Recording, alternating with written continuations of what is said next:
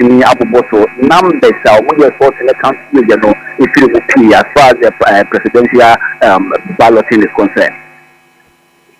Sadat na abua bibia ebe wiye no na ebi edikyu mu anase na bi dimika no omoba se me yesam mama yanto ye du ha wi bibi sa akoso city engineers have said it here wa bra 5 o'clock na when the dot no security for no ha e troop no me when say pa be 4-5 ya ba be ka e wo friend dey na dey so more part o say BBC and na dey so man ba be do ha no more and fan 5 to go think and for more fine now the police for no dot so ba ko ni dey ba ko ma fine from pa na da people no and pan ko ne pa say for ni na wa ha e dey pan ko ne yes dey 5 o'clock in ni pa be 5-6 ya na ka sa me dey ni ho mo dey security for no sa mo so mo tia ya mo fine amo man wuro the next be people I was center who consists of 4 police centers no and then media for any issue officials and one as they had more and they already sorting no any county no.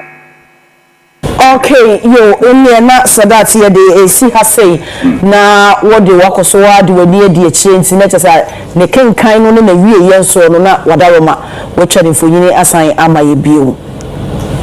Yo ebusia force abe yenko pie mo ewa asante achem eye prince kwaku ba ewa ahoma so prince what me ka memo akwaba ya ba jesu elenimre yo moni ejuma pass abe asante achem saina ekoso omudi abe wiye anase nipa ne buso ma afa de no mumbo ye no nipa da so gine kire ana let's just see for nyina elenimre se de okan no o ba asante achem no constituency awoko na sambe mi gina me e de enkomai Maybe PM or ultimately police station A and B and maybe PM now about to now gonna be here.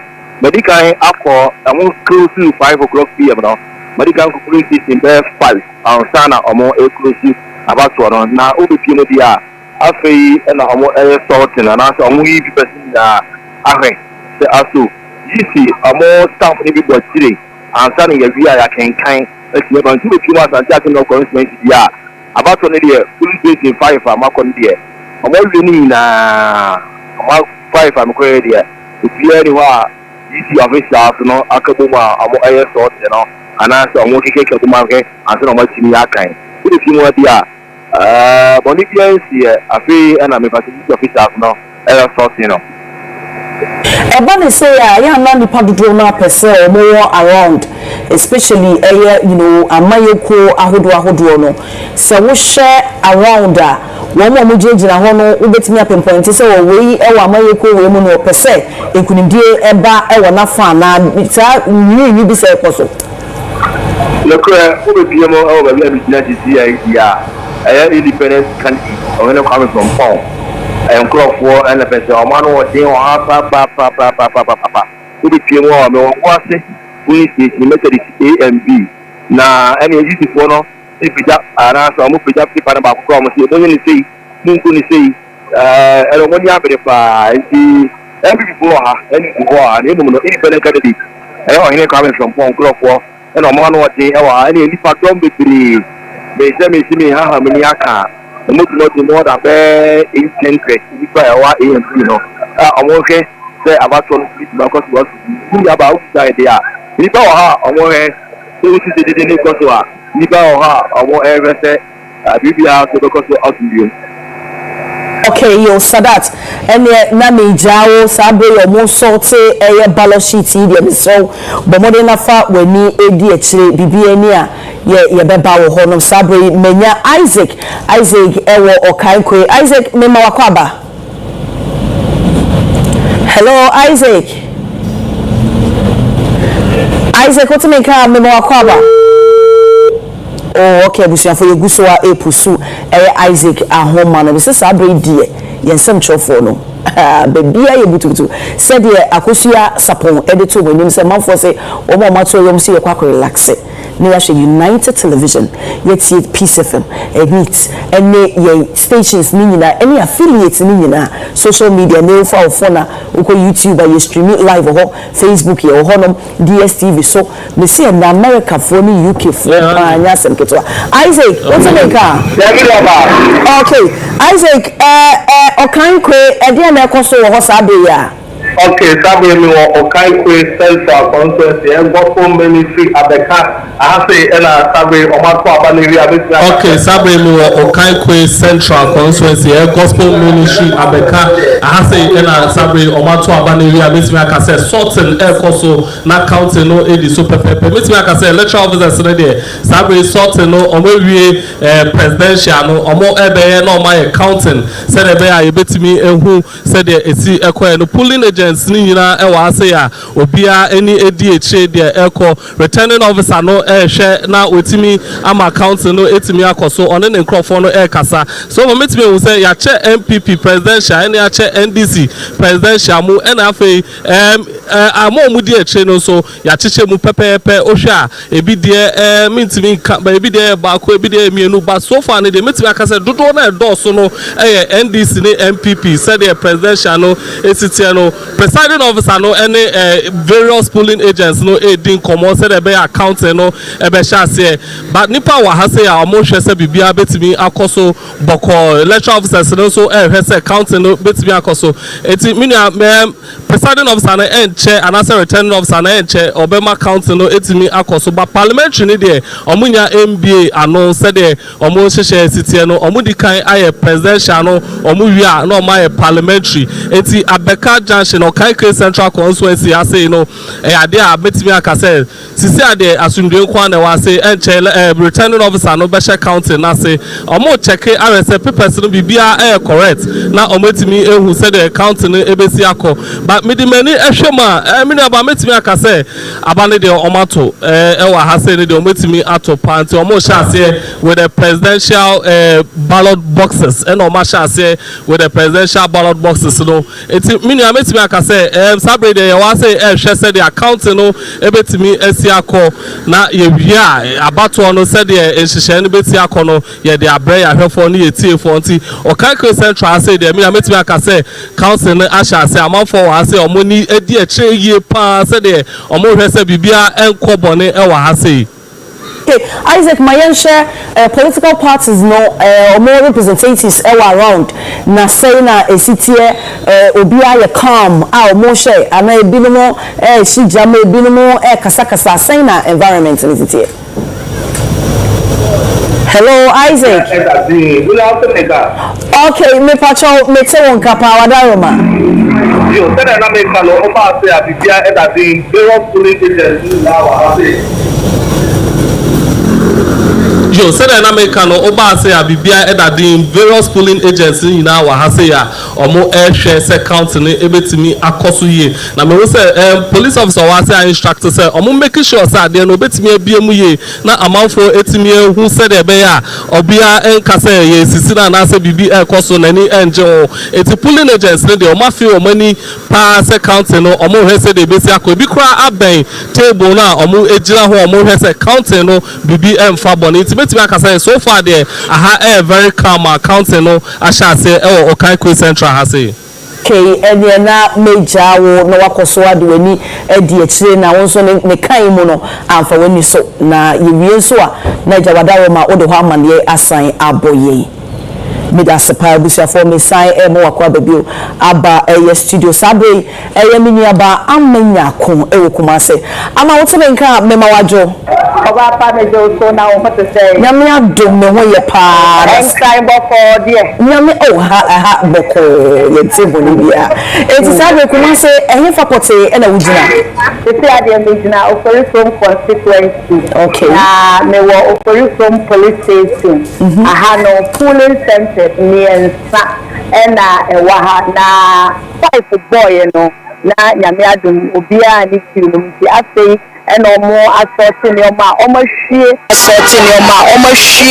nkrata no egu epono so ya omo ahyase sorti eyiyi amanfo aba wo mato no baby a eko ene baby a eko enti se wo hwe se na esi ko na papers no ena egu ho no mo no a omo sorti no na sesia no eyade a parliamentary no omo ahyase a omo sorti omo yiyi ansakra na omo aba bekan na yebedu hanom no na dede kakra e wa ha ni nyina ne se na eye mentimi ho ase kitwe bi ne course wo ba ba bia megina sese ya machi hanom no police stations mienu ene wa anti presiding officer baako o sha ase no nanka opese o ma aha information kakra na wa ma aha de kakra but na ne amafo party agents ne kan se be mo ma ye confused enti onto ne bo na onye baako wie owie a wa ye baako na no na enti ase enhyeda nya adwuma fiti ase no enti na ama mentimi ho ase ababa sese ya de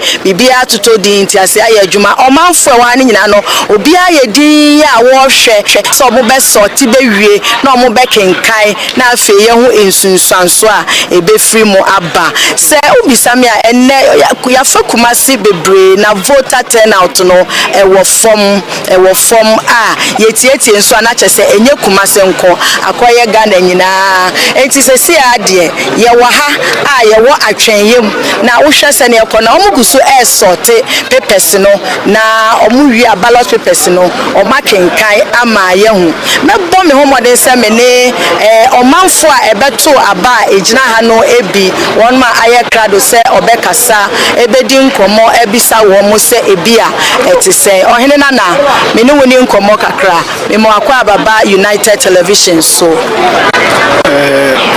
if I try na wakasa de ede amame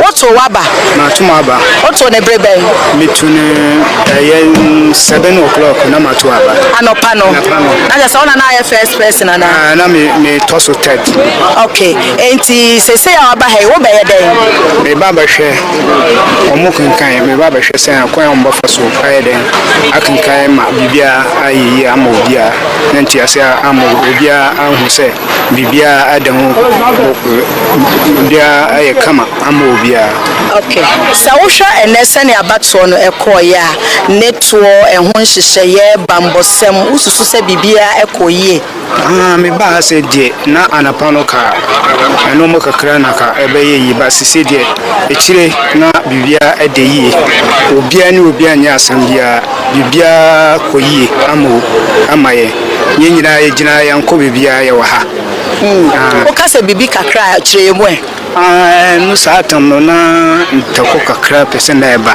but anye mpanufo bae atam na police fo aba so anu nti bibia nsibio akopintama ayeyi yeda se another person e wa ha a obepese ye na onu so bedi nkomo tiawa na afi yeje mama ona ya twen se omobekenkan ebewie eja ebrebe na woto waba na wotu wie ye no adenti na wasan aba ha Pacho metoma ba 8 o'clock.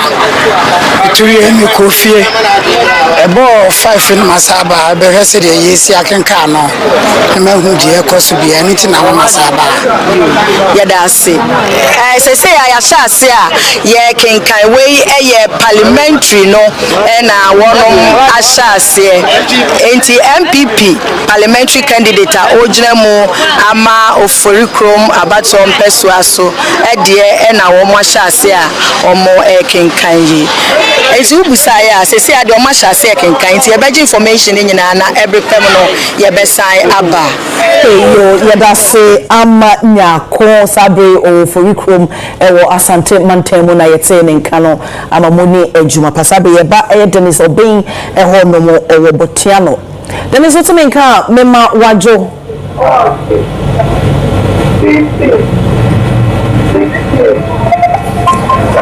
Hello, Dennis. Okay, me too. Utabe botiano sign na enyemesi ko ho no mu. Tiano fan be tisambe de bibia ye boko e botiano bibia ensi. Lebe ewem ho no no baby we fe ho St. Catholic and Church. E ho na ka branch e bia o tina na niye ne ya. Anko pese o na danfo bi ekodian e wo adaka ni ana bambofo ne BC commissioner wa haka so yenye ne sa intino aka motu ati bana so mo hwema bibia so di sesi ade ne wo St. Methodist Senior High School anu na ye the main collection center sesi ade mo so so man omu yi obi a ne de na de no wan say nipa na ebeto aba ha say no man da market na ebi ne kind of so no nipa ba bebi ha say no mense ase ntino ye de fi mu no o mama meto aba no be du so te ne de bebi na aba be agbosia wa ha on person brehwe se ne aba ne kind ebe ko tu fe ne na de ko so ha say ni bibia edin eboko wa anu se ti na nipa o mabodom pemu a o mabe ngu ehonom no omo aye calm omo ye di no mo tie anase wo share the way omo di ni na ni city na o ti mi say omo expect say ebe kwama certain political party bi wo shema obi ani ni bia obi ani favorite so o many bia say fa na wo fa na wo kan ase bia o ton chana say bia wa fan to the daddy any o metem no go so na e ko so han say o many dimpa papa je na sama me so na ye mama wo ntino omo ye kan mo enye confusion bia ba just say o ma ye very very agree omo person mu hu say enko bia enko bi me bia enko di bia eba ne bambo mu so a bambo adwuma yefo no so ejina hono mo hwe de ekoso no anase o mo fi ho akakoye politics center ntino bambo penifo ha bebiri obodo to ha kasa ntine ne wontini endi samboni bia o ha nse okay yo bani si beja wo ha sei da wakoso ade wani edi echi ebesan aba wakachi bio yo meda sepa Benis obin ewo eye botiano eno de honso amanebo abo yesisi sabo yeko Alhaji Muni Yaro eho owo dome kwabenya Alhaji memo wajo hello Alhaji okay yo me pacho fa eye dome kwabenya eho no amanebo ebo ye vote na be ye anase omuguso a omoto abasai ne sitie sisi ameni wakase negina hachu press school mu ho na hamna ye 4 police stations 412 413 414 415 any 416 5 omu hina jabatu na bewie meni wakase omo sorte presidential no sisi na ahano de tini say police stations na wo different places na wo move via yedin na the call atomic police station football park bi ho na wo mudi na be kwakubuma yibuhu ni bi first ni bi second ni bi third na di na me no ka say de me gina ha to praise because here wo mo yes sorting na so na ka say haya boko gidigidi bia ni ha agent omo hina obi ati no ho ase before e big box no so no omo ya yi na omo di bibia kire ansa ni big box no so master say omo sort out nti you free ha me dem free sisi am no ka say we pe na me call another police station so makoso say me okoti ansa yi wi ya kwa kuhyiam atomic park no so na ye di hina bom na ye di e ba no atu akieso okay area ni je se hoye boko na ne boko mu no ni padodo na so na apie aba currently ewo presby school honom no omo be hye ne kan ni bia na se omo honom no eno so omo no so kakra bi awie kura me call rounds no na presiding officer no ka say who about to say that kwabenya area hapa yinim say population no eso no hanona eye look ntina ya adwen ni say na minim say be 3 to 4 no nkofo be ba ye lines ni na ye tia na net baba ko kasi die nkofo kakra bi ni gina ha wo bo okay yo Alhaji ye beja wo na wo de wani so edi echi die be firma baby anso no na wadaroma we asotiri abisafo Alhaji Muni Yaro ena yetene nkano o dome kwabenya hono so one of the biggest constituencies in Ghana intini onfane ni indi echi pa die be firma baby anso ye mfa enkame yashefo sabe chipsa ewa homa no so esutifi north chipsa me san ma wa adwo esamu akwa babie me ya ba me jo so ena wasi okay and pano ye twetwe nkomodi wani die chire twamfo yini ema ye sabre menum abo apa ho sima aduasa nwotwe netese ni menum so na no na abato no be wiye but isi ema yenya ntiase se sabato no ekoso na se mudi kiu mu na se menum abokra na omo be hwe se mu amudi kiu mu no mo beto awiye se ba no esutifi ho a ebi mo da so di kiu mu anase mu nyina to o ma ba awiye Penyaba medase momentia na ye ma ya hwefo ne ye fo nyina kwa babim efamla efitifi north ana hinkro eye Kenya se sɛdeɛ mpani aka sɛ deɛ hyehyɛ aboa hɔ ne agya no no anofa ne yɛhyɛ dwumadi ase yɛhyɛ aseɛ ɛde fi Kenya ase number 1 ɛyɛ CNB champion apro deɛ membɔ Kenya ase number 1 number 2 DV ɛkɔbɔ ntɔtɔ so ma yɛnsi gyedu ɛde ka ho na masan bɛhyɛ akenkan ase ɛwɔ CNB champ so yɛ mehyɛ ase so anofa na me ne wo kasa yi obie ne hɔ a odi ki mu ha ɛnɛ ɔmutumi to aba no ɔfɛ so paa na sɛdeɛ kane nyɛ ne sɛ to aba na nka CNB champ nanka ɛyɛ ɔmutena police station ne no pɛ nipa ne babu so no afi ɔmo yɛ ne maako mmiɛnsa nti ɔmo nya main CNB shared ɔmo nya A and B me no kasa yi A4 na sisi ɔmo kenkan ɔmo presidential results na ne gyesɛm sɛ ɔmo wie yɛ no bibia yɛ bɔkɔ party for ha bibia mmosi na yɛ chance yɛ ahwɛ results no sisi baa ta ɔkɔ kata no so a ɛyɛ MPP ɛna ebi kan nti MPP ɛmɔden yɛto aba ne ne wanya results no maako ɛyɛ 126 ɛwɔ CNB ɛno ɛyɛ yɛ MPP ɛyɛ no wokɔ ɛyɛ NDC a ɔmo nso enya 140 mesɛ 140 ɛna ɔmo nso enya wɔ hɔ yɛnua alanka enya ɛyɛ maako mmienu ɛwɔ City North ɛyɛ CNB shed ɛna yɛwura apalu nso enya maako mmienu na ye hwanwa ne sɛ ɔmo makɔto asɛ menya bi ɛde sɛ yewura land ɛne apalu sɛ yewura land ne apalu nya ɛyɛ tutu no rejected ɛyɛ maako ɛnan me no ka sɛ yi afi na ɔmo bɛte ɛyɛ box wa ɛno contain ɛyɛ parliamentary ɛyɛ resource no na sɛ de titi ni wo ba yɛ mpati ma nipa mmienu pɛ ne gyina ɛyɛ parliamentary seat no ɛyɛ incumbent MP ayɛ honorable Patrick Bano ɔno egyina yɛ ɛna yɛ NDC PC a ɛyɛ afi twa mu gyina yɛ wanya na afi nso wɔsan egyina mu bi ma yɛ fɛ honorable Dr. Ebenezer Kwaku Ado ɔno ɛtɔ so mmienu ɛna yɛ nua Patrick Bano edi kan afi na ɛyɛ PC ne hwɛ presiding officer ɔno wɔ ɛyɛ CNB sɛti no wɔfa ne sɛ kama etwitwa ɛyɛ ballot paper no still ɔmo to ano no na wɔhwie parliamentary gyina bu ami etima kenkan ɛne yɛ result yɛn sanka na mame mmom pia ɛyɛ B4 no na menhwɛ ɔmo nso na hu sɛ wɔn sa kenkan ne bi akɔ so paa na yɛn fɛ no so ho nsɛm enti ntudwa mfama yɛtiefo ɛwɔ YouTube ne despite media na yɛn hwɛ deɛ kɔ so ɛwɔ hɔ na ɛno nso wohwɛ deɛ kɔ so a presidential no MPP enya 127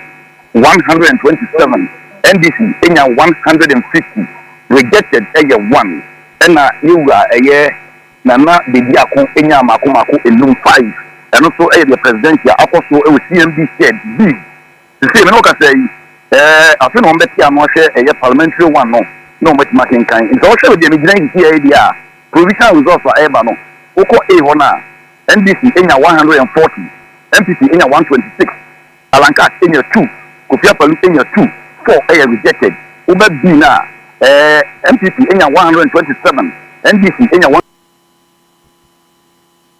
Van 7 tot 9 december krijg je bij Brico City en Brico Planet bij aankoop van minimum €40 met je getrouwheidskaart 15% korting op alles. en zelfs 20% voor B+-leden. Want zelfgemaakt Is slim bespaard. Voorwaarden in de winkel en op brico.be. Despite media na say amuso TV ene ya kafo nyina no ye de sanse mu nyina to ntiri nya ba bisa ya na ena kenkan o macha afi o sitting up no ehu amane bo no mo sonfo Yusuf Yakubu chefenta pudin nyansa asem bisa bi ani ho a amane bo edika no esi. Okay, you see if you be down no akoso adweni e de eche de be fi ma ba bia so na wama ya hwefo ne yetiefo nyina enso aso artist ebusuafo ye free e ye sitifia ne ye ba be boyra e ye ayawa so West Wogan Sabri Minsaka e ye Mark Baron e wa homa so makoto menka mema wajo I'm not also okay Sabri e hefa pote e na wugina yo ayawa so West Wogan to say abitina e University of Ghana Legon Hall police stations I walk higher Bako 9 ana e walk say to see ano libre na aba students now are very aggressive push counting sorting crowd omonya brese omubesho mubi omonya bre papa nti so abambo for the twa akwa say so mon kwachi kaka no crowd na nko odie ni demu papa say counting no ebe as was osha the airport to see amesha crowd omonya no omo tan counting for the county no na ekoso wa I have no Legon campus there are so many water hall your police stations and also counting is underway. Osha Commonwealth Hall, 1,000 here, and halls also 1,000 here. Now, like I said, I feel I should counting. I said, so my friend is not having anything. We are a Michelle, so I have to be an apartment share. I say, as the call Dolu, as the call, I believe it. Kind of say, if you go police station, and like I said, generally, no one say. Apart from mornings now, once any pop football and a pattern and football the trouble. Afterwards, so called billion to crowd, any pop ever trouble. For something and upon who sent for Fatua, non common trouble. And one was another from now is a line be 5 police stations are now war at the link Methodist School Park. School are not hot, no way. And we only have that's 2. Let me come back to be a piano to come back to be a piano to. Indeed, and a part interest, we almost an exercise. But in the go home, the matter is to start a Hobano, or more after no my late, and so I'm about no buntum. After 5 o'clock, or be a queue mobile, or be a plan and then any queue before that one. Right at 5 o'clock, no close to cruise. Oh, I'm close to Abatolina, or I say, is there a thought in no more counting no more. And also other police stations so interest very high. We also sure the man who talk about no man coffee sir. One time to or share a kind of say I believe to have the core in laba leshi and now I was west to go here. Now one more talk about maybe not to take it. The short about this time or more county will also see and the new type of the door from some observable process. But we need into the interest in this election. For the eagle eye, the big county, let's cheaper, or share police program and from personal monk or from the question, and now there are more place for the question. In the affair of my share accounting, it means you know figures, yes, it may even be actually, it never question with the side of Mamo, never call voter home, never call Commonwealth for the other horse, no, Center Nankasa, for I was West Wogon, our University of Ghana Business School, in the whole.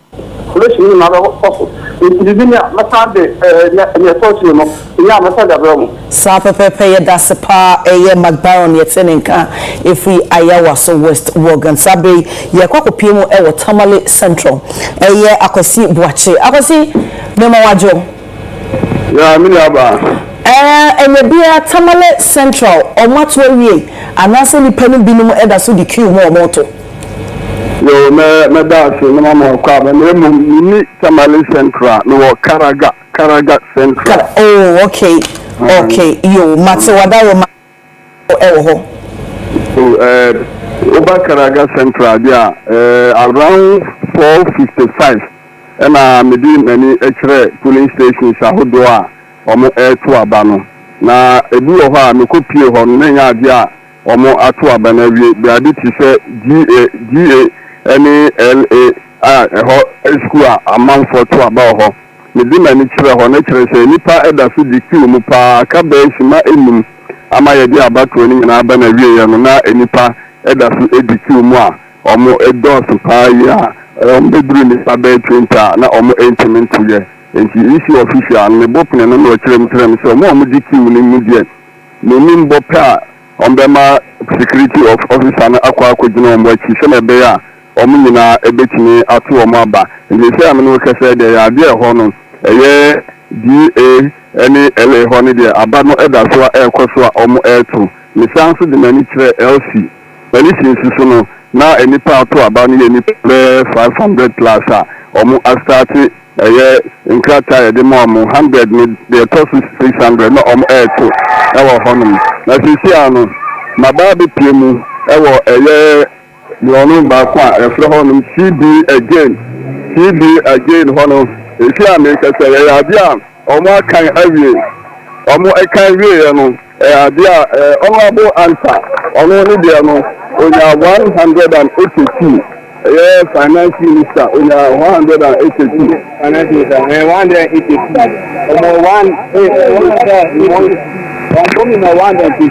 And honorable, Swalihu Dandawa ono ebe ture se obeji akonya na fi honorable Adam Amin anta home enya 120 police station ye freno TB again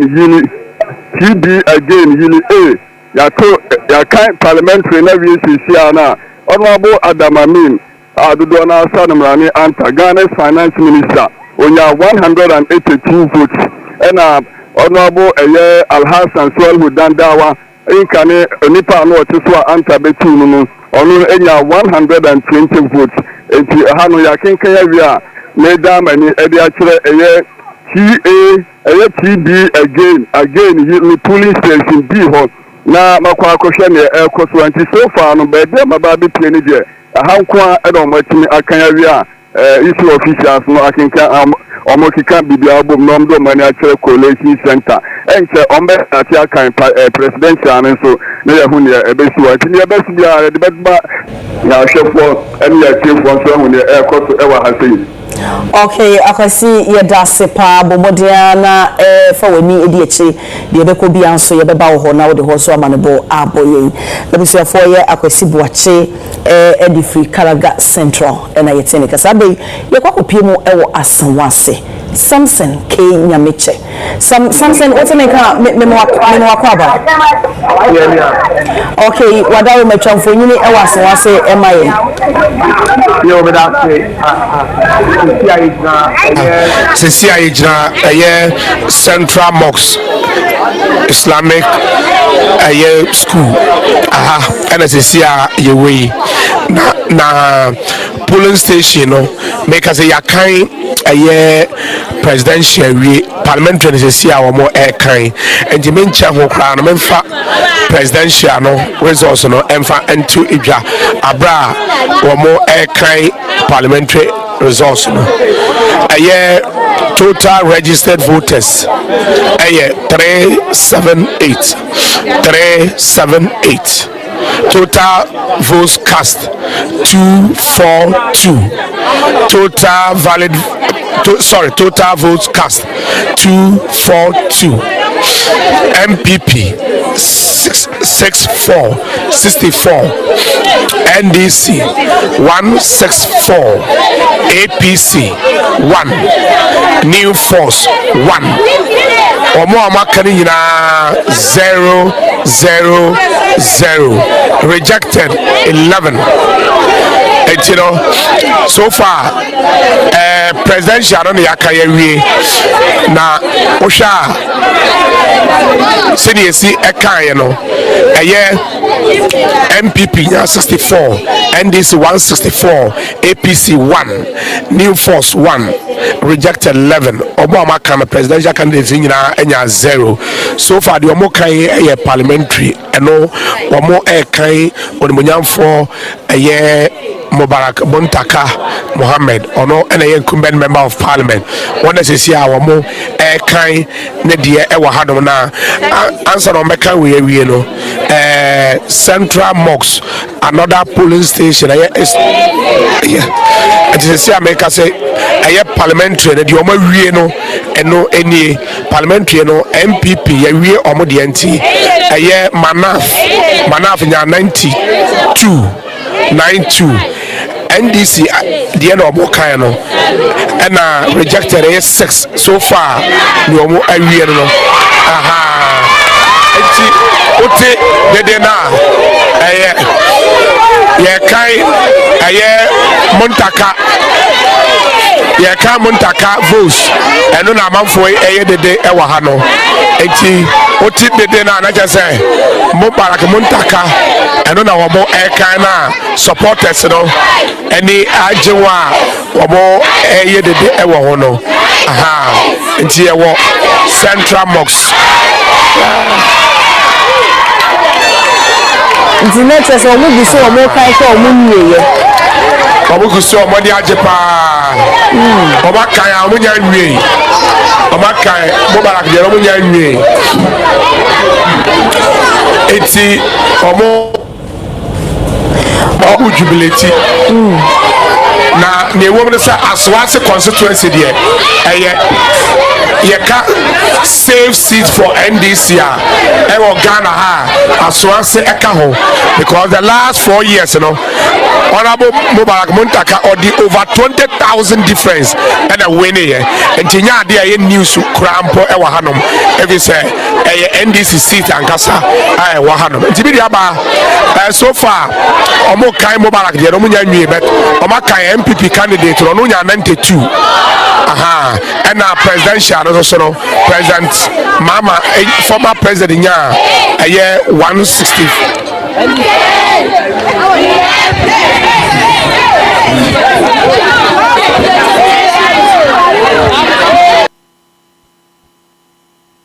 Kies eens refurbished deze kerst.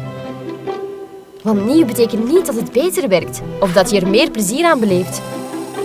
Kies deze kerst voor Swappie. Want nieuw betekent niet beter.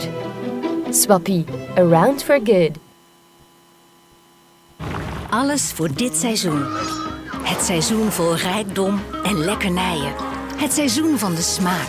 En de smaak van het seizoen is umami. Yegusua wa hanu ma yehwe so mu hwe na just say ya dey had ya no aba wie ya ya be say move akọ different polling station enti yegusua ye kind of ewa Aswase yegusua ye kind of ewo Aswase central mosque na supporters and omoni age a omujubrejere omonyan for Mubarak Muntaka votes omonyan kan wie ya kan ne opponent and I do only see a kind I am manef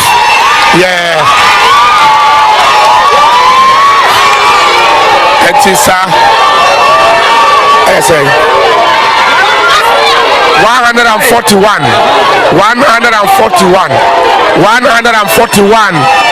for Muntaka Mubarak 141 and a manaf so 94 and you know womu jubilate wa hano womu jubilate Central Mosque jubilation jubilation na ashase no and so far ye police station wa hey ye omo results na omo tablet ntibidia so ba sa edete wa hadom ye de hade na ba wie nti ye be move akwa another police station bibia ni wade amo som ewo studio. Okay, ti nete se me share said the esi ekoye na abra no mo kenkan no kwa utimi se supporters no kwa na agi ana mo kan ne kese e de ama anasa shofo mo fi omo share nete se Aswanse Central Mosque ho na wugina sabe ti sabe wo fi ho no ma ehfa na wo de wani e kire Samson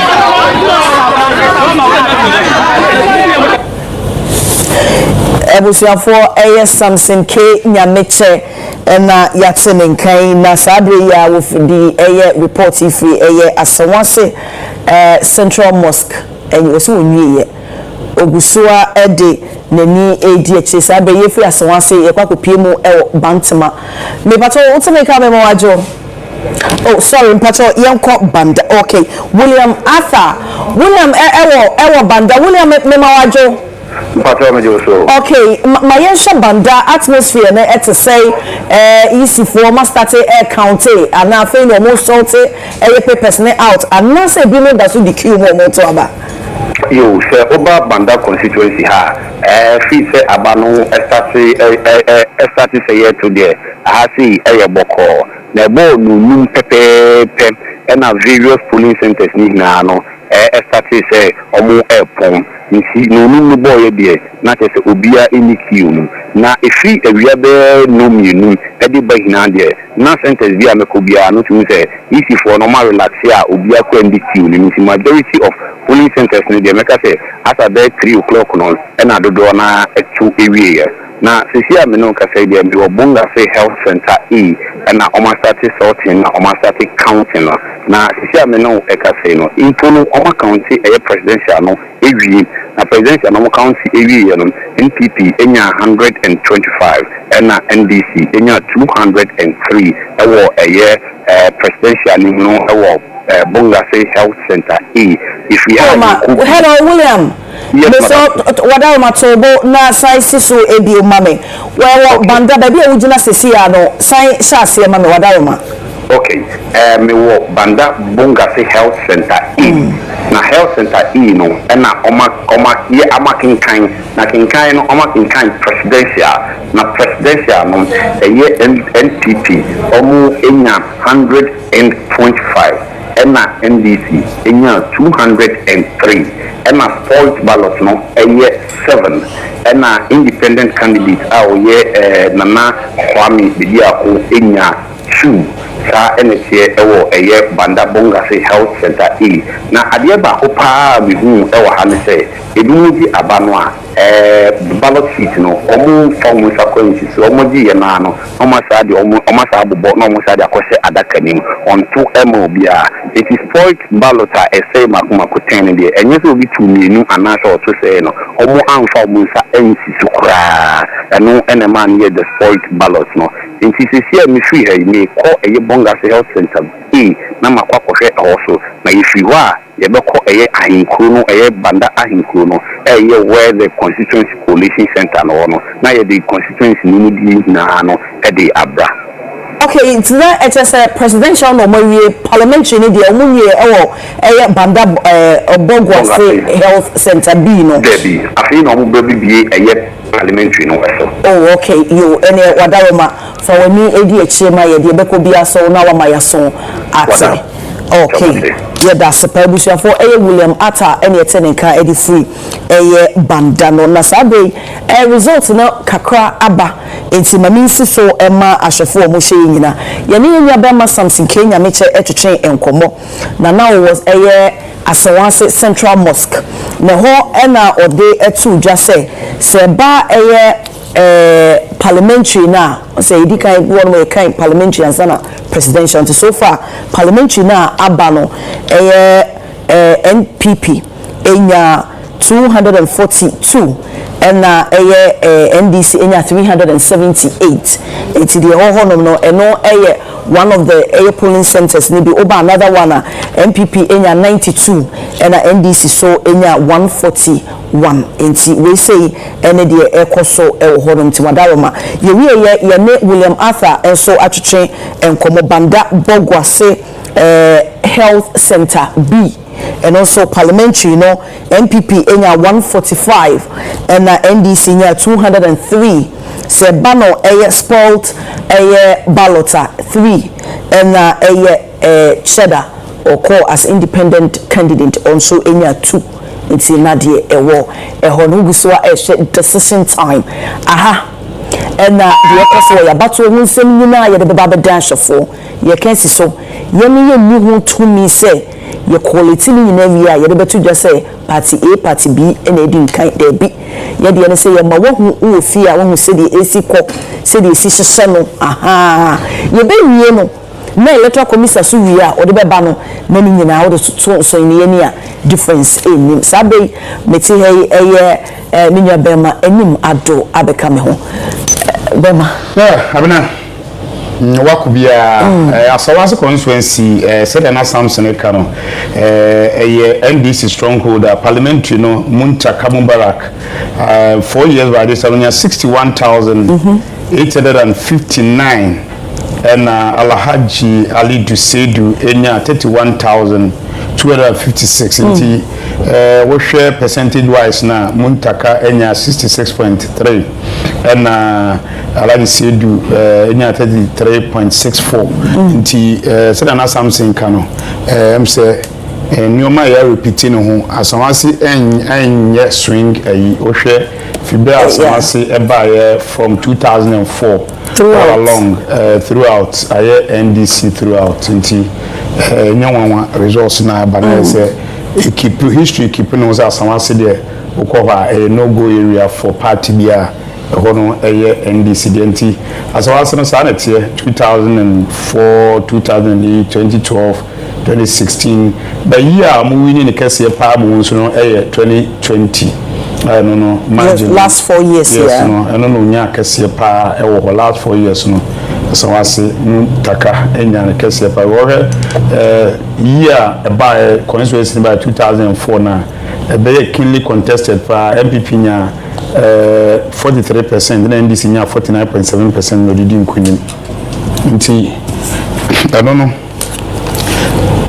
we be to say when you close some say enche some so board no so mum na now for my analysis so me dey perform na e ba no na ye de no ko enti we be som na makoboard so na fi ma hwese de mate si e ko na ye de no afa ho e de ama ya hwefo okay enti me na ebusuafo me so ma ogusoa e share decision time e United Television now despite media so say ye nuanom anase nuanom central for nyina omuye ejuma wo ha sei all the constituencies and polling stations ni nyina omo e wo hono ma de koso nyina so wo mo de basa brede no nsia abo ye de abato ni nyina ba wi no num so ene de abato ni nyina e ba wi ye de ka de ato mani se wo de queue no so dia ene abato komisa ehyehyɛ ya wo ma ye ne kyerɛ sɛ on ba ma wato na se bia no num na bo no na fe na wudi mlike free fie wo ba de debi ene no be ka se de pa emmaswe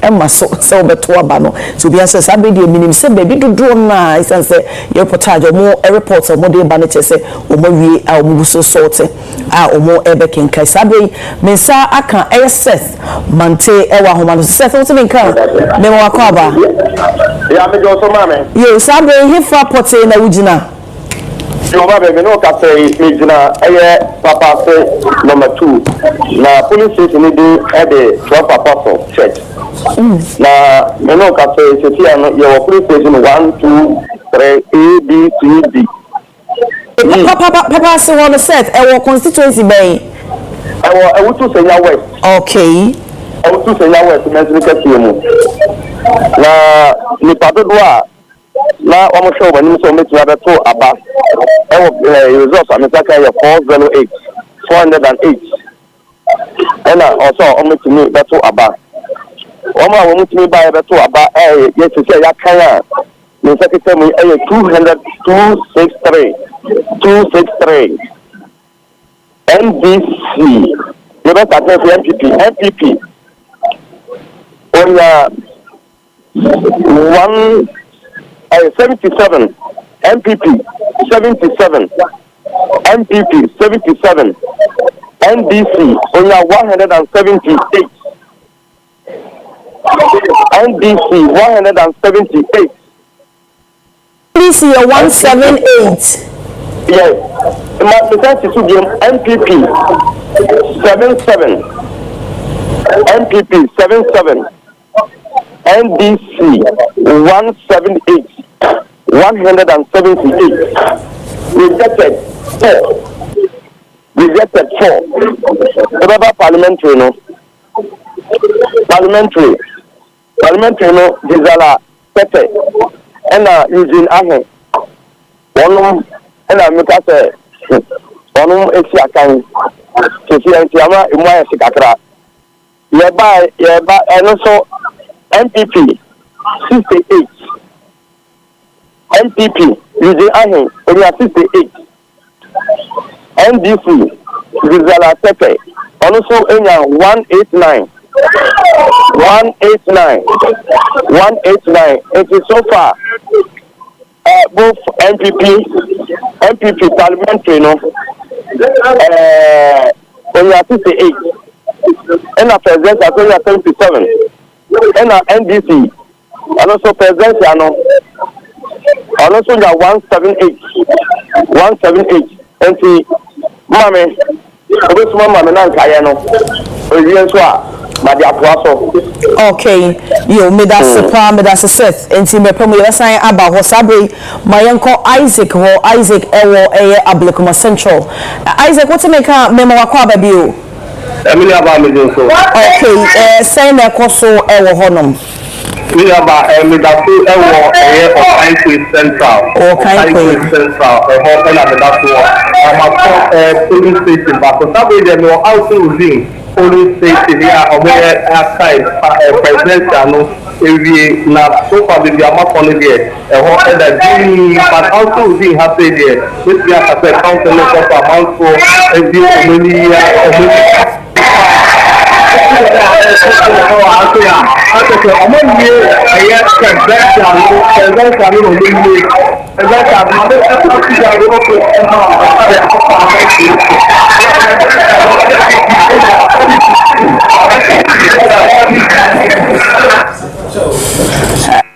Isaac 180, 108. And NDC, see no more carry NDC enya 180, 108 Ansarudin police station. Mini about can be MPP dia no na de kakwa wo mtimante MPP nya saying NDC saying nya saying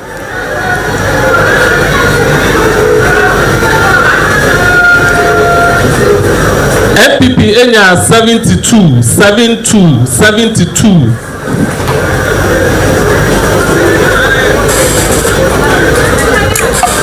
Okay, Isaac Koso.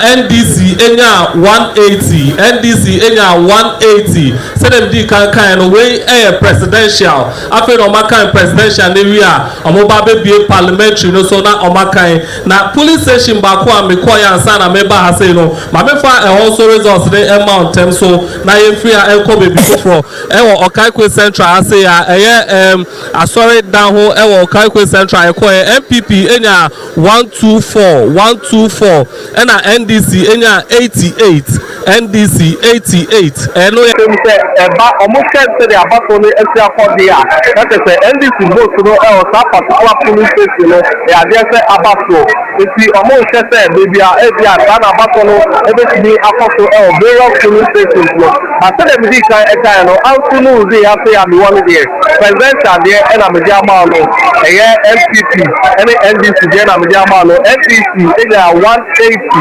NDC enya 180 and MPP enya 72 MPP enya 72 if you also see how say the presidential there omobi after omobi parliamentary na omatenkai but this guy say the nipa esi abodom pomo say na omobi omobi say vote to council ni betri akoso IB if area they are kind of be there they are kind of you to say almost be there and they are kind of in the kind A also within be there and they are kind of up in the time the kind A there na two police stations na wa say omo eto abano wa say but the kind person also within B police station up in the kind also within A omo eto abano wa say but the kind first no Ansarudin B police station ya bema wo de ni e de che say manfo eni age wo ho mu bose ni mobome no wadawo ma for any day change be pam ye besan aba na ye ne wo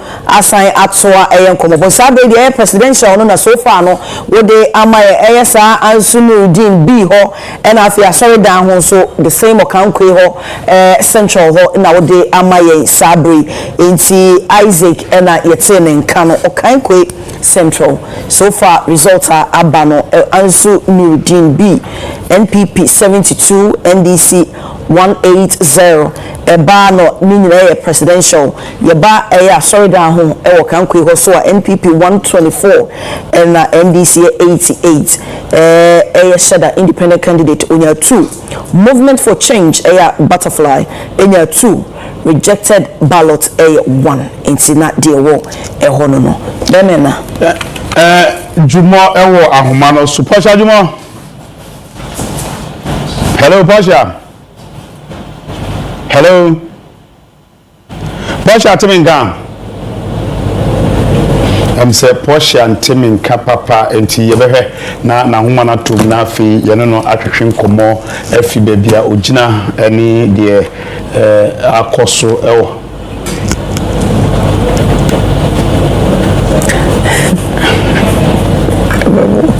Kimi ye ko Saturn hello Rabbi ono so ahoma no ate atom saa be di ahoma na ye hye san se edu ne kenkan some pan I said I engage with friend and the results about so I said they are not facing to so I Metro Port is so low down. I hear some Metro Port. And na kwa humano so we will discuss one of my huma so. Hello. Hello. Audi. But who can say in South ana in fact from the council conduct here. Nti pacho de wanya no fadi kan fa ho amane boma yansa na efufura connect we di aba. Nti pacho. Okay. The Southton constituency. So far result in Saka. Sugakopo Southward Prayer Center 2. Presidential MCP in 10. NDC 150. Obia enye difference. Bacho sisuma ebiem. Southton constituency. Sugakopo Southward Prayer Center 2. Presidential MCP 10. NDC 150. What is 0? Okay. Southton Baptist Church Lover. Baptist Church Lover. Presidential NPP 19. NDC 102. Others 0. Fourth ballot 0. Presidential Baptist Church Lover Southton NPP 19. NDC 103. Fourth ballot 0. Southton DA Primary School 40 Presidential NPP 14. Presidential NPP 14. NDC 225. Others 0. Fourth ballot 2. NPP 14. NDC 225. Third ballot 2. Southton Report B, Sugakope Newtown. Southton Report B, Sugakope Newtown. Presidential NDC 308. NDC 308. NPP 17. NPP 17. New Force 1. New Force 1. Rejected 2. Rejected 2. Performance Civilian. Report B, Sugakope Newtown. Southton Presidential. NPP 308. NPP 17. NPP 17. New Force 1. New Force 1. Rejected ballot 2.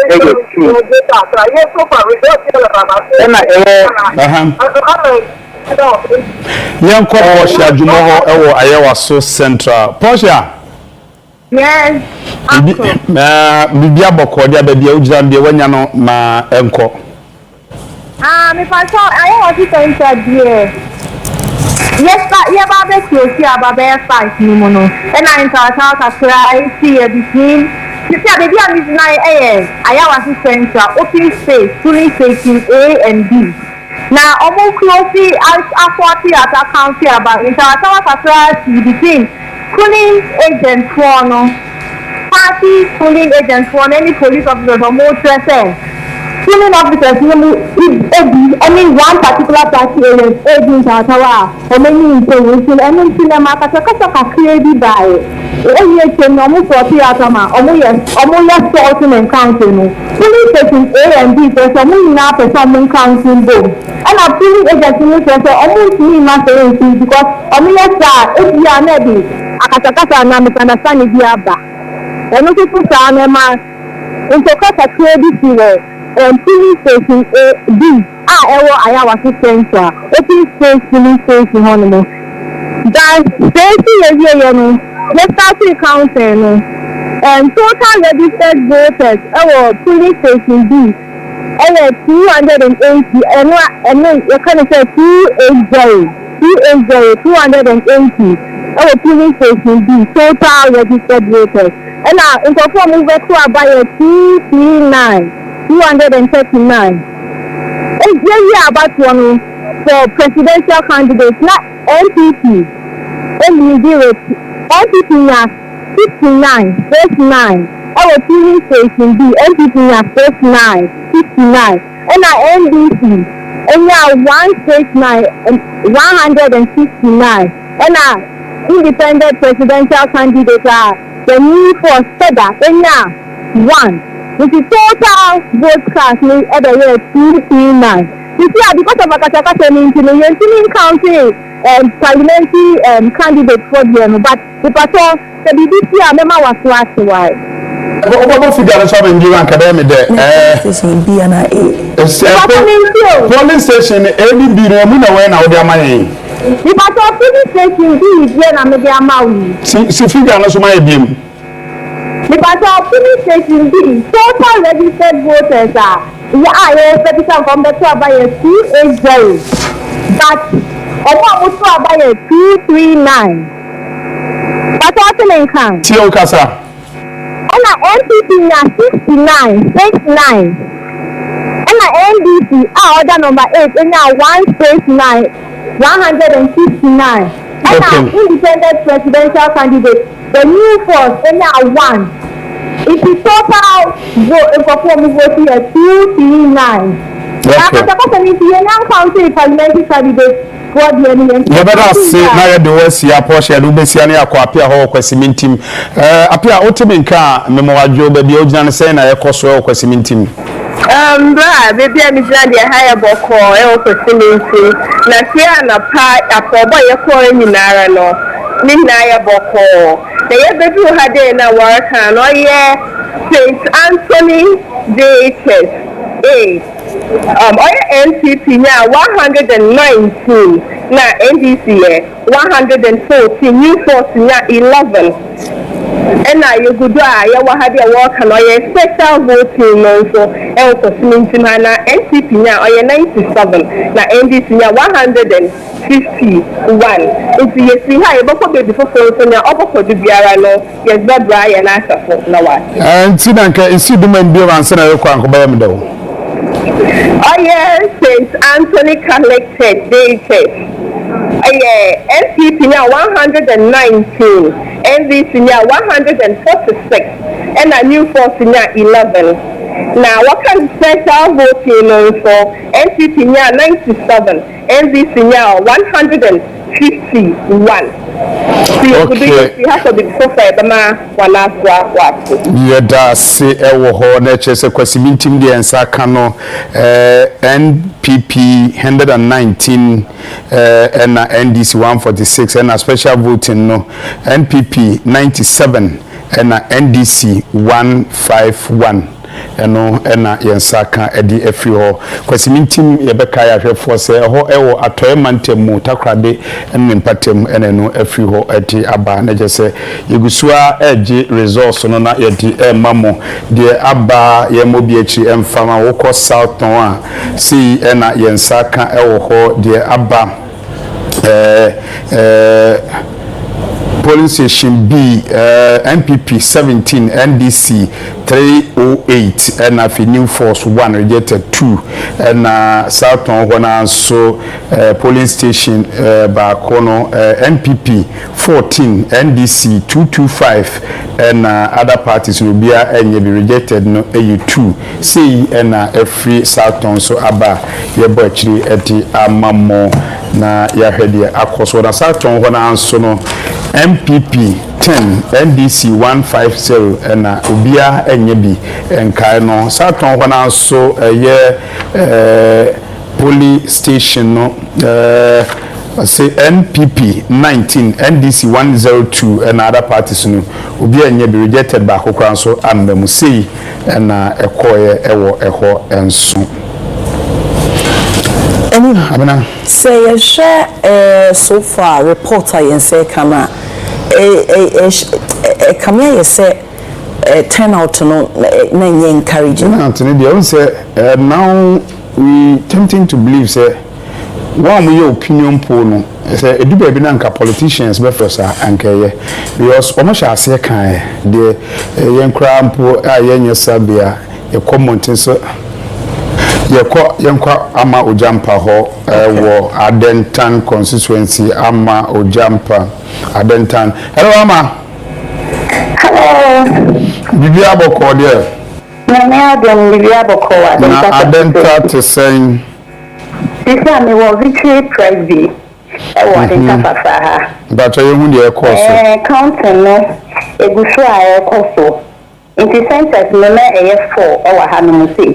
So far no ebi mo dodo na me kan say mo 3. Etimi akan presidential ne pe. Aka parliamentary na omo bewie na se omo de akan. Inti ye ba center 2B hona presidential NPP enya 90 Dr. Muhammadu Baumia enya 90 ena Yewra John Dramani Mahama enya 123 123 ena Nana Kwame Bedi Akon enya 11 movement for change enya 3 movement for change Yewra Land Koduche Mantin enya 3 ewo 2B ha no say na yeba 2A honso a NPP Dr. Muhammadu Bamina 104 NDC nya 123 Yewra John Dramani Mahama nya 123 DPP na nakosia Frempoma onu tumi nya ba ku ewo 2A ha no say to no onya 1 for CPP and movement new force na nakwani bedi akon enya 5 ewo 2A ha no and then movement for change Yewra Land Koduche Mantin 2A center han 2A 3 parliamentary no yes so for 2A parliamentary no I am ready and no na MPP akosia asa menu or Sunday for MPP onunya 119 DPP enye bikra na incumbent no eye owura Ramadan Amedu Muhammad NDC incumbent 113 independent candidate Ewura Higa Asiedu etiminya emu yensa ewo ahanum si na yeba 1B presidential and both presidential and parliamentary enye ready omuguso a omo kan nti ni ebeba be pie mu bia no e de beso etifo ni yen kan to say ahanum want na ye coalition for Ama we see presidential na so be kan ma me anka be me de AMB na odi kan de buy no see so mama metie for the microphone ka be me de. Okay, so 2A no 2A NDC NPP Yewra Dr. Muhammadu Baumia enya 104 2A no mpacho wenya ni na metie yeah so NPP Dr. Muhammadu Baumia enya 104 and NDC Owura John Mahama enya 123 and CPP ni ojinama omo Nana Kosia Frempoma tinya abanimu ba ko wa ha and then new force Nana Kwame Bedi Akon enya 5 and movement for change enya 3 aha no na parliamentary no omawie ni for 2A no omo na parliamentary omotini akan ewi omo do omo kan presidential na omo kan parliamentary also papa ubo ba ku bi so se NPP enya 90 NDC nya 123 no 2B okay yeah okay Muhammadu Nyabia and NPP nya 90 and Yewra John Dramani Mahama enya 123 NDC ahanso nya 123 for this 2B center no nya 123 sa okay Nana Kwame Bedi Akunya 11 okay meaning so you okay me okay the other bano medas na new force nya 3 na say new force of fantam nya 3 ni mienu ukọ eye adenta na eye presby ho abato course so ho no NPP enya 104 NDC 123 na B ho no NPP 90 NDC 123 na afafanto party no ho AMB ni na baby onya 33 na ho no so new force enya 5 na B ho no new force enya 11 na B ho no CPP enya 1 C and free adenta abana okay we so see etiti abetie no na ne cha no but both parties na omo strongholds and be share them what's that Greater Accra region a swing obi none of the political parties in the between and see a hono say obi shas yes o move konanim dia which be their case because Greater Accra dey swing it will go NDC it will go MPP even though 2020 come NDC but when the incident no baby and is a san come on be na say 8 years running akwa nti yeah the results you heard the BPM because every day year to crana. But another thing so I say in as much as say how me swing and no name say be a call in your favor na the other side and drop here then it say so the colors na ya dey man we blue a deep which is Ashanti region and a blue and deep no and also be work akra eastern region and our NDC side ubenya green a deep pa a voter region and green so any deep no to voter region there but no so green pa no so a northern region you other green and you blue a tire light but we Ghana nyina baby a vote no do so a Greater Accra but party me no taiche wada mama waso mama me na mako aba abusia for sabre Abdul Kadri ewo ahoma no so Namdam constituency Abdul what me kan mema wajo hello Abdullah what me kan mema wajo abusia for buso puso Abdullah na homa no Abdullah what me kan okay enim ya jeno wano gusua na woka baby wono ma deep yes na baby light yes say green baby deep say colors no they represent your mono MPP blue and NDC green ti baby o wa deep and baby o light baby light me say afanu no ebi atumi ne nyonko epepere so ho ebi deep ne so ba ko hwe ne nyonko ho pa eno ne hwe utu ze Southtown resource be o hwe a e je se ho no ekoma NDC ti ho ze part of voter region ti ho ne green pa is a one NDC draw more of the vote no fi ho adeba sana etie nti sanso na betimi abase ebeko blue side no masse no Ashanti region no better results nso a don't say emudo edema MPP because ono so hoye no stronghold but this year no the kwakoya yama kwan so hwen say voter turnout them say the whole Ghana low okay mesa aba osubi Abdul Kadir asaba Abdul mema wajo now okay sabe ewo Namdam constituency in Fapoti in the regional okay sisi ami wo polling station at Old Council Namdam in the Nangodi community where currently the counting is ongoing and so far the presidential counting has ended and I have also been to some of the polling stations where they have ended counting the presidential results. And I can tell you briefly that currently where I am, the presidential result, John Dramani Mahama had 162 and Dr. Mahmoud Bawumia has 161. Census will be Abdul, NDC, ASA. 162. 152. 162. Okay, And Dr. Mahmoud Bawumia 161. Okay. And another polling station in Kunzi Primary where they also ended the presidential results and they declared over the JB and John Dramani Mahama at 127. 127. And Dr. Mahmoud Bawumia 93. Okay. Yes.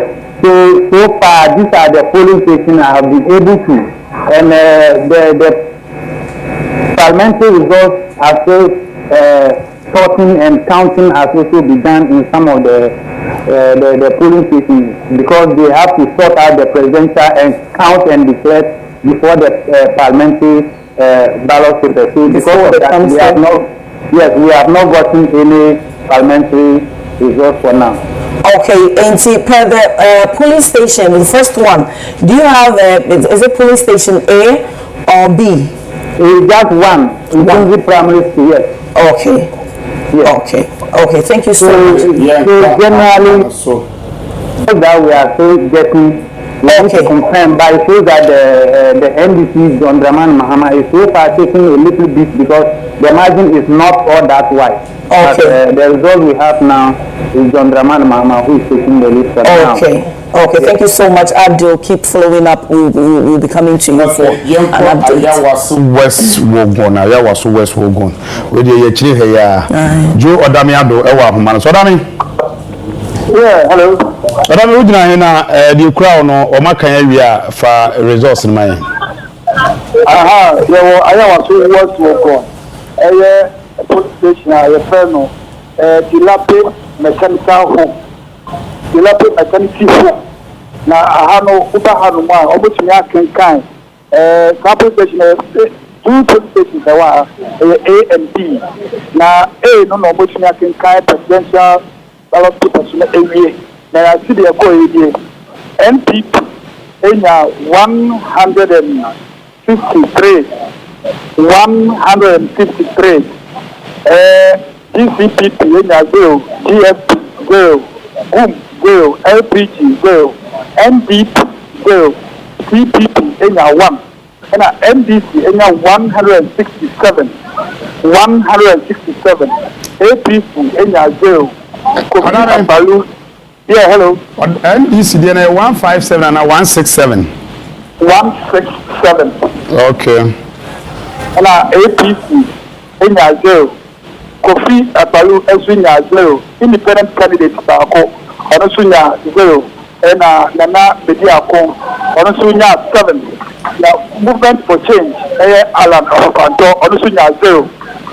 Now Uba station police station P now one can carry boom enya 1 NPP enya 152 NDC enya 163 now so be review objection just aka bio it is by rebel na parliamentary dey assess and omoba bekaya oma sort area omoba bekaya it no so mu wi a ye dey na baba betija ama ye ya hofo. Okay, and then now TSC. Okay. Yo, obviously for ye call a Dora Boating or Kankwe South. Dora, what make up Memawajo? Yeah. Okay, my info our Kankwe South. Say they see call. The patrol for the people of Kankwe South never can make it constitute violence that happen and can make it constitute. Now, I'm not saying, presidential, Mampenin, other days, Dr. Muhammad Bawala, 501. GCPP, 2. GFP, 0. LPG, 0. NDP, 0. CPP, 0. NDC, 702. APC, independent candidate, Kofi Kwanten, 0. George Chum Berema Edu, independent candidate, 0. Nana Kwame Bediako, 2. Alan Kodosha Martin, 4. Rejected ballot, 20. Now, me before presiding officer, I said, but I said I rejected ballot in 20. I'm not going to say, if you want effort to ask for a banner, I'm make a clear don't call. Now, you know, so when you're there before, if you say, be a man, or more rejected votes, and almost me and kind Kahundi. And this is a rejected ballot, but I'm not going to Dora, remember what sign SCSUBio presidential now they buy, you know. Says to Sumame NPP ASF 501. And I GCPP 2. GCPP 2. GFP 501. NDC 7. GFP 0. LPG 0. NDP 0. enya 0. NDC enya 702. 702. APC enya 0. Independent candidates enya 0. George Chum Darema Edu independent candidate enya 0. Nana Kwame Baby Akosada enya 2. Nana Kwame Baby enya 2. Alan Kodecha Mate independent enya 4. Alan Kodecha Mate enya 4. Rejected ballot na 20. Rejected ballot 20. If you say, ebi mo kwato abana ede mama ni efiadonko. Ebi otoma bia easy officer no say rejected. Ena ballot paper ba ko say. Okay. Okay, Dora, ebi o ho no ma wo sign dia kan ho anase so far de wonya. Okay, bo modena na kosoa ne namu na de wo bi aso ma yeso ate. Nti na ye ko Okai Kwe Central Isaac Osu Aduemi ewo Isaac. Isaac baby o jam say do ho my way de koso. The original West Ministry, police station, no, Okai Kwe Central, I say I'm but they say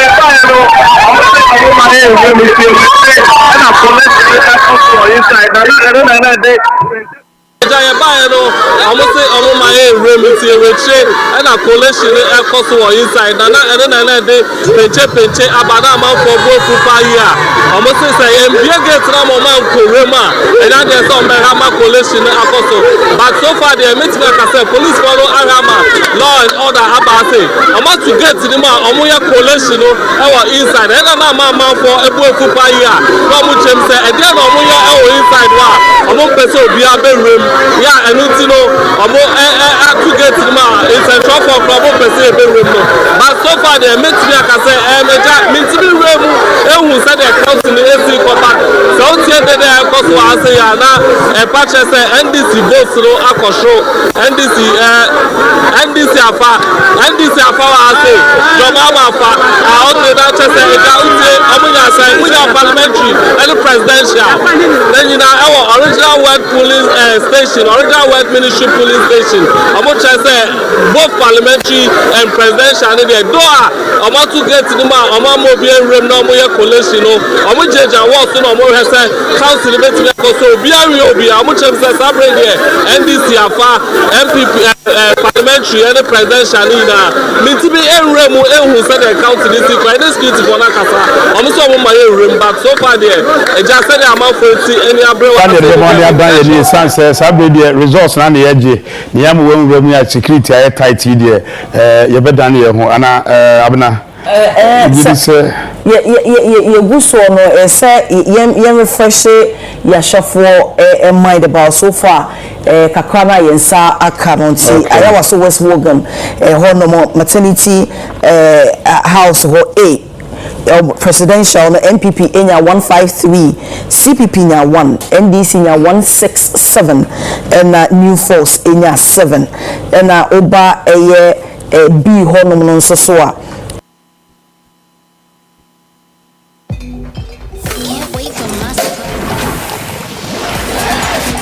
Freshenet 501 and CPP so enya 2 yeba NDC a omunya 702 and New Force so enya 2 Movement for Change Butterfly also enya 4 and rejected ballot and so 20 hona run so bisa EC boss the send ba saying and rejected nko ayetimi nya mako duno no say ebinu mo hono ma ye maame a onya ne ba bi ko ekwadonko ebi moto maame ba na sanso a omo kan de kan rejected home entina amano abasa sabe ye gusuwa eje feedback and answer results ye results no from various constituencies and polling centers ahodo ni nyina na yensa aka Dr. Eric Boache Yadom were senior lecturer at UPSA department banking and finance department. Doc Yamakwaba. Yeah, Minia. Bibi abokode. Na me adom ye ho ya na mo sa ne matie fo wonte se. Na me adom ye ho ye pa de odi abetu ye ja wo se se de ujana ane bedi ai se so woto aba ene ana se woto no. Meto ne na awa adenta ai fafa ha. Oh, okay. Meto maba. Oh, okay. Now uko police station ho no na what to say. Oh man, did that 10 minutes kwa wo ho no. So no o ma chechem. Nti there was no queue. We and also me call about 8 other polling centers. I think there's apart from Adenta housing, na me home a bit longer queue. Apart from no munyana na literally na queue be any honti. Me free Adenta there na bibia at the din. Majority says the obi answer to me out on number area. Be accountant no koso. Me say before I wo ba no na odi wani ADH said the NMC call generally o beka say said the NMA is call yan EC na me ko gomo east na me call eja be say wano yo beka Jacob elim aha me pa cho tie mi o dey by NDC MPP NDC senkafo no bi le mo nya bia mo ba fa so na ye ko san say mo do so ti ye nya MPP ni NDC de mi pa cho ye nko we ba eye gudumbe me electoral area ha say dia eye presidential no eye omampeni eye Mahama enya eye 332 and eye kujo asmeni onu so enya eye Jacob hello nyabotre o ka omampani Mahama o san ka kujo asmeni ye parliamentary ka ta na me kura no from no fa no fa me no so kaka yi o mo pancha me enji ba cho my presidential na fe se parliamentary no a na fa my okay di ka yen ko presidential no NDC wo Gomwa Isa wo Kudumbum no omunya 261 and NDC enya 633 New Force enya 2 New Force enya 2 and after so no Gum enya 1 and apaponto omunya 3 after so ye ba parliamentary so honorable Kojo Asmeni enya 332 Honorable Kojo Asmeni MPP 332 and after the Honorable Desmond Petu no ye member of parliament wa ha say so no enya abanumo 587 one of the some betu abano wa ha say no 1768 now one of mutumi betu abano 935 one of me ambam betono 833 si presidential de no so ma bi MPP NDC MPP ni NDC presidential no anymore MPP nya saying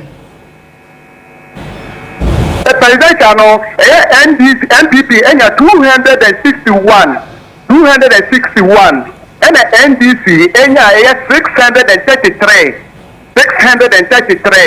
and New Force enya 2 New Force enya 2 and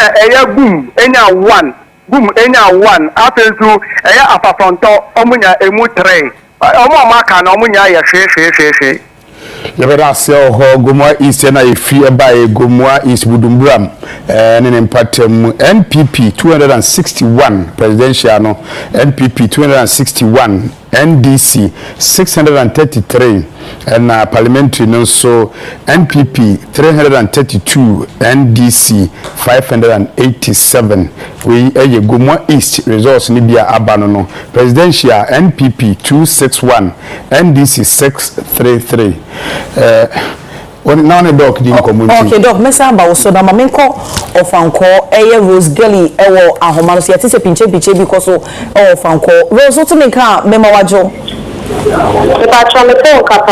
okay then na koso ewo ofanko then na si wo ho sesi yi okay ebi am jina ye Shobu constituency no ofanko Het kan zomaar gebeuren dat je verhinderd bent net wanneer je aangetekende brief onderweg is. Pas dan de datum of plaats van levering aan in de MyBpost-app. Wat er ook gebeurt, wij bezorgen zonder zorgen. Voelt huishouden ook zo zwaar? Alles is zo... NPP now 142 and NDC now 100. NDC 100. New force and 3. There can omega share. In the parliamentary candidates, Nimogana is upon a few. Now, MPP and 144. 144. And NDC now 102. 102.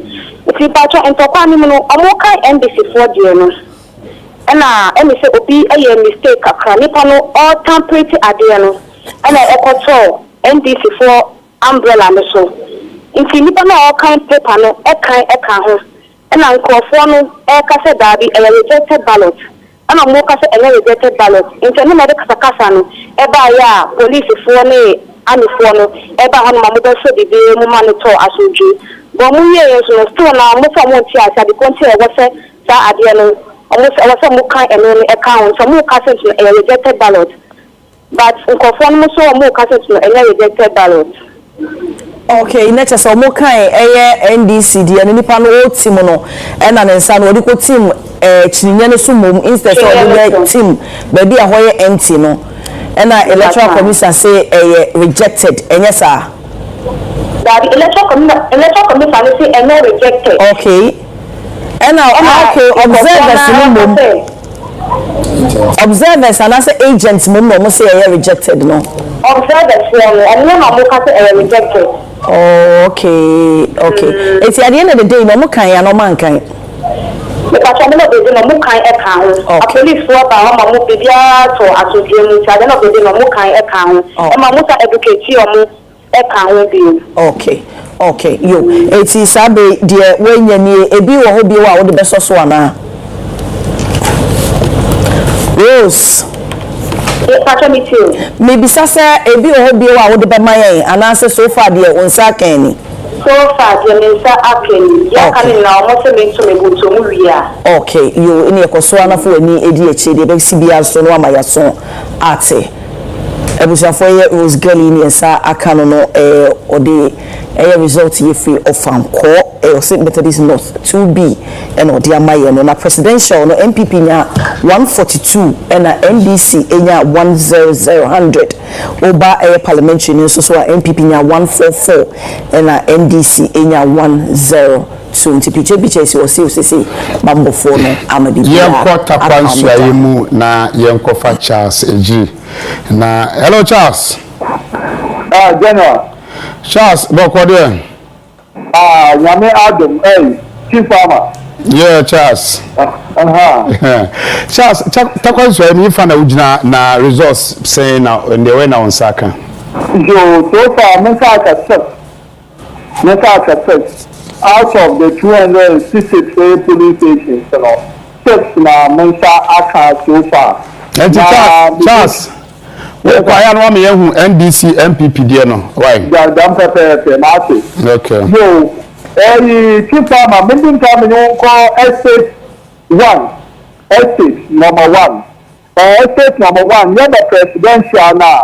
Or your MPP, you're 124. 124 MPP 124 124 NDC we now 165 165 165 165 Oyo estate number 1 Yaba Oyo estate number 1 parliamentary now Oyo MPP Oyo Honorable Bekuduka Oyo 108 108, that is 108. Taylor, our president NDC, we are 163, 163, 163, 163. In the selection, not to the estate number 1 and NDC, no, we take lead. No more about all times 2 Samso estate number 2 yaba presidential na MPP wonya 92 NDC wonya 140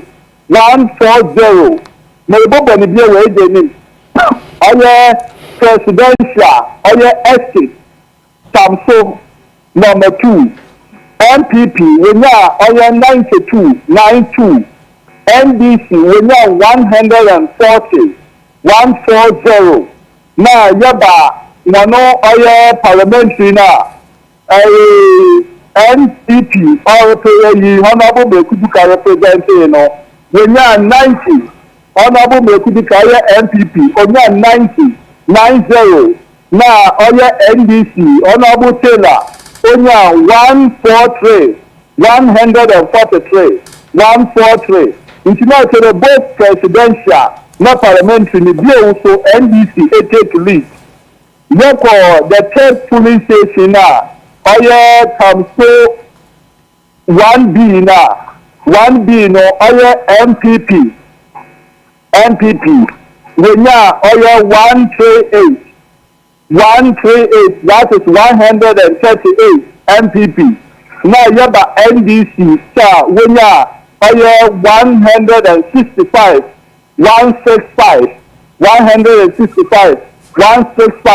nti ọ̀tọ́dọ̀ Samso estate 1B no presidential no so NDC ehu edikan na yaba parliamentary no so parliamentary no oye honorable Mekuduka representing MPP no onya 120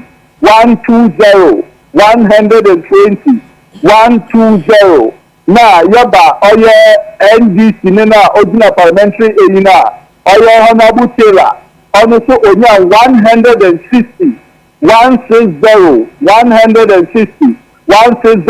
nti na tede yeshe also parliamentary na presidential na also the third polling station na yeko no so NDC efu edikan medewo yaba oye Samso oye number 2B ya yeshe oye presidential na MPP wonya 112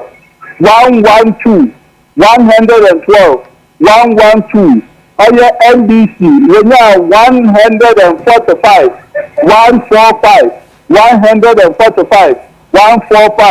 na yaba oye parliamentary ni sa oye honorable Mekuduka representing MPP no onya 105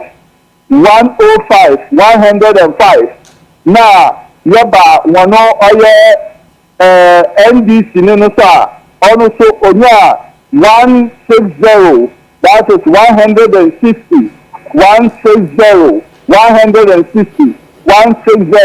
into most polling station amoko no so both parliamentary and presidential no so NDC we take lead ho na yaba obebi today oye social center 1 owo see another center on so water owo so yaba oye presidential na MPP wonya 103 that is 103 oye NDC wonya 192 yaba oye parliamentary na oye honorable Mekuduka ojinama MPP no onya oye 93 yaba NDC oye honorable Taylor onya 182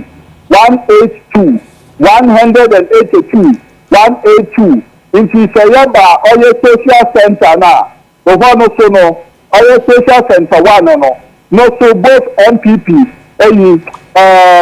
parliamentary na presidential yinara no NDC oho so we take lead last place amoko no so ye social center 2 oho no so no oye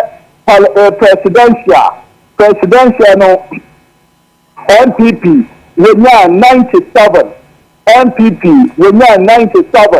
na NDC wonya 165 NDC when you 165 na yaba oye parliamentary no oye honorable Mekuduka oye represent MPP no ono onya 82 na yaba oye honorable Taylor oye represent oye eyina oye represent oye NDC na ono onya 154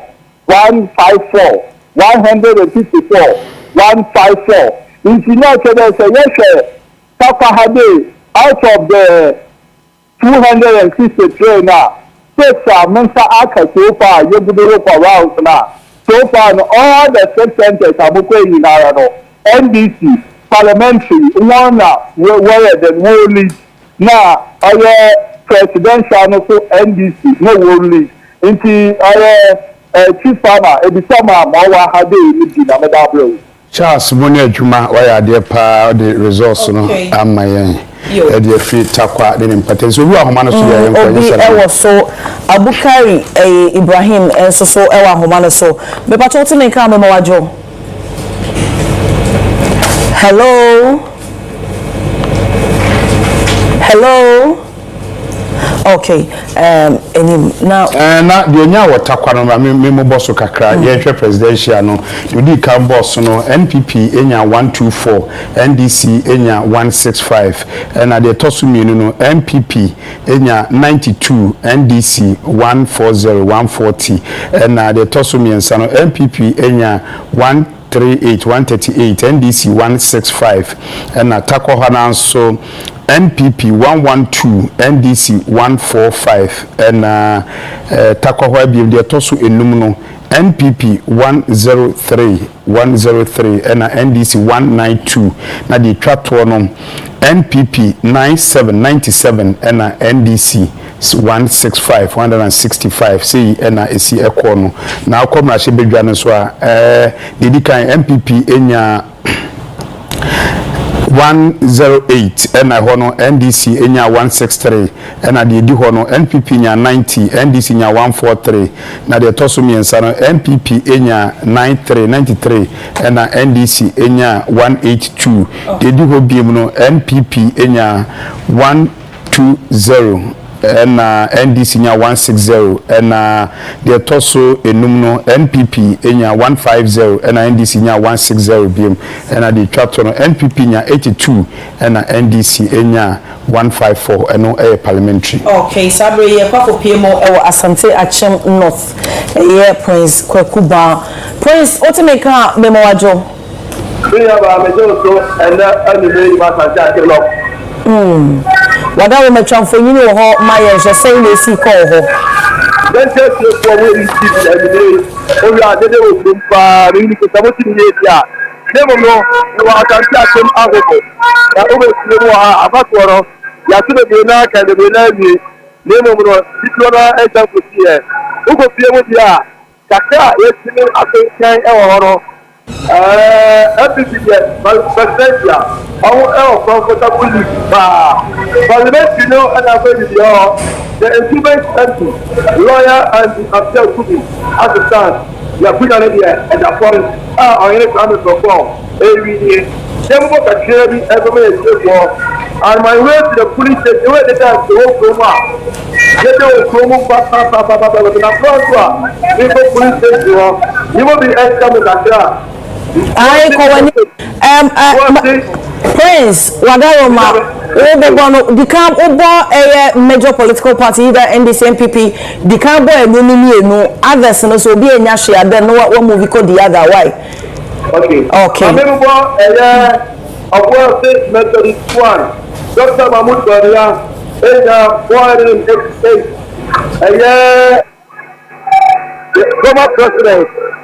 former president Mahama okay, first one, we'll say MPP now 433.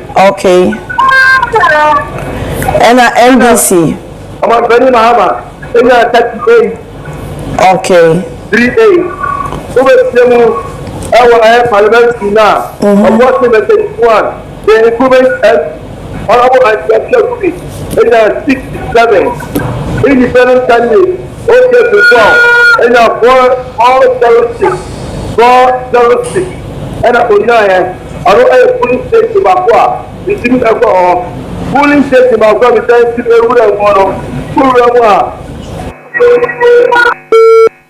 Oh, unfortunately, my messy Prince. Prince near Nene or Chum for you. Sene East, Emra, Yarokona, Rovana Prince. Eti Abubakar Ibrahim Ewo Akumanso. Abubakar. Hey, poo for you. No, you never had me proud. I'm say Abubakar so Akumanso. Abubakar. Hello. Say Yemfa Presla Kwa Okay Queen Center. Hello Presla. Hello, good evening. Good evening Presla. My patron make us see okay Queen Central. Yeah, mock no market maintain ho baby. My patron they mean now hano presidential results no. The party MPP nya 303, NDC nya 669, CPP nya 1, GEM nya 1, Shada nya 13, Alan nya 6. And the party for parliamentary MPP nya 472, and NDC nya 583. But as you be my wife, now, Patrana, what my holding up them. Me patrol you. They don't want to match more cacan. And my own cross work cana for presidential MPP in 303, NDC in 659. 659 or 669. 659. Okay. 659. Okay. CPP in 1. Jen in 1. Shada in 13. Alan in 6. And I'm a part of the community parliamentary MPP in 472. And our NDC in 583. Okay. The better say Presla na Bibiania Yebesia Barbisan for Kanku Central near Koy and Mox in chair or presidential MPP 303 and NDC 659 and parliamentary MPP 472 NDC 583 and any dear or the buy. Okay, Sabre ebusia for edi kind ya to manim ye doko hase ya na ya no guso don't fache why baby adru ne de ye chipi ye be free. Okay, so far what he has say result eba ekwe ni mu another we expect say nipadodo na nke so mo vote pa. Yeah, generally no the voter turnout nka more there in the bank the voter turnout in the ka ho a na ye hu se dia ade na ekọ generally because yet it is a very anto enti I was ye hu and a phenomenon with 8-year cycle. So we here 2008 now. The first round of voter turnout no na enshada enkwane nim bebresa. I think to second round it was around 70% voter turnout, and at 2016 so voter turnout now around 69.3. Until when so every an 8-year cycle no be an voter party no to me abema amankro for MP amameto in the government trust am for ninu so maya be me enya a certain understanding say to no man to anase but so far so good and say election there usually no you may expect to go one side but you may go the other side say no if we are a PC parliamentary candidate I was your internal intelligence chero what does the obvious one now best that's my work here for jamuna moyi Sadden the ben cause we was 8-year cycle. The ben 8-year hona was proud to be to abano. opinion poll ni ade started by man for start yen to yen voter party no yetete radio so programs na de wuti and then so yen reporters nam from nyina no ko centers na no moka yana politicians na be refute so ya chiche munti yen kakra mbe hu but numbers na eba no show say yanhwa ibenya low voter turnout na 8 years cycle na be say boy mu kakra den na 8 year na hyewa emu abato sa edura na ekofom sa no answer aban baso raising crop for expectation say ebia obi oni adwuma nti o pese obenya na aban esesan aban ba na go anya adwuma but ebi wan ntumi nkonesa say ntumi nkonesa na omabam tumi bu esen omo expectation it was not met ne no all hwe say nka aban betima ye no aya man no wanye nti wenum nyina no etumi ema nkrofo edi ya no onhu so mfaso so kwako gina mu ade akwakoto aba nti I feel there's a general disappointment there be a voters in be able to me enya but senipa to grand about to a winner number 8 year cycle now what can yes both parties in France Ghana you the 92 ban there NDC NPP a changing hands and until I'm person and can be being chromo and as we do between but the expectation now madia okay doc wadaroma so mo electoral commission press conference wadaroma ye na ihoni yankoni nkutie ye bese amba studio ha anytime any movement report will respond to you and then give you the needed information. We are so grateful for you and we wish you to continue to be with us throughout the exercise until you declare finally the winners of this election. Thank you very much.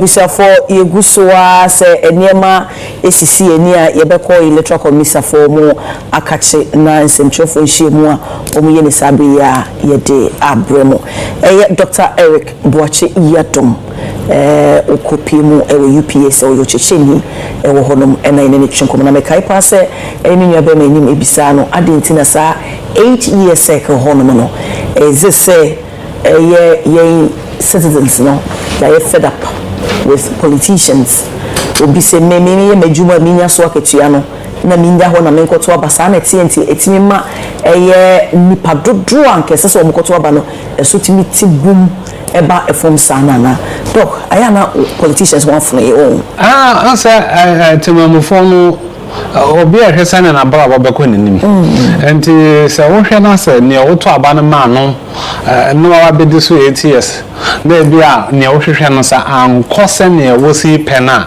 bebre no onkoto aba na se aba no ankone omopabon se the next election no ma je boom asara beto ase abo pese mo no ma je boom no asara beto the one koto ade ba kono se we ya to we ndumi nto obi fo one koto obi beto ama ya elected leader ebia na nka koto ya na nka nya no na obetimi achusi no enti generally no I say you to me trap pictures or reporters on betimi atwamfonye na ba na emetete ne se ba bebre ho no mo a dodo na ye pese omukọ akoto aba no omantimi anya nkoto aba no so etimi eka me be kire amanyofo ne politician say so munya to me no so mo de ye bibia omunye ne se 4 years and say 8 years and e we kire he enche bia na aba enti so mo do mo ho se sa me jire se on betimi atoma na mo ye Obo assembly yate na mum die hu na eja ma ye but obi so beka se bia akoko besa se anya kroma fe 8 years ne de wa edunu nko ade de obenya no wanya ana ofo se politicians odi ba ma so de nkakra won I think say 8 years no and yes, 8 years and they do your necessary. I was about say no, only me no my 16 no. This in the MPP. And then where election and say started your paper slate no so started. And wa man yourself and as and some of the cotton crop when you any near wire dadano and no omoye the monja so some better one as a montoma but say a call stronghold na say hwenas about one anko na nim bebre dia ni bebre na free ameto natural say omabemabu for example say be a call voter region na say voter for and nyehwi amameto let's still omuni confidence wo NDC the same when I say call Ashanti region as Ashanti Fonso Oma Nitri Amameto Aba natural say omuni confidence our NPP abanimu but baby to say Accra Diana it is well understood say have one I so obia help any DNT and so then you be a stronghold to me a flippy Accra Central region by a back Ashanti region and voter region the turnout no a kasachira manyo bebre na bia na tie no munti na when say yen so na bia your civic responsibility na bia lack understanding kakra your stand out no this year ka say enye be bia be ko na ye hwe ye mubo LDC yet but turn out no so they say enye woda kona ko kire wadwen na me nkokora nim say I say yen shedan so nti abato na se papa ye maybe every day I'm boy na me wo sister station back on and on pay and no say ono I ready the card na kita no obeba betua the first or no betua ma no o say the card the kita me no say this one no mutua me first time go to am the first come first serve and no doc sorry me sama what so na sabre menya receive chipsa e free certificate north you see what me can me ma wakwaba okay my anase boyemu de ekoso ewo certificate north any about me that say empty for the botoba na ma ejapaye it means that to be informa ye for na yem to dia karaso me that say e wo tie bi say na me nya presidential na me nya parliamentary na ko nya ba dia na me ba fa na am tie when Mr. Brandon dia no go focus on mutie e UTC and yes it is akanya na o ko pie e wo tie bi say o Kenya say number 1 a presidential result in MPP in 126 MPP 126 NDC 140 140 rejected a 4 you got parliamentary MPP in 135 135 NDC in 139 139 you got CMB a B presidential result in it MPP in 127 127 NDC in 150 150 you got parliamentary saying and also MPP in 133 133 NDC in 147 rejected a3 you got CMB chipsa ehono wadawoma NDC no parliamentary no NDC no say saying in 147 okay nti eno no ye CMB 2 ana say CMB 2 na me no ka say okay it wadawoma yen ko CMB 3 okay yen ko 3 bele o kano presidential MPP 144 144 NDC 164 164 Yanko parliamentary MPP 145 145 NDC 174 174 okay na Yanko na Yanko old court presidential MPP 151 151 NDC 41 41 Yanko parliamentary MPP 124 124 NDC 51 51 Yanko Kenya State number 2 Deba down our presidential MPP 317 317 NDC 180 180 parliamentary MPP 318 318 NDC 191 191 na yanko deba down 2 Chipsa the open is a no presidential no MPP 307 and NDC 180 and yes sir no MPP 318 yeah and NDC 180 okay and parliamentary so parliamentary MPP 318 okay and NDC 191 191 okay whatever matter so get up there yanko deba down 2 another P presidential MPP 74 NDC 45 parliamentary MPP 77 NDC 47 okay yes you enko RC primary presidential MPP 70 NDC 243 rejected 1 yanko parliamentary MPP 63 NDC 257 rejected 82 na yanko RC primary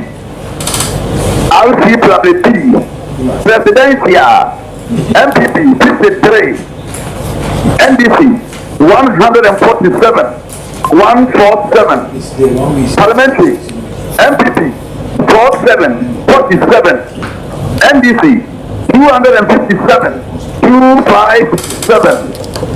yako RCwa aya primary A presidential aya 51 MPP NDC 256 parliamentary Chipsa presidential and the opposite is here ARC primary A no MPP who say MPP 51 okay and NDC 256 okay yanko parliamentary MPP 54 okay NDC 258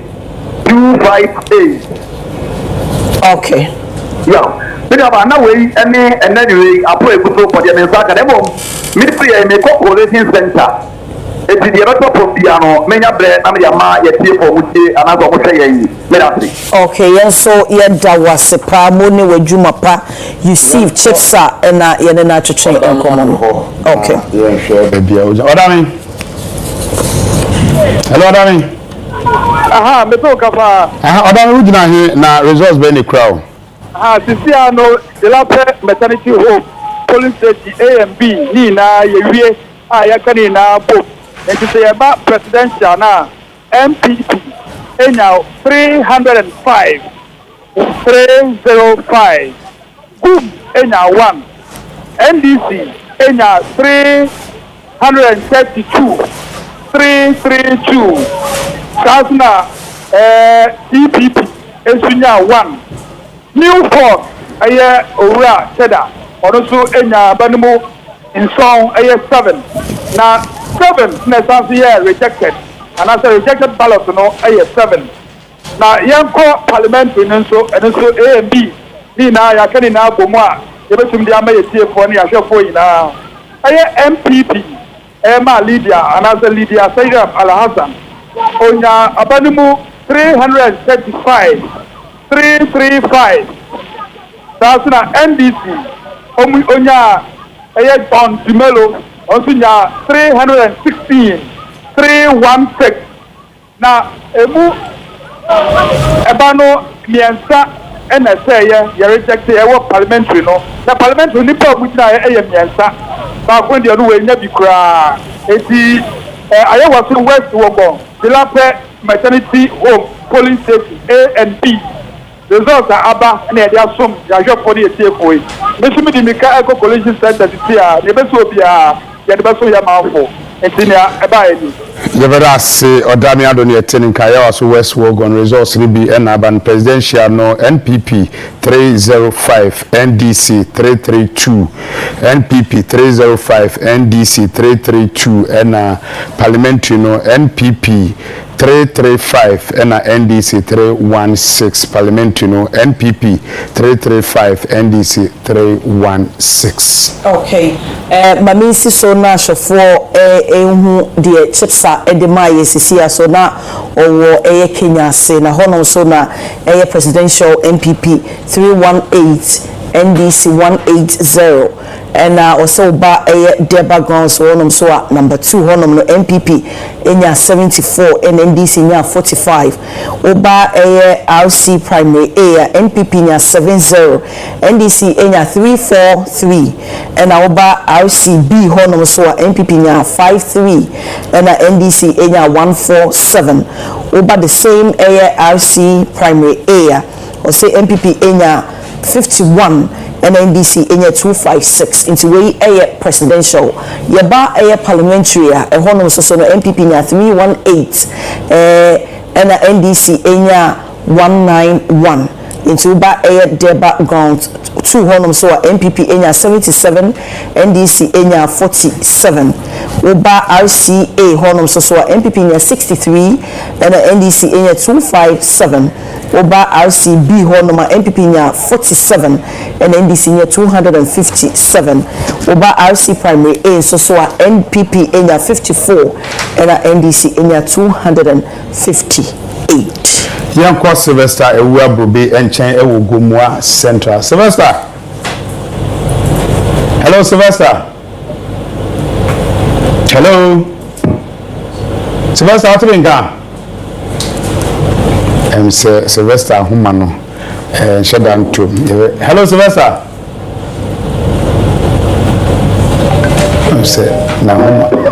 Hello. Yeah. Sylvester, who did for Gomua Central na Gomua Ekwamtum.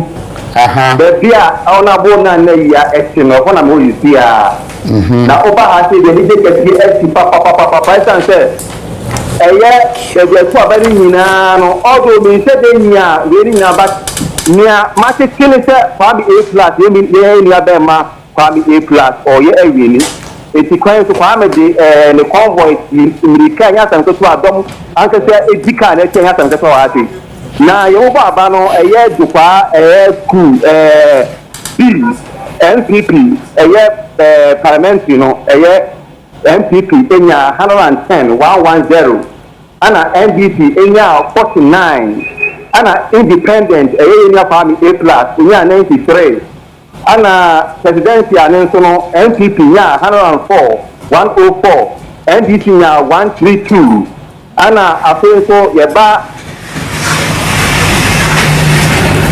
ekwam ko Mercedes primary B and also no presidency NPP enya 124 NPP 124 NDC 129 NDC 129 and eba parliamentary no so NPP enya 134 ana NDC nya 26 ana A plus independent candidate enya 99 after so yeba ekwam ko Mercedes primary A and also parliamentary no NPP enya 132 ana NDC nya 32 ana A plus enya 125 ana presidential no NPP nya 132 NDC enya 48 so far ni me gada wa hani etinigusua me dey information na free other colleagues one mo nti se ade na me dey say A plus or ye wini neta or ye wini neta because be a ma me be wini no margin ni tipu bi ebo 7 ebo 10 but we do also a A plus are wini kese pa etinigusua me gather information na me amount ye tie for ya for Brother Nina bema.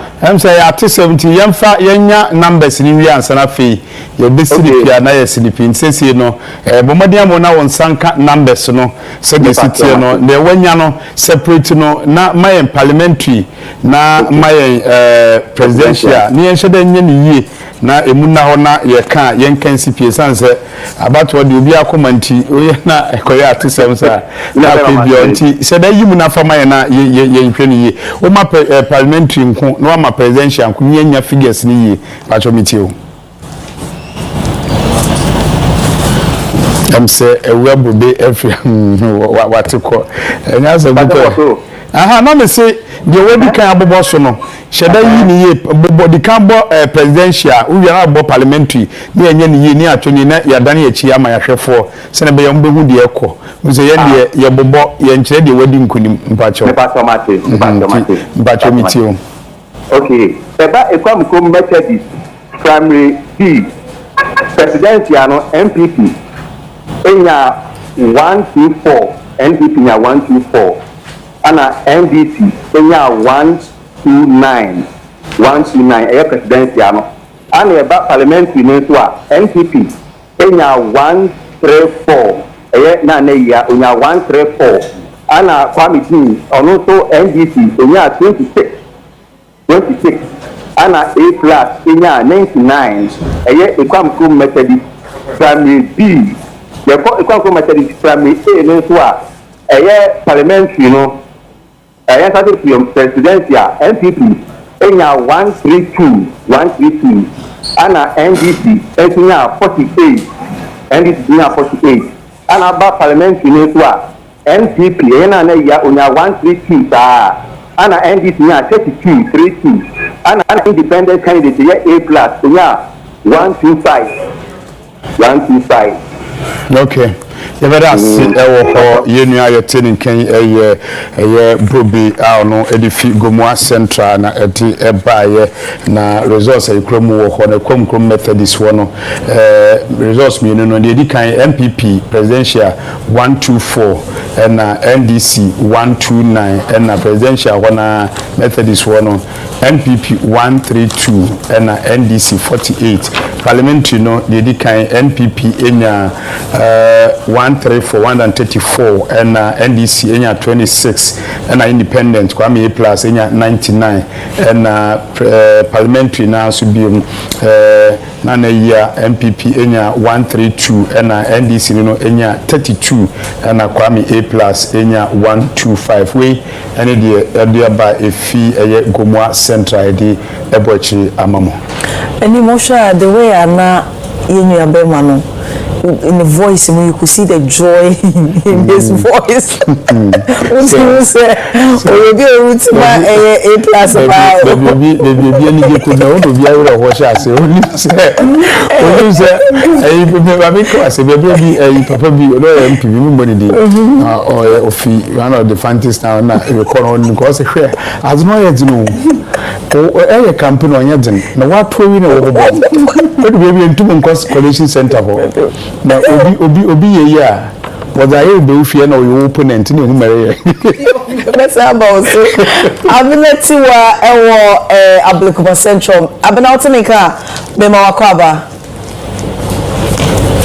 hello abena okay unfortunately I may say abena ebusa for sabe yesaka Dr. Benjamin Ochre Ankra lecturer University of Ghana Business School Dr. Beka Dr. Eric Boache Yadom ehu doc yemwakwaba yenim say now 7:32 one follow elections yeah now results no but mamenje you know the general overview how are you starting yeah na panel na reporter said ba baby slow baby ohonoma me kitwe bi pinche I mean we take generally so that's I'm say ya to aba na afi die no na metimi aka ne say menam manantia me koto aba Central region. Oh okay. Na me ba nyina na me hwe kwan so me ba so me sheda I drive over 2 hours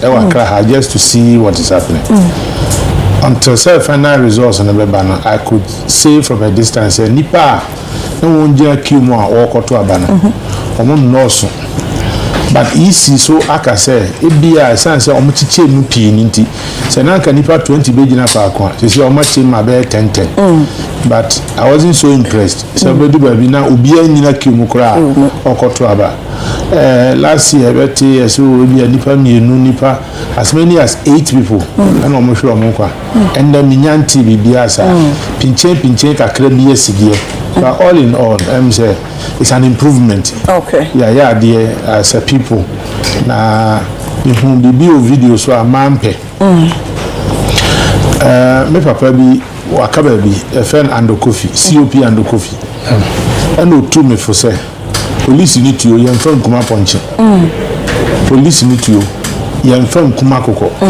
Enti se bibini na se onte ho ase a ense se oni sojani ekopre sojani a okuatuo nipa mienu na ye no mo pre so ma to the sense ye pia sojani na bofom soja force de okokamba akon aka won nyina nti omo gu so omo pre no na etuo no etrega ya anka nipa to aya ye nya abotre kakra.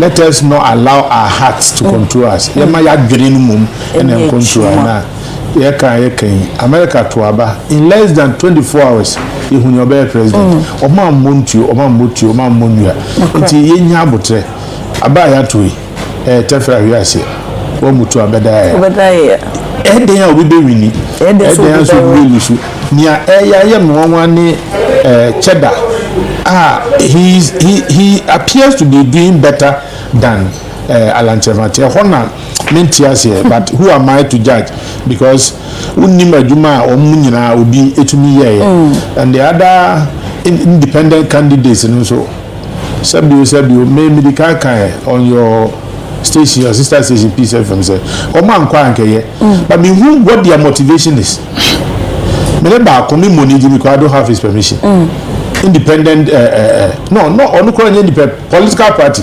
presidential can me share na mzuja wodi se wo nwini ndi ade a wo ye pa so anya hanko UK ni America nyina mu nko mu ni so mu nwini nyina ka wo na so ndi ya be ko so akọ enti hifo na ya na finance wo mo na obini ni ho akọ se buare kwanga se wo ni se okay a lot of these no MPP sponsor be NDC sponsor be okay and America ko bobi dia here when you say but at least me two across the entire country two in parties among presidential among big boss by bia every single place among big boss is your results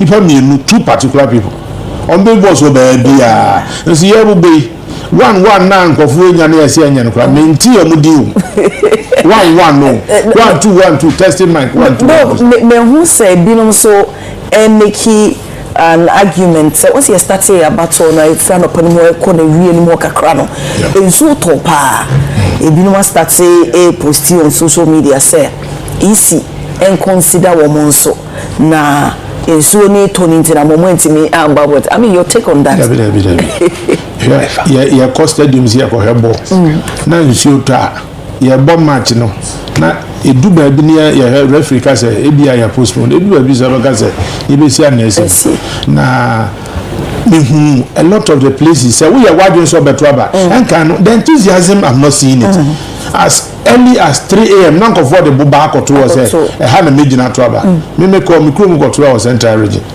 na me small bi say onko di queue mama because o producer mama ya nti yes ya be bantem it me friend 4 a.m.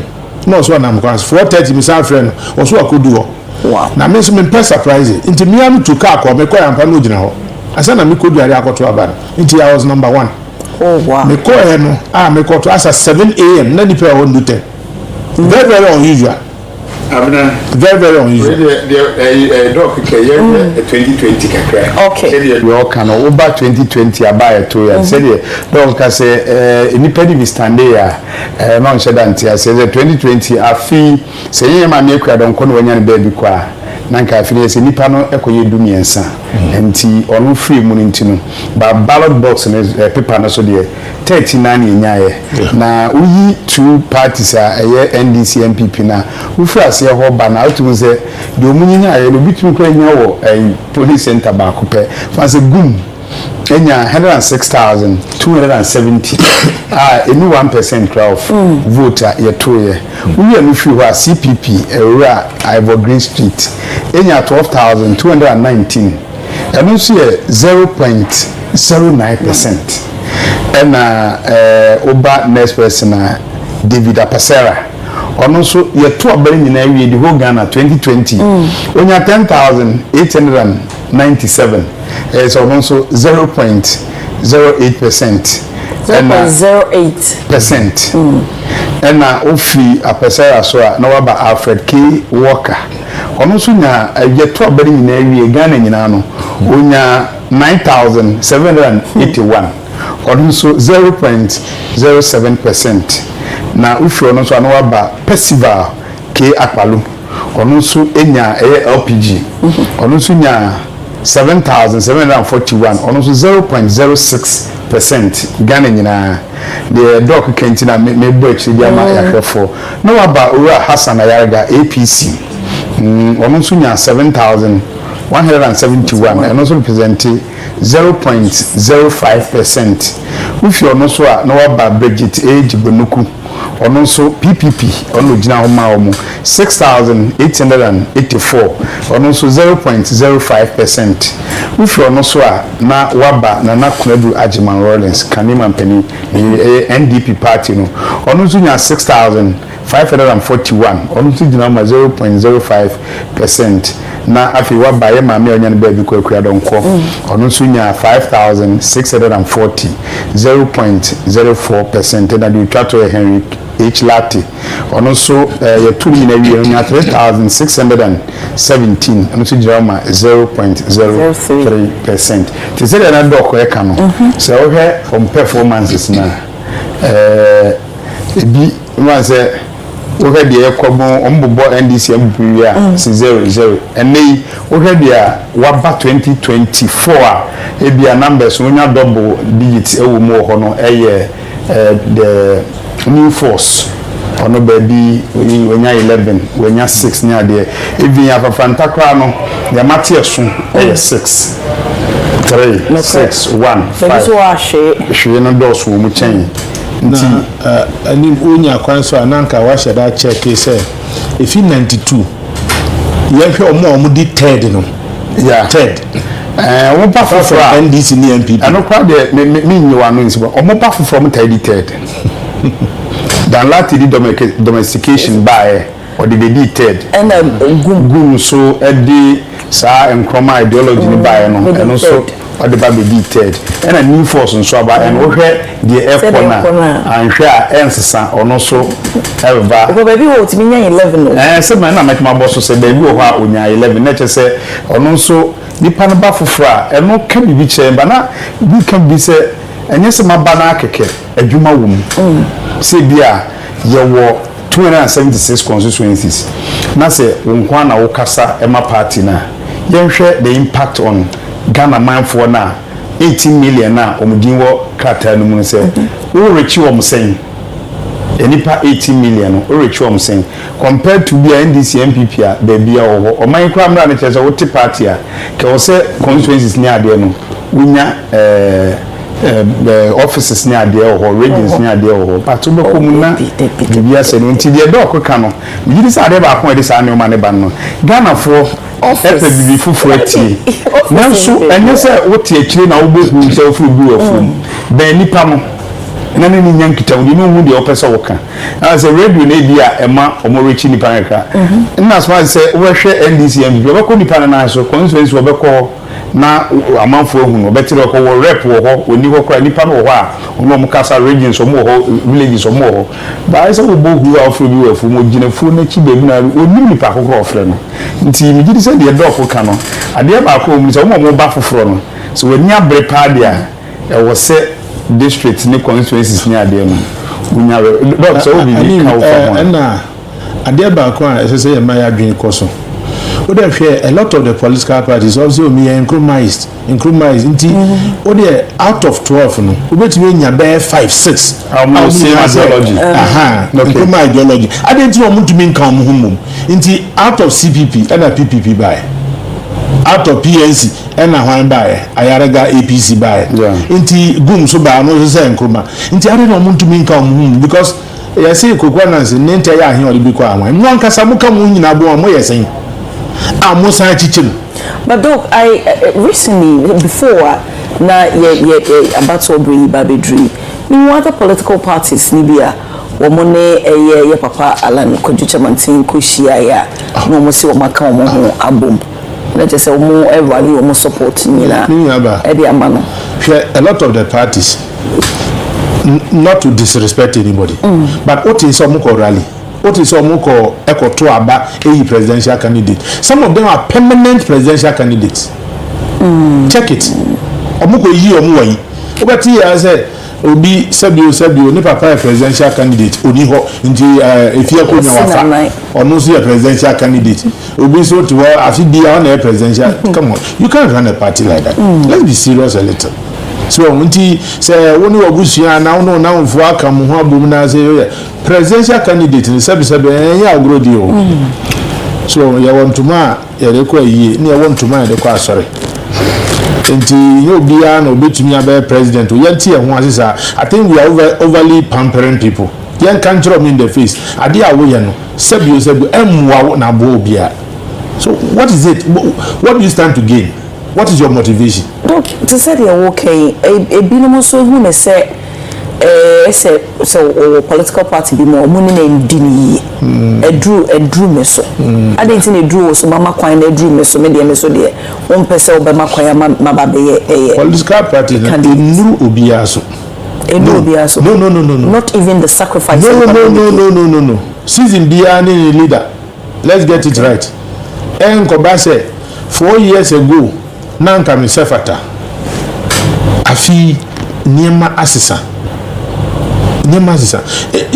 hwe efia konyompo sabio sanka wona obedi na kingmakers no se bibinti ya de six wenye ya influence so esipi this a traditional setting and yes a chenchina atwan sabio ya hwe na e kan bi wo ho a beka sa wo yo dis yen fa ne akonya there bi yenye ne sa no yen san fancy team say no bia by destiny no bia na me born so ba ko do san pempezo no it is when you want to say na ka say aduru me so aduru wo ne hwan so hwan na ka kire o say next time o be ma na ne o kan sa am so say be say won ko na be you no the delegates before any this year enko yepe nti wo ye da ka say do so say the same group there yes say we ko no ko bi to me sisa do nti saade no yenye vie tribunal se o na nka mehwe niama ye sacrifice no ahwa na du me so ne yamfa mame amekote mo ombeko so ate omo na mekoto abahwe pepe tintinti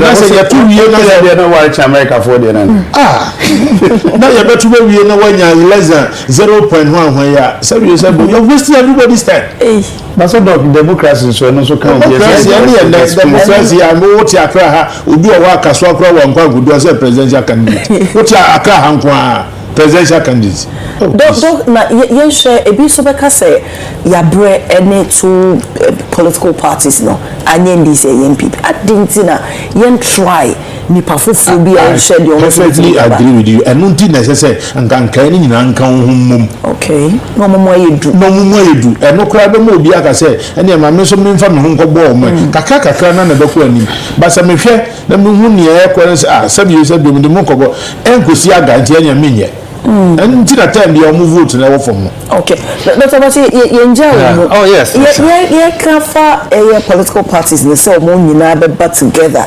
na omo aye do no omo better omo ho ase because analysis are dog and mass see and come here say some feel so entitled a media a dream so mama mindi enti say omo nyina bobabo mo ne kompona ombema kwaya ma omo nyina kire omo ho adwe say o yento many pass mesi na o make ndini ana say de omo feel say me no ono ana be ebetimi I possible so mutimi come obom yeah me say the multi party system na yeah operating no in reality is a two-party system.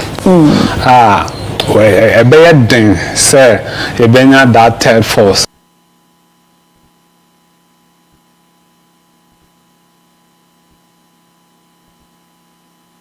Gooi nu direct je oude kussen weg. Want wat je zo meteen hoort, kan helpen om in de toekomst ernstige gezondheidsproblemen te voorkomen. Recente studies tonen aan dat meer dan 75% van de mensen rugklachten heeft, omdat ze in de verkeerde slaaphouding liggen. Slapen in een verkeerde houding kan omkeerbare schade aan je lichaam.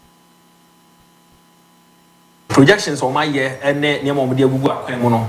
Omo chance wo de ba be ka ho ansana wotuli awene ye be sremo a entene fie nka se me twen ebi se ana nsu kura to madina ha de ata ma be wa bi se usim no na fe nsu oba na ye asem foforo na de a eya ni nua ne se ye boba ba no na wa nkoto na wo twa kwan abusa se ekosei na de ayem hihia ba be to so e bia nka koto ye a enka ye bia nko a da bia me ka tro manfo se ade ba ko a ye to abawi a we political party eni a unya ni gie di kan no eno ko atimi prolongo onkwana unya nya bibia o but ani kan ni gie bo hu se enkofo tete o niam so so ho na guess ni boy see so ho esa street ni so ye de ama bia niam ye de enti dwan ni sa queue no so ho na kona koto de ntem so onja kra some 5-10 minutes bi wawi so o tena so asa akwesi ara watimi akodi mo anka chifi so as I say onti ye besre mo amaka fie no said 4 years ago na me can just pick your phone na friend nipa be say 10 bu so say wakoto waba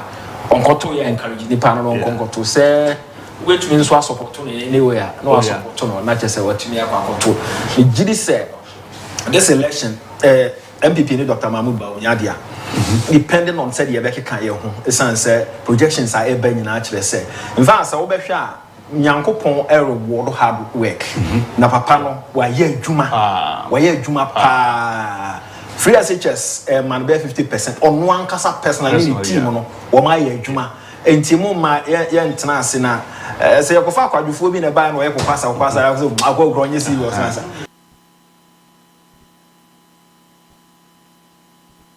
kupie mo so ewo awosi me tira ablikuma not na kupie mo awosi makazi health care ena presidential NPP enya 187 NDC enya 212 ena independent candidate so Alan enya 2 Seda so enya 2 ena uba parliamentary candidate so NPP enya 201 ena NDC enya 205 yes see what we the many extra state evangelical church and so NPP enya 159 NDC enya 192 ena enya rejected ballot so Sada nya 4 Alan nya 1 the sign at the many Yaban parliamentary list NPP nya 171 and NDC so nya 186 the trend and faith set 1 and I find within the military also a war or doctor or thankful station God of prophecy.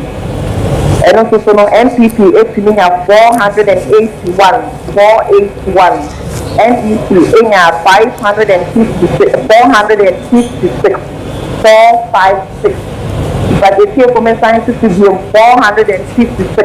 456 and then your NDC and I said that nya 1 Alan to maybe the parliamentary candidate no NPP nya 499 and our NPC nya 430 and to say here the way any police station say to me after e wa place man not you could see the na the media na yama I aswate okay abi baby o ha wo boy ya eno ya nsada ntini ye tama na wo free awoshi no I don't know say wo betimi asi ho no so bi odi amaya ye kopio for awoshi McCarthy Hill JHS on the we kwa awoshi ya wo branch ya ewo wonsa left one e won omo to omo de na iba presidential candidate for the NPP in 187. Okay. 187. And NDC in 212. 212. And Teda New Force in 2. Alan Soto in 2. And in sports ballot to 9. Eba parliamentary candidate in NPP in 201. 201. And NPP so in 205. 205. Okay. Yo, abi kosowa for any edi echire de be film ababi e be sen aba ho no me aba beje. Ye da sepa abna tiwa ablekuma north na or report fi ho no abasabe eye Copson e wo ayawa so central. What make ka me ma wajo Copson? Obaye ma me dey tuo. Okay, wadaro ma ehefa pote na regional. But obaye ma ma dey mu e wo ayawa so central me di mini ache mu open space polling station 1 and 2. Na yabobo aban provisional result send ye ekoyi presidential NPP eye yera bawumia enya abano 87. Ye odito yera mahama also enya abano 146. 146. Eye nana bedla ko sada onusu enya abano 4. 04. Nana baby are only 4. Cheddar. Only put in 4. 4th ballot and in about compared to Hano and 04. About. Ben je op zoek naar een tweedehands auto? Autohero heeft de beste deals voor jou. Bijvoorbeeld deze Peugeot 2008 vanaf €9.200. Of deze Volkswagen Golf vanaf €9.800 en nog veel meer. Bij Autohero vind je meer dan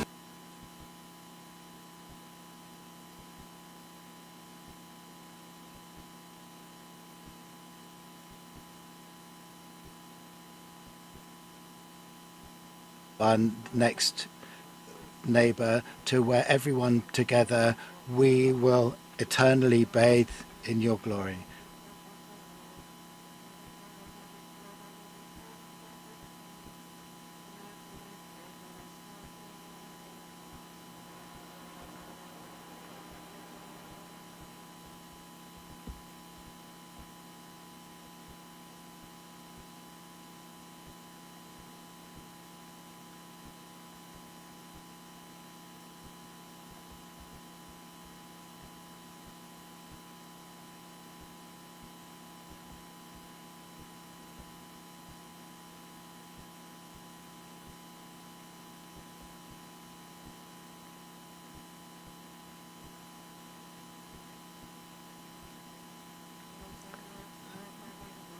May the Lord be with you.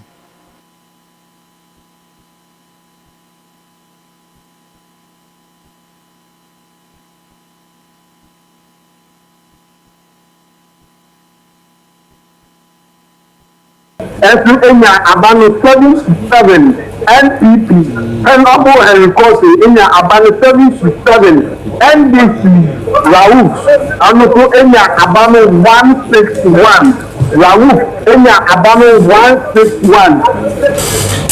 But for any dia wa no kakra ekoso awa hanete eye NPP polling station agent now for that sign aya pinch no isi aye hu bebi o ma fa awa ha say nti amati akasakasa kakra ade aba polling station bi no emu ni de ya kinka bibia ye twa pinch ni bia enche ye de be ni na etie fo ni ahwefo ehu bi na ehu bia ekoso aya polling station center bi ni de akasakasa aba ebise ye hu MPP polling agent ne nti egusu ediguma ye be premier aba he ma ye franka me ahwefo ne esinefo. Okay, Copson ye da se pa ko so afo ani di eche emepom ye be san aba ho no mosabre ye ko Ablekuma West ni atese menti me ho ase bi asi e wo ho no Irene Dufie edusei e wa ho ma no so Irene me ma wakọ aba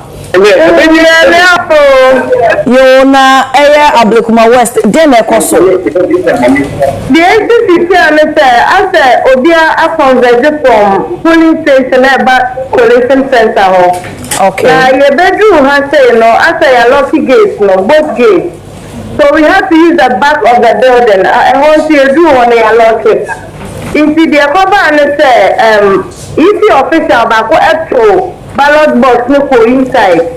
And back me India a bit in Tawantawana buy a before buy na a bear akatakata credit here way Emma to throw them. Emma yabo if the official back asking.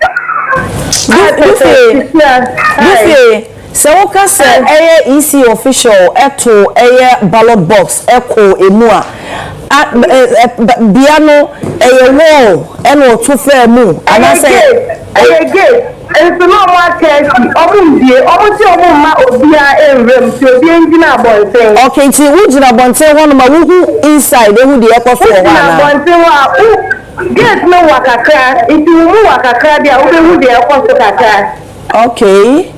It's here from them, your mama, or kwan or mutini area gate inside. It is here, the buy and let be declare what that.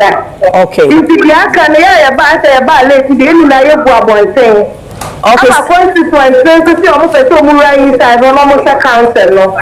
Okay, so what they when you edit the nipple which and one more inside, the one in the door. So, yeah, you go up and send a door to you. Oh, okay. I see. It is how they say now. It's because no more inside, no. Air police station agents, no. It be both political parties, no. Now say other political parties, no. Or more representatives, no. So inside. Party agents, said you go up and say. Hey. If you ask the EC official sitting inside, political party agents, they go up and say. I'm a EC official, so go up and say. Omo ballot no people abonten iti for now they na ko omo prefer so omo for kind dia anka omo ma kan ema party agents ne enwrem no munti min kan enti sane sabe no he for pote pa the way inside the shadow for kan ho ana bios ne na ewo hono okay. If you for me that you be a mega and you see you say NRA women inside. I see one more pet. Now one more day I can kind money. Money as them no. If you want constituency from say you ain't seen that. One lucky you give up one ten more kind. Now you sure. Zeg, is het nu wel het goede moment voor een Daikin warmtepomp? Geen zorgen, je bent altijd welkom in het Daikin Experience Center voor gratis advies en een antwoord op al je vragen. Maak een afspraak op daikin.be.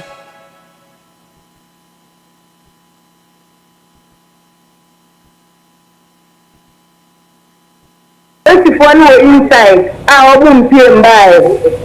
Now we share a parliamentary candidates maybe at the PMO because in the constituency Oslo Usu the constituency or the PMO one okay you Reverend adult son by but me VHBC has said to me you not too dear because only panic with systema will be a can. Okay, Duffy, you bet down no wakoso ade wani edi de besi di asoma ya so nte ne chomfo mu na ye yo me da sepa busia for Irene Duffy edu say Ablikuma West and our day asemi efi honom aba yeba back to the studio me wo Dr.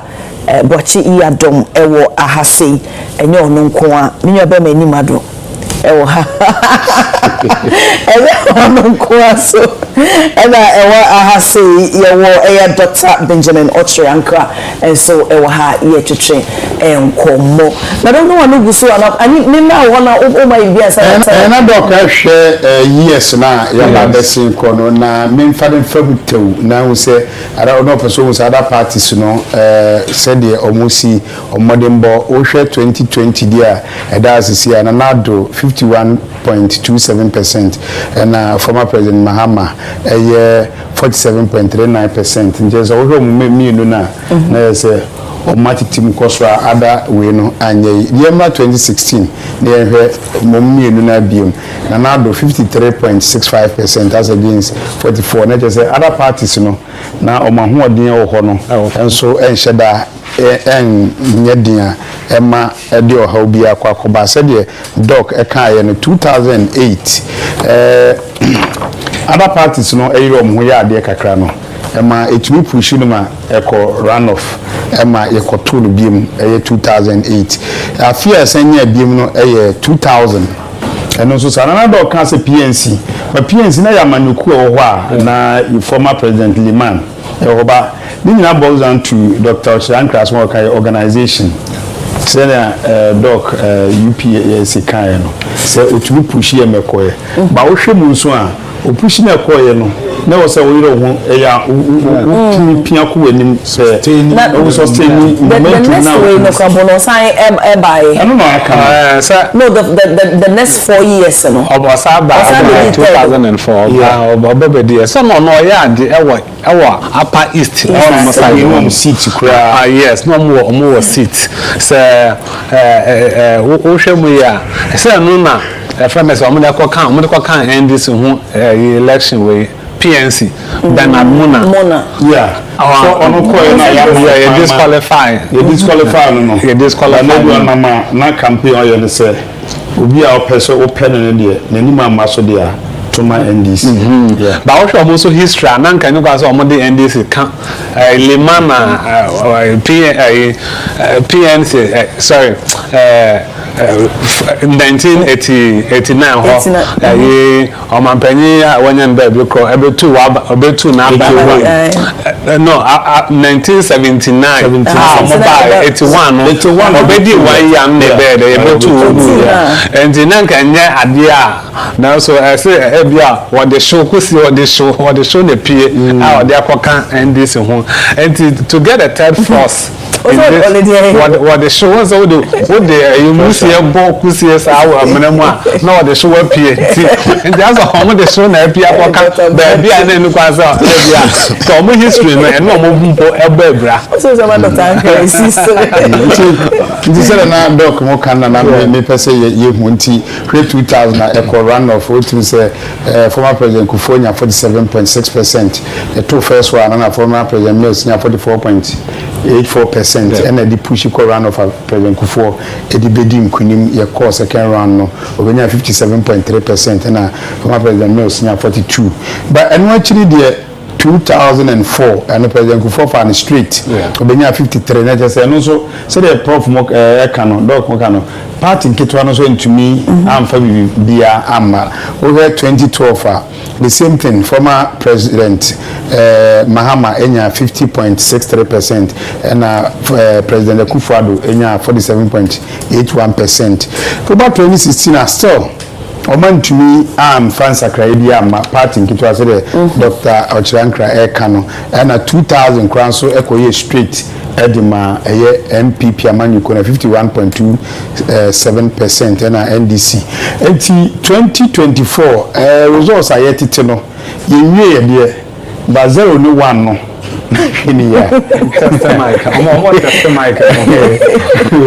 we also and you say rejected ballot next ballot and say kaboma and share be detail more than because if you say it tuma akradonko when you be 20 o tumi na 20 one of the no bisa e mo say o tuma akradonko mo consider that no mo na mama kwadere mo yemisa mo say e bo apayo and also they na wabona dum for dada and education na sinking what the woman say we have a problem Ghana no sabi we assume everything is normal when indeed it is not. Yeah, voter education no has been very abysmal. It is electoral commission now say ochrechere wan yadudo NCC ukoma asema yenka no robetumi aka ni say the budget is na so many minim ni say enkankan ni election year say who here sika dia ye aduma parliament ankasa as institution ebe pushia no nti NCC ni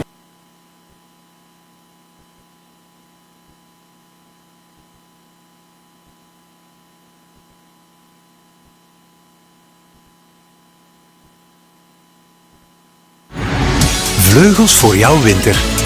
Nu ook met de smaak van peerkaneel.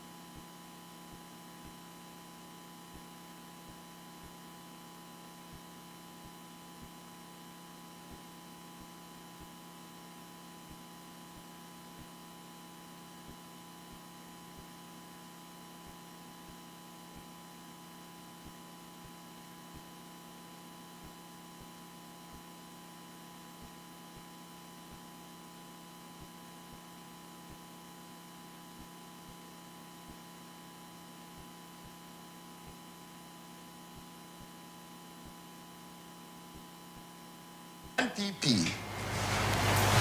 228 228 NDC 157 157 APC 2 CPP 1 GCPP 1 Omomaka Gum Enya 2 New Force Enya 1 Ena Afranton Sunya 1 Parliamentary NPP 233 233 NDC 164 164 rejected 1 Presidential PGHS Ekropom 1 NPP 191 191 NDC 127 127 Alan 4 New Force 1 GCPP 1 Parliamentary NPP 193 193 NDC 136 136 okay Zongo Presidential NPP 163 163 NDC 313 313 Parliamentary NPP 197 197 NDC 288 288 rejected 5 Asante Achim Agugu and I can't have better us okay Asante Achim Agugu okay I had a you Hantiana Mamuni ya dump him sorry dump him we Asante Achim okay Methodist primary 1 NPP 199 199 and presidential NDC 103 103 Parliamentary NPP 205 NDC 106 Methodist primary 2 NPP 205 NDC 89 Parliamentary NPP 210 NDC 97 Methodist JHS 1 Presidential NPP 231 231 NDC 120 120 Parliamentary NPP 244 244 NDC 127 127 Methodist JHS 2 sorry NPP 252 and presidential NPP 252 252 NDC 127 127. Parliamentary NPP 226. NDC 123 123. NVTI Presidential NPP 166 166. NDC 153 153. Parliamentary NDC 167 167. NDC 161 161. Okay. Praise be 2B Presidential NPP 94. NDC 141. Parliamentary NPP 93 93. NDC 152 152. Enti nia ewaha enono. All right. Ma yemfa we into aso. New Drabin, sorry, Drabin rather. Yemfa into aso. Drabin Old Methodist Workshop. NPP 164. NDC 17 17. Cheddar 8. CPP 1. Rejected 5. Parliamentary NPP 171. NDC 22. Rejected 0. Sport ballot 0. Drabin Methodist GHS. NPP 329.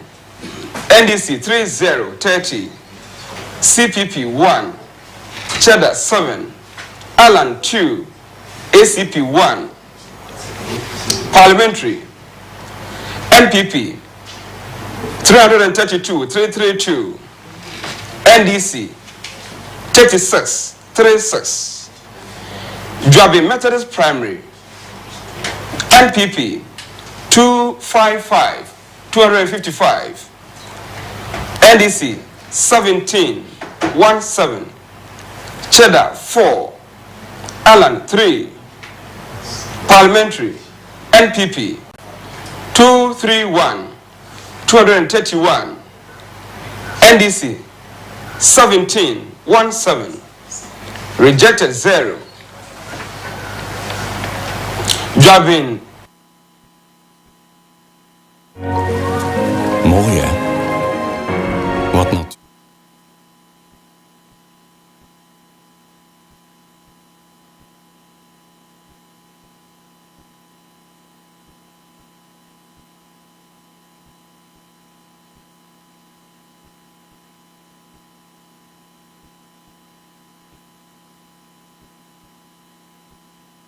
It's 38. Queen Mother Palace Presidential NPP 369. NDC 34. New Force 3. Alan 1. Rejected 3. Parliamentary NPP 364. NDC 43. Rejected 1. Enti say ye ana etie e Drabin. Okay. Kata police I issue briefing me memfa into dwa quickly. Okay. Nafe ye nhwe. I say as the public is aware, we have moved from the voting phase to the counting phase, and soon we'll enter into the collation of results phase across the country. The police have worked with the Electoral Commission to put in place mechanisms to ensure security, law and order across the country. We advise all stakeholders to follow these mechanisms until the process is completed. Only accredited persons will be allowed access to the collation centers. These include the media, candidates and their agents, accredited observers, and any other individual or groups accredited by the EC. All persons entering the collation centers across the country will be screened. No unauthorized vehicles will be allowed within the premises of the collation centers, and motorbikes will not be permitted within 100 meters of the collation centers.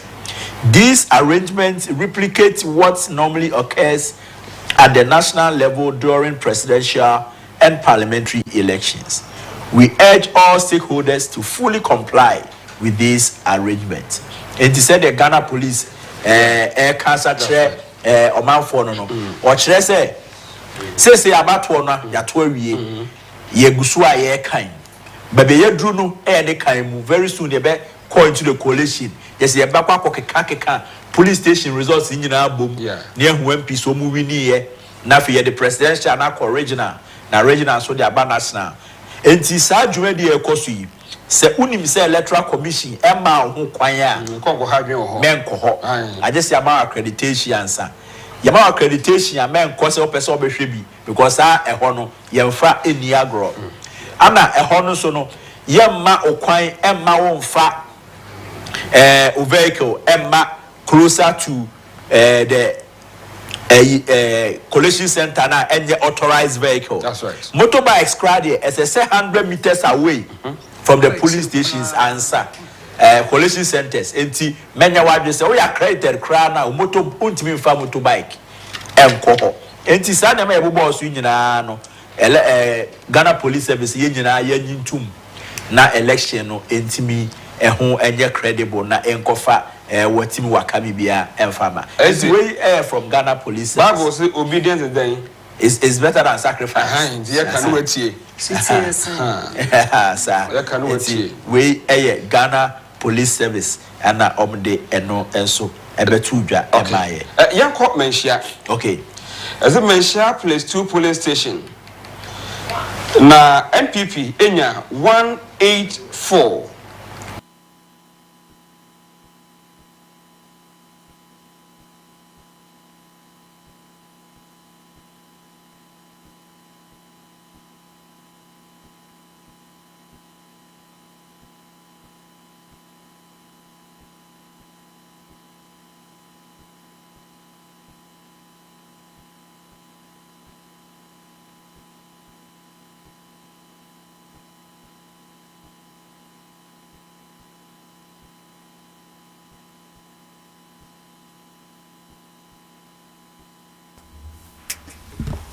A telephone that's put out a utino.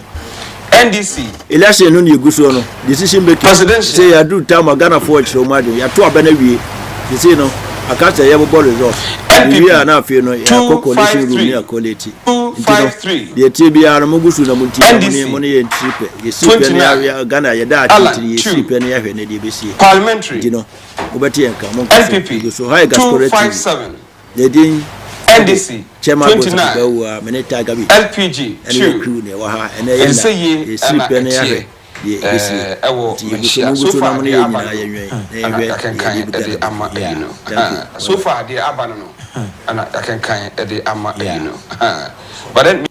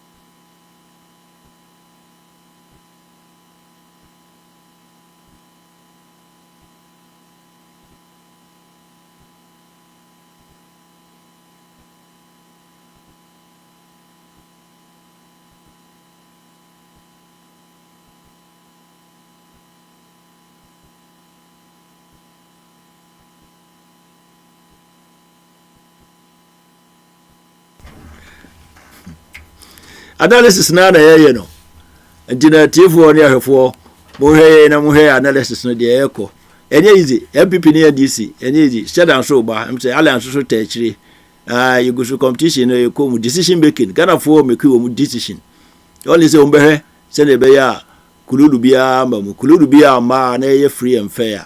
I mean your choice is a choice. The Ghana for the be bia say maka the Ghana for the be bia na tia brute the eta omochi because MPP ne DC omuso mu me nto aba ne bi etino ye be because at the beginning no na kofo ena ye say omo ropa nka yemfa omunye na nka yesu ye nto aba ne bi kofo koye ena DC baaye kikiri we thought say they were joking but omo oko mahama ye kan mahama si an ono de o tiase san ke yento ne ento so no ye ni isi nkasa isi nso ye ne kasa o so ono nso niska ijina je say amaso enti we awrehye mu nyina say MPP de ba ne de at least abrochi for ke party no because ye ne ebo ama 2016 omo call power MPP nso ba ya 8 years ni omo twai omo so de kokwasa saa say they don't want us to vote enti de be na me ya duma the next 4 years ye nyina e be kwa support sheda nya sheda aba no be 2 mienu nyina go because anko 4 mienu nyina MPP and DC fo mu nyina anwea buruchire fo ho nti mo ya so yemfa ye ho adwene ye so ye neglect wo mu na ehwe kwa ye be fa so a se sheda na obeji atomu a ye so ye ne because wonim de wo mama ya te ase ye se wo mu pa de nya de a ye de ne tuo mu so a ye betimi ato aba ne bi aba no so 1 2 bi a wo ka bibia na ye nti wasem kura because woni vote now be hano ho abeti wasem ade enu nti na abrochi stations ne bloggers e wa abrochi ne ade no ye ne yamba bi a enko omumfa ne serious because oni panel mu no omuni vote nti no ade na wakotie na asem they don't have time for us tinyame ya adom na se nya vote there then we will be also part of the decision making nti yamon pa ye no muso ntwan ope na yenhwe BBC no nyina yenkoso na yenhwe gaspora Kabom and a mini fans so ekabom enti ham na se results bia ye be project e wo yen screen so results bia ni figure bia wo be hu e wo yen social media handle no so no ha e na be free aba enti ye ka catch say your election command center quickly we dey ma ko me brave ho na yen kodi nkomoni hu sene enkonta no esi etie me do for hope so be katwi nyafe na be kabrofo bia etise adwuma na ekosen na me adum bia bokona yeguso a ye sene wani tua na yeguso a sese sene isitian polling station results no asha se eba nti ekeka boom this is ko website no so 3news.com/elections ubun say data no eguso asha se eba na but show some my website ni ba bia e benya sa results yi o se wani ye den 3news.com/elections okohonoma most results no asha sieba other media houses say train for chance constituency results baba election command center we give you the data right from the polling station up till the EC declares. Nice one. Enti mini abema na mena akasa nti me body epini meru ba ko ha ono so team say waye wada me yofo wada ro masori mam na me hwe say height no if the height is heighting and I say pepepe odo me hu say wa bre adwuma no ekoso so far so good adwuma mo ye no hu ni say hwehama me sisi ade bibia boko bibia the din senia wo hunu no result na start here but so as you can see no we are pensioning the results and we are hoping say bibia be wano ebia be ko wano and any mistakes and na say enter wrong figure so that is what we are doing here entimu ye parliamentary and presidential ni no yes ye ni mienu ni nyina Sane be ya obi ba ye online obi hu se accuracy like results amode akogu ho bibia dam na mfomso no ha bia enhu no so obi hwe obi tie ya obi timi assure ye viewers se adwuma command center ye na ye de aba out no edam trodo. Oh, and make me assure 100% because it has gone through a lot of processes. This is the third step crampire to verify. In Tiano, so your website and so you are rest assured they say figures near the amount accurate and of course it's coming from Media General. You can be assured say this is your election command center. Bana batumu in some dia dia kutinu mo pan. Obi beka say trust the process, right? Yes. Your man mmeranteɛ ne yɛ mmabaawa no ɛna wohwɛ mu a brɛ deɛ mebaa wa type saa wo saa no nyɛ ɔyɛ a wotim sɛ ɔkeka nneɛma abɔ mu a wohwɛ sɛ bibia no ɛbɛtumi akɔ so my dear sorry na hwɛ m'anim wɔ camera no mu yɛni nkɔmmɔ kakra so far so good and then 3 days or 2 days ne yɛhyɛ ase a moyɛ adwuma Jenny ne te sɛn come on, what was the stress kakra ho ba bibia ye fine bibia ye okay for now. Adwuma no mo hyɛ ase sɛ na wɔn ho sɛ process ne tie nkrɔfo visit yɛn social media handles no na figures na mo drop no so obi hwɛ na otie yɛn titiro sɛ de yɛn pɛsɛ kyanko because OMG4 na mo de yɛ behwɛ na mo yɛ sɛ no obi hwɛ yɛn asɛbɛ na aka kyerɛ Ghana for as of now no local website no so bibia wo no I go through various processes until figure be a one legit for now. Yeah. Medasi bebre. Enti ebusianfo mamaga brane ni nkomo kakra wa ha. Ne do beka twa mame. Emfabro for sem emma. Utim se legonfo wa ha no mo a. Aha. Eti saying adwuma no so far mo hya se process na te say hu se wa brand so fa bread to won anya adwuma. Ekwa saying but so far smooth and as we all said BBI accurate because it's for media general of course yeah ono ni twisa enti yedede beti ha ebusiafo election command center eha na ye engine room enti result bia a free polling stations eba ewo omai Ghana mu no eha na befa ansana yesu yetumi ya bi aka na ya project akremo ewo yen screen so ewo yen platform na so enti mesa so akọ back to Onua studio na mikojo atwa so ewo ho ama ewo mai besa so ababio na ya behwe sene adwuma no eko. All right, ma menda wase efia na afeno entertainment so yembra studio it's pointing very clear and very strong that the NDC is leading in Greater Accra region. I see. And then they are leading in the central region, they are leading western region. As it stands now, the NDC is leading Ahafo region, leading Bono region, they are leading Bono East, they are leading Central, the NDC is leading Greater Accra region, the NDC is leading Northern region, Oti region, Savannah region, Upper East, Upper West, Volta, Western and Western North. And then the NPP is also leading in the Ashanti region, Eastern region and then Northeast region as it stands now. And we'll be doing something. And then the National Democratic Congress press conference and 2000 NDC Anya press conference kane AMPP di kai time and results but you let's go and this is Sami Jemfi is addressing the media into Sami. That is the stage we have got into at the moment.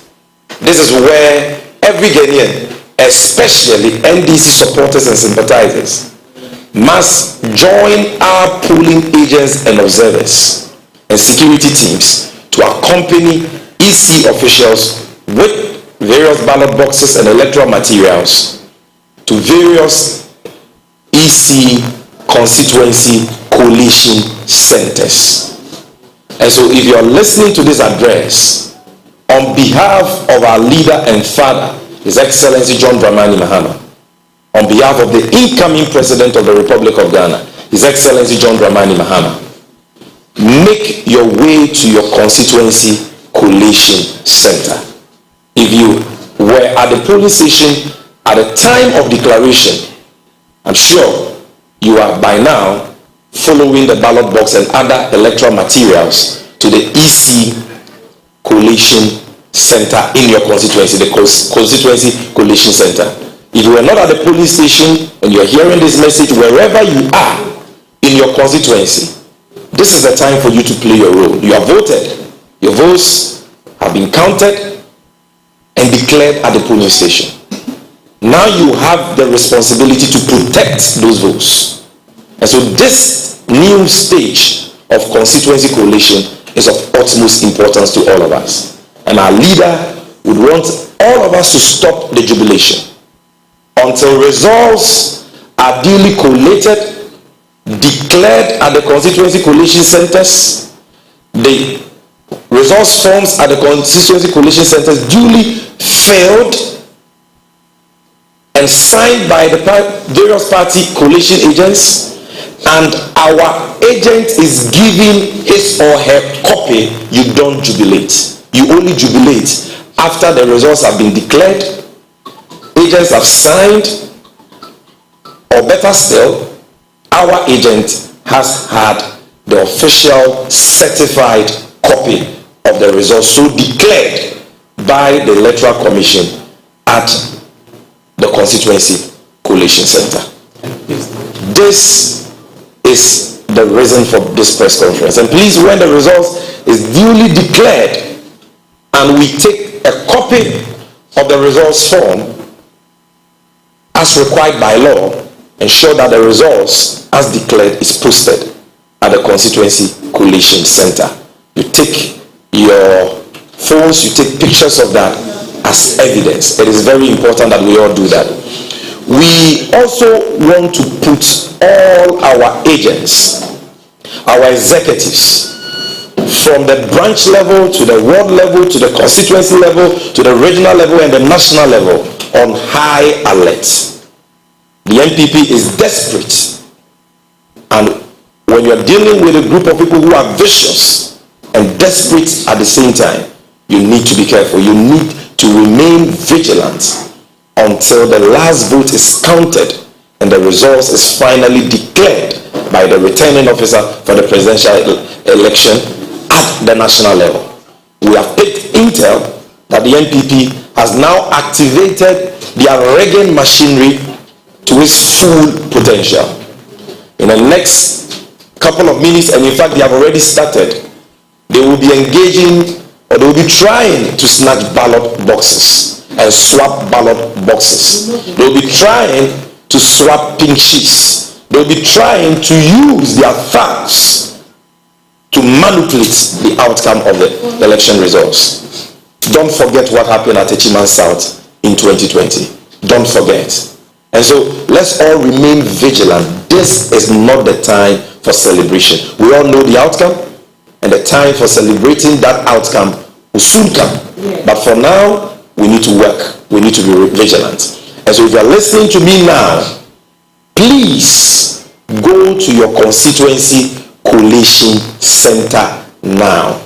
And all our party supporters, those who are in the position to defend and protect our agents and officials, please move to the constituency collation centers now. Let's ensure that the process will be peaceful and the will of the people as expressed at the polls in all the over 40,000 polling stations is what will count and stand at the end of the day. Thank you very much for this opportunity. Now I'll do a brief summary in the Twi language. Abusafo ayeshia yadamu nyina wase. Dintia yene mo yenuano mo central for edi sankomo yi. And by extension Ghana for even edi sankomo yi ne say abatono no yato awie de but yenye nwie abatono no won hyehye. Ohwe abatono no mre da ho a afi ne yefiti ase yenu ba bia. Enti this is not the time where we say we NDC nia utisi kru say wo koji wani. This is not the time where yede ba be bodwom asa. This is not the time for celebration, because yenim omo a yene omugina akono and yenim epo mabo. America ka akei. This is the time where omo so mu di ntwo no omo afiti ase person omo snatch ballot boxes, swap ballot boxes. Omo person omo say processing in many places. Omo person omo attack NDC supporters with omo titrafo a omo tete omo no mama too. And this is not the time for celebration. But the we polling station, you have a constituency collation center. And when you have polling stations, results are back. Various polling stations mean abo. You have about your commission and the constituency results at to get amubiate. You near the boom crack and so my agents in the almost a chassis. na ye agents nsaka ne copy we are ɛno deɛ wobɛtumi agye w'ani na wa celebrate. But until then, don't be in any jubilation mode. It's more mutie. So now we police station and your bobo abana. I was say what agents any NDC observers I want to now we deep ballot box nechi. She say they do constituency coalition center and 10. Oma bopo say we be delay process no be bibiri. You say ha ballot box in my how do you see all to create the room to manipulate the will of the people as expressed at the polls. It's yema yeni na ho te sa bo obi amfi nani na wo dogana na wa bana wato no wo be so bo ho ban ko ade a ene ye bebia wo bia move to constituency coalition center wo kwa de wo hia ye wo Kenya wo torchlight ni phone de yakoso bia so food na fa record enkoye dede empentokwa ye pese bibia ya asomdwe Ghana nkwani ɔman a onyamedi amaye nti yenye bibia se bibia be ya asomdwe na mmom de waye na awie so de ntitra ebe wi aban mu de e wo se nyina ye kan ho bom de ebenya bia employed to defend the sanctity of the process and the will of the people, the democracy of this country. We must resist ntitra sem mo de bebe bia ba ye de ye kwa asomdwe kwa so din ye kwa akopese the agents wo ho no ye de wo so moye na yidina ya fi ani awese coalition ni bibia bekoso ya baba ni wie pe na ye agents obi ade ne sa ahyehye ase because bibia bu da wo kama problem bi ani ho na ya the results na tare dan ho ye agent agye ne copy awie obi ade ne phone atwetwa bibia wie a ene ye wetumi akogye wani enti enkaibo kakra ewo ho no and we enkaibo a efi yidina ya papa ya de nyina obema na unyankopon ede na magana oba beji afi kwaso mu ene ahokyere mu no yewa John Dramani Mahama and also Mempham Kaiboy and Mama. We thank you very much for your patience and your time. We will still crave your indulgence to continue to be here with us because in due course we'll be addressing you. Thank you very much. Eti Sami Jemfi na wote nenkano ono na ye kasama for kasiye edema the National Democratic Congress. Na wote so kasa. Me medika ka kire o se abana wotu wi amen kofie. Sai di e kire ma ka kire se men kofie kosi se yebe wie eno ana Sami Jemfi abe ka kire no. Men kofie biewani ni ye wiawo biewani polling station hono yawie ye coalition center men sign ko na ye nhwade okay so yen ko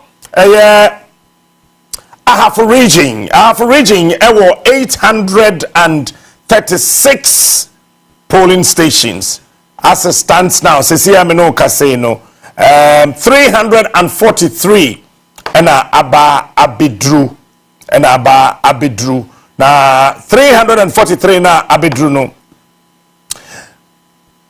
Jomahama or 48,477 and Dr. Mahmoud Baumia ewo 41,197 TNDC LED ewo a half region Ashanti region almost 7,100 polling stations sese ya meno kaseno 2,210 and aba abidru na Dr. Mahmoud Baumia ewo 411,099 and John Dramani Mahama ewo 198,638 Woba Bono regional Bono ewo 1,574 polling stations sisi ameno kase 549 and aba abidru representing 34.9% of the total polling stations and nona abano John Dramani Mahama of the NDC LED with 73,091 votes and then Dr. Mahmoud Bamia was 60,395 Bono East were 1,534 polling stations out of that 473 and ababidru and also John Mahama of the NDC LED with 71,023 votes and Dr. Mahmoud Bamia 43,425 Central region Omo 3,638 polling stations. Say ya me no ka say there 1,129 and aba abedru Central Region. So John Dramani Mahama a lead with 176,853 and Dr. Mahmoud Bawumia 112,983. Eastern Region Omo 4,138 polling stations. 1,277 and Ababedru Dr. Mamadou Bawumia and a lead Eastern Region with 160,355 and John Dramani Mahama with 146,610. We free Eastern Region. That's our Greater Accra Regional. Greater Accra Region.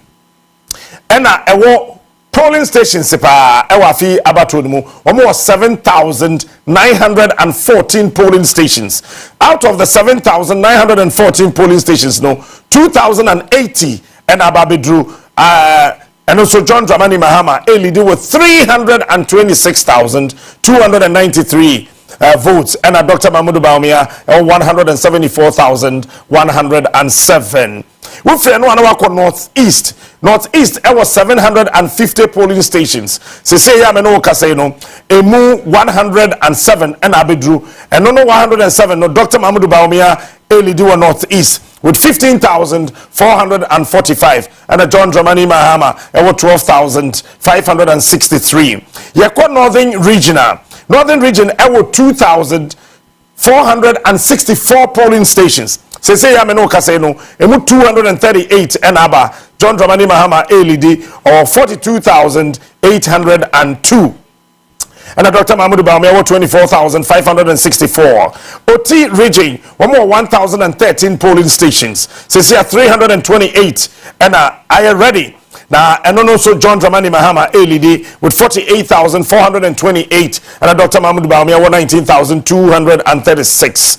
We free OT region over Savannah. Savannah was 794 polling stations. Say 157 and Abba. And also John Dramani Mahama ALD with 26,510 and Dr. Mahmoud Bawumia 7,546.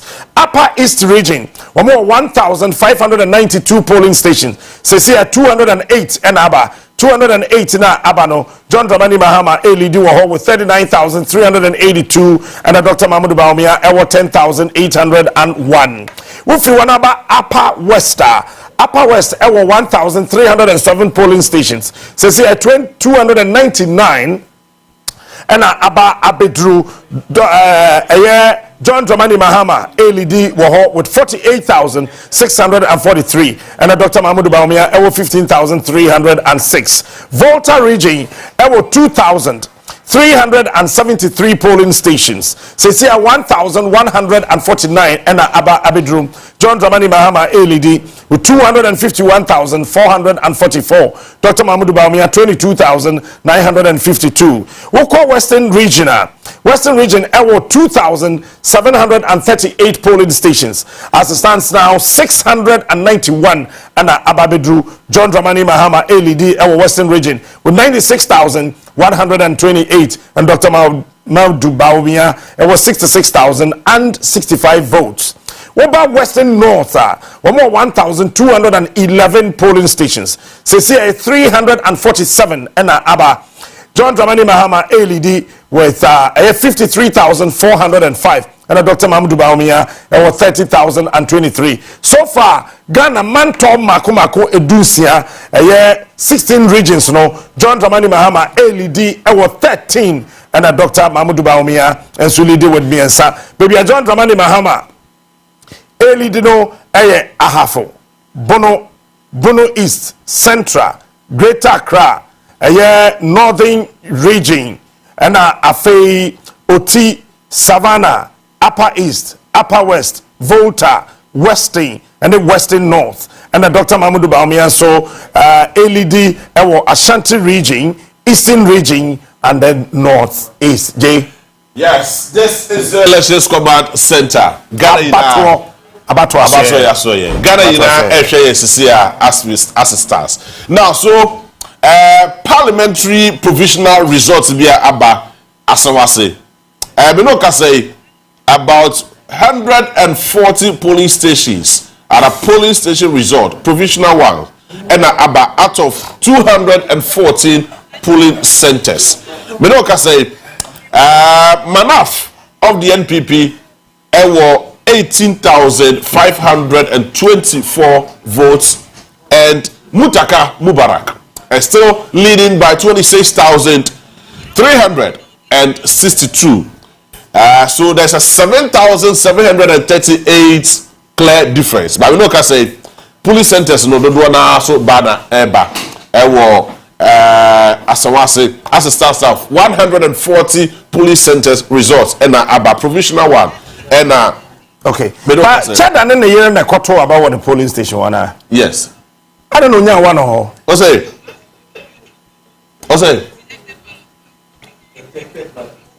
Chad and the year na koto about on one polling station. Onya one.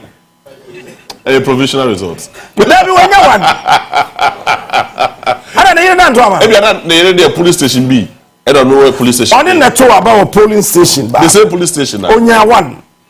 I see. Maybe I'm not sure that's what I'm talking about. Me catch General Eskin. Baby on no to aba na yere and the driver onya zero. I am also told, sir, I was so West were gone. Looks like John DeMello of the NDC are taking lead. He's leading comfortably.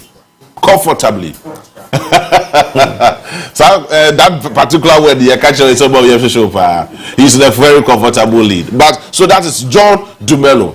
I was so West were gone. Only the something that he body so lead comfortably body. Sasso and medical catcher say I find that to South.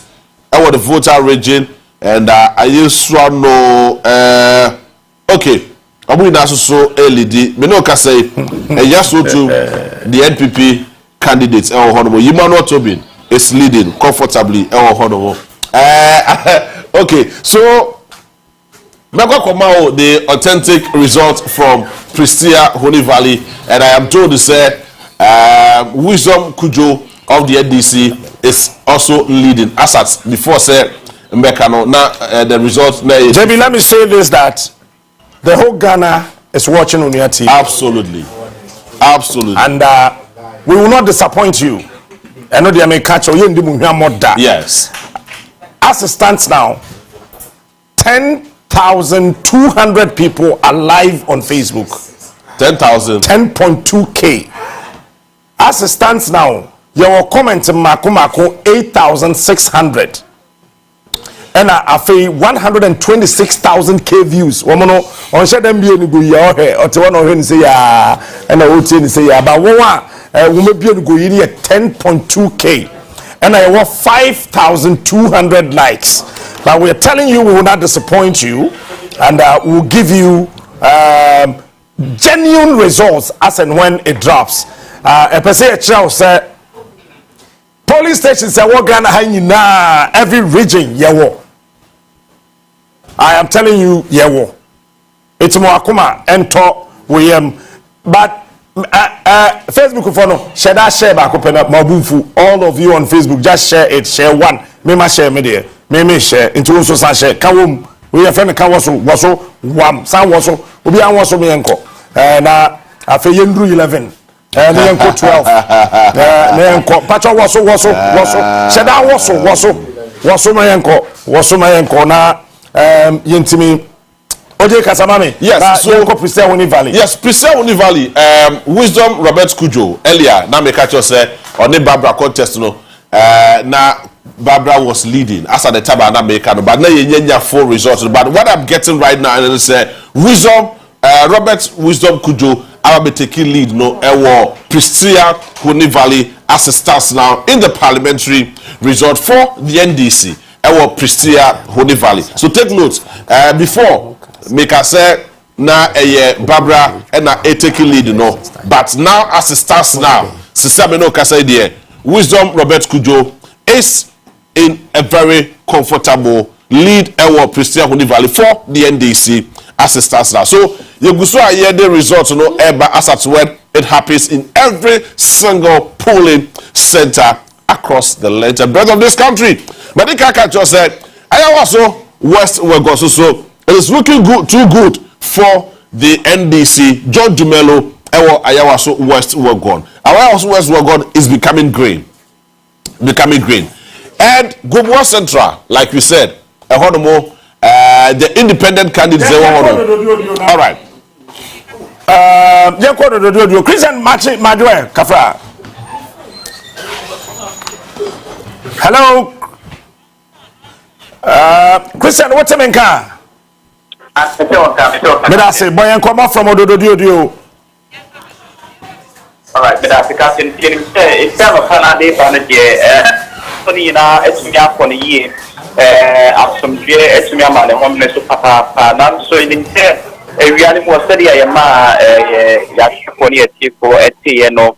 Basabasayeka Kra Echo, so one of the polling stations again, Manchester Palace, number 1A. When I start assembly and Topaka also between an NDC agent and NPP agent, and I'm so granting my a branch about Ipra when the Chimway Russian hospital. And as soon as you know about one of ye come up, yet to me, I kind in a walk, I say, about the PMO constituency collection center.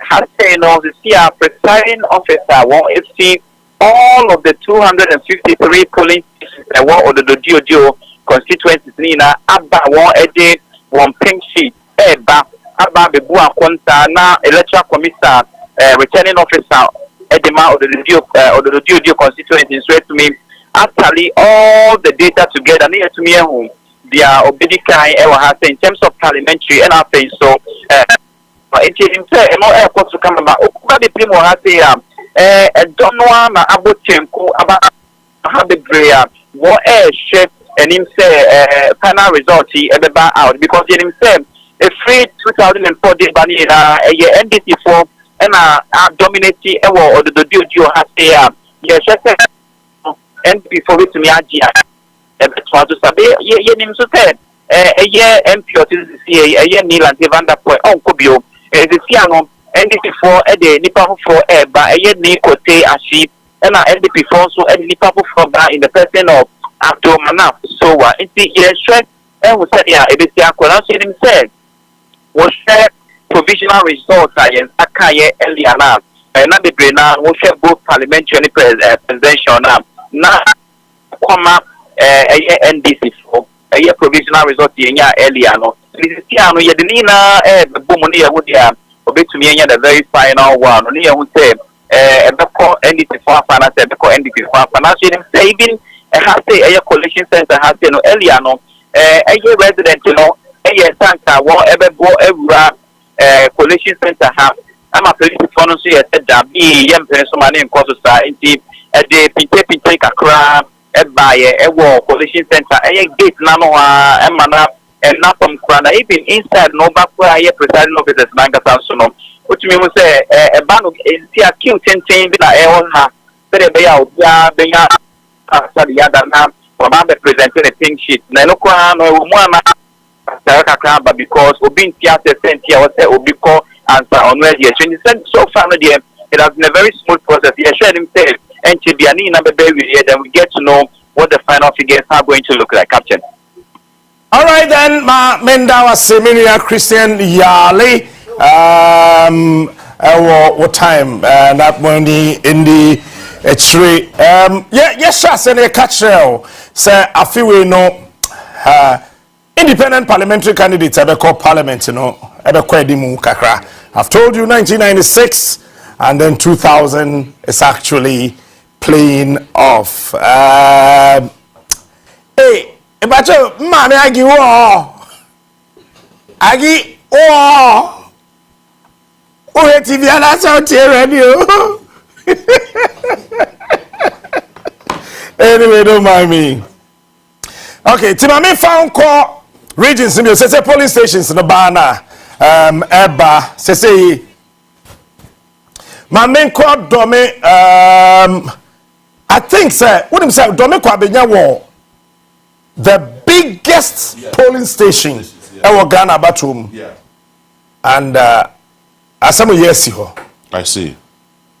The biggest polling station ever Ghana ever Ghana bathroom no. Some years ago. But let me take you to Ashanti region. Ashanti region, out of the 7,100 polling stations, 2,408. 2,408 abidru. Mame kwasa po ma hombra be ba na mabemo Ashanti region results no. Ekua what me nka majo. Obekua. Hello Ekua. Oh, my goodness.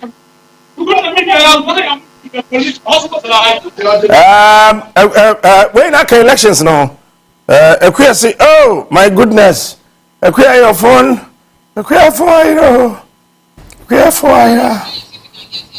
Equia, can you hear me? Equia Antabinka, Equia Samba, ebe Tuasuna, BBA to me. Ako fine.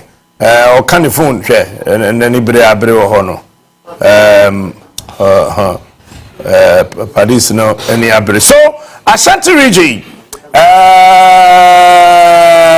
7,100 polling stations are every hour to become Madwe.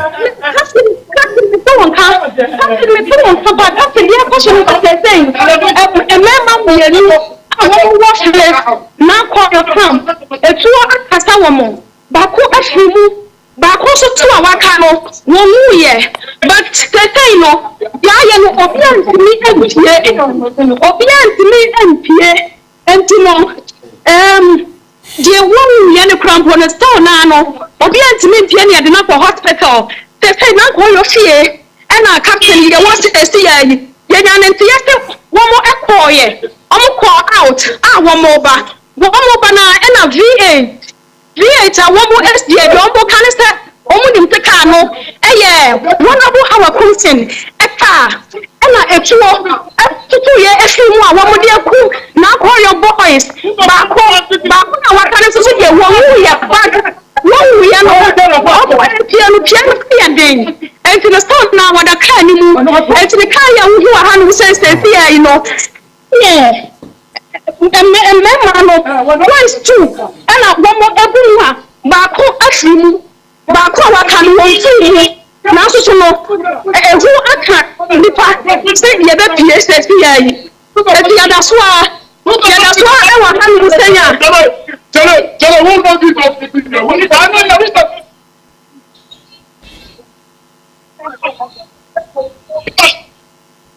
and you know, I just say, I passed the phone about the do have taino. Police from Aya Ababe do her. Police from Ababe do her captain. Why is doing this so energy? You mean? But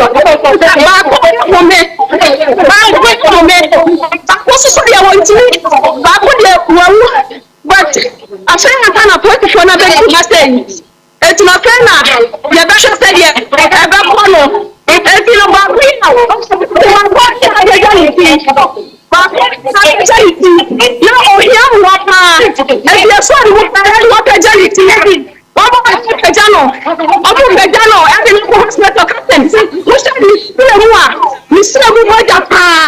oh my goodness, Captain. Captain, where to go and ask you, no? It's the part to go and have a dream. Yeah, I want you know. Police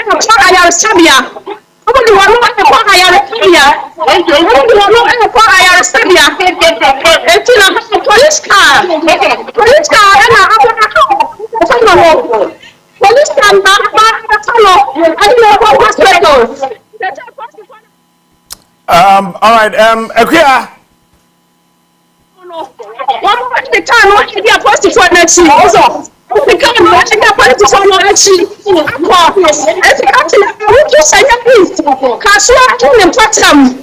Tell us now your NDC candidates. We see your way. Tell us now call your fear and your way. To rent some saying. Ato captain, etu a yedi kaya to a yama obi, ebo obi na ino. no no na ka se ye ka pa election ya ye wa awotu se nya hai na ekwa efia hone na etuo ne to ya na se eto abonte na omde be wura afie one say I'm police center one eba to police center and no call ya one ba na ata ka ma o du efie no ye tuo no ekasa ya and na ma ye mbi enu ba ko atimi ba ko awaka no aso na police no aba wo no ade no ko hospital eti kati ya tete election and papa ba do bebre wo mo a e our poster so ko ga so e bi ya ken kan ya no ya mo ni na atofade na so so mutimi wo se na koyo wo nya pa bia ya so so na koyo benya no ba do ho ma e ka wa so wo so pa na koyo timi anya godo e kire hawa na obi nim sa eno ehunti ena amasa ade we say asi enana eno de ka bi yet me nse se say apostle na nya ba omo aba befa de wo no ene de wo ho me no omo abefa me ko se say yen susu aka esentrofo onia ene timitre yen ene yetuna aba bedu fia ha no se say yen de aba bedu fia ha se say they say their captain and let them on the fire ya I did ya done not call of fear has say if you say fire ya be fast grandpa ya be call police center hono say no aye bibi o hospital and me papa we shall say a member e wo fear ha no won wa won wo to de won nya kwakọ fo mu to na abra ya ntu ha ya egro mu no Mr. Dia na one shop na e kwaso no na in fact na aye den na so ye ondia me take na ba no ye ma ye wura mu na ye wura mu di ye hwese emema pa mema mu anapai wo mu ne na ha wo bia ti kra ko pai no na Christian wa ye mu election yiti ba ko atimi to na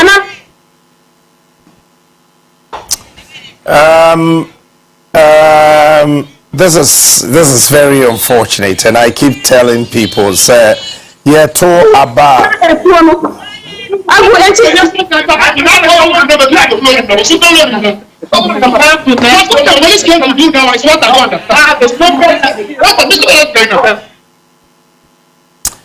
Abana yeto, and if you are losing, you lose. If you're winning, you're winning. I mean, it doesn't mean anything. To daben done before sabi buru sabi nyado yebesu nyansa. Must we do this? Must we do this? No, I don't think. I mean, what is wrong with us? No. If they are chanting with the surpassing their backgrounds. I mean, so the police, the Ghana Police Service, Ashanti Region surpassing their backgrounds. Please. Crosby, Crosby, what's in Kamajoy? Hello, Crosby. Crosby and Temenka. Ashanti Region, out of the 7,100 polling stations are, I want to say 2,510 aba abidru. Now, John Dramani Mahama, 225,365. And Dr. Mahamadou Baumia, 472,004 votes. So, Dr. Mahamadou Baumia, LED, Ashanti Region. Eastern Region, out of the 4,138 polling stations, 1,449 and Aba Abidru, John Dramani Mahama, 168,270 and Dr. Mahamadou Baumia, 185,803. North East, one more 750 polling stations. 131 and Aba Abidru.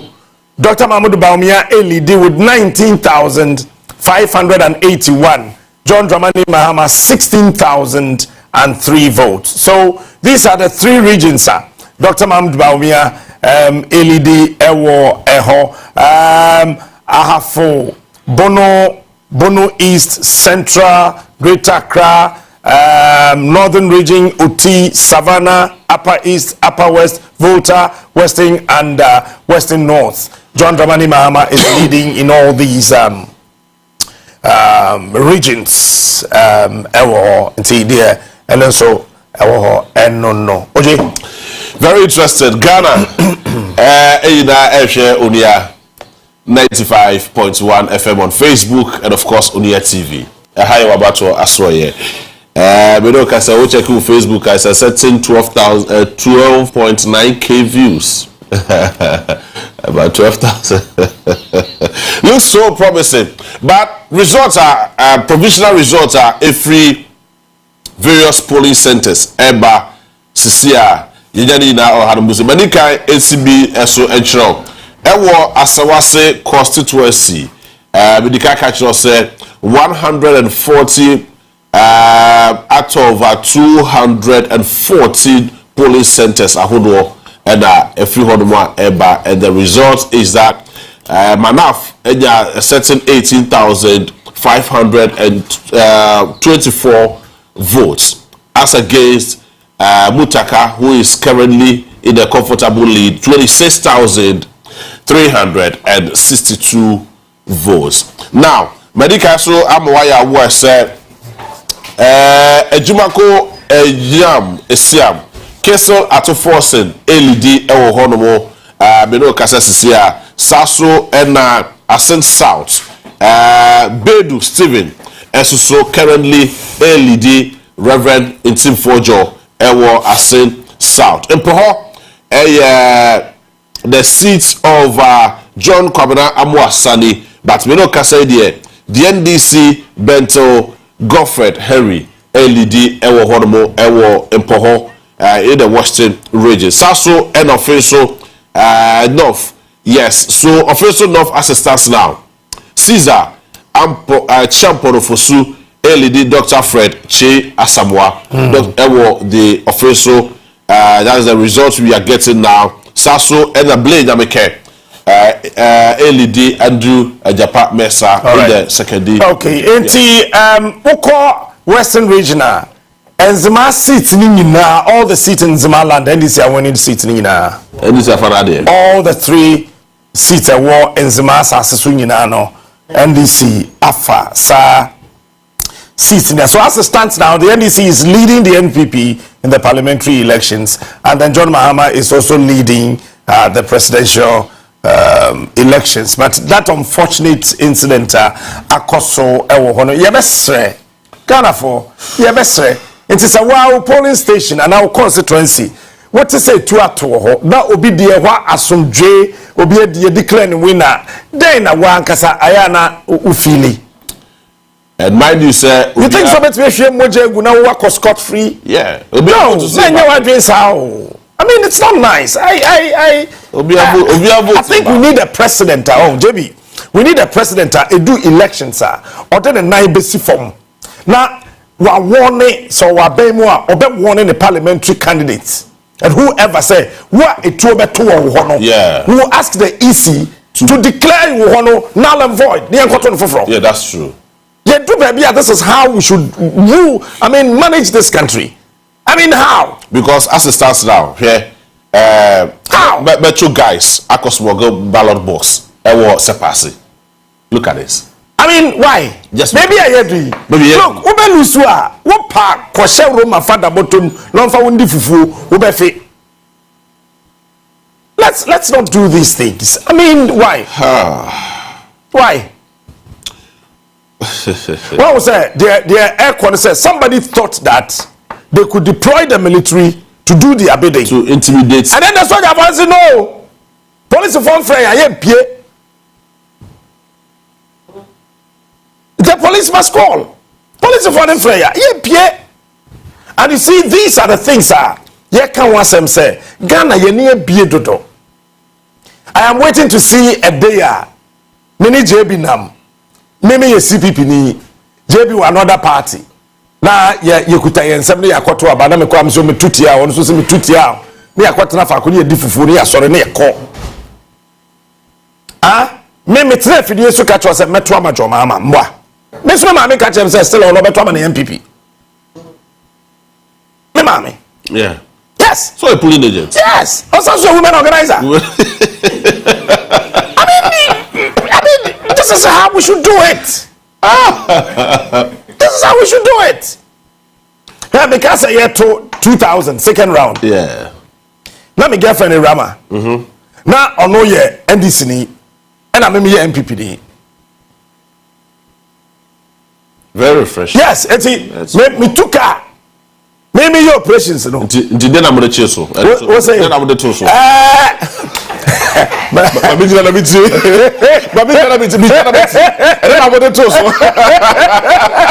oh, I know. I tell you. So, you know what happened? Yeah, quiet, basa. Also, Muntimi, we knew I'm so. Era, what did that chill so? Era, man, did you any? That time you saw ML White. Okay. AS. Member because can I had that about Obi toy. And you see, yeah. make off. You know something, and it was so beautiful. Let me say this. Maybe Kofa is on Kotraba. Oh, Kofa is on Kotraba. On Kotraba. Emma the NDC. And now, or take care. No, I catch him say. Met 20 hours. Met 20 hours. Now me question the polling station. Kotraba. Now we see if he card him.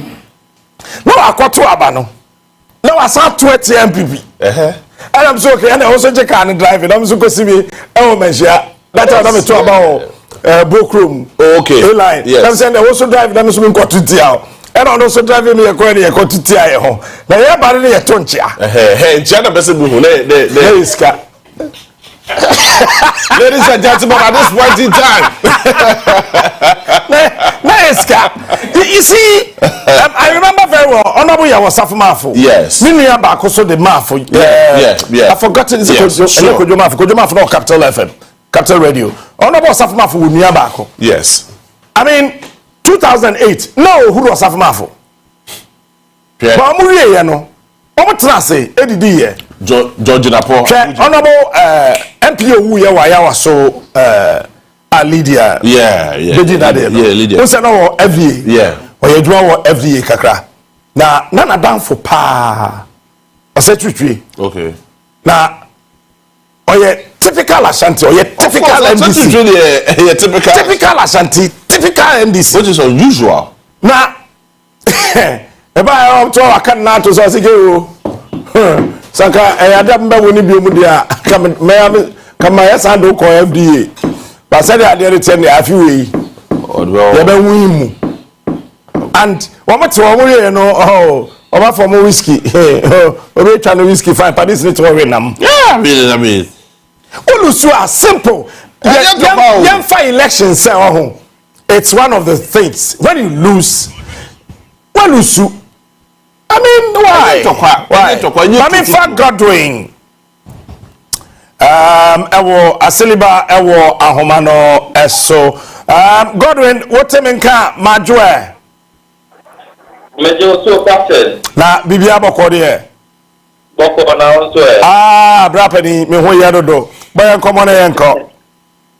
Yeah, that I say. Hello? Bacho, my NTO constituency, I wanted the Ecoso. Right. So, we were Dom Cabina constituency, how I must say. The PMNO, one of the biggest polling center, or Dom Cabina, how I must say, Anglican 1 and 2 primary school, which is consisting of 13 polling centers.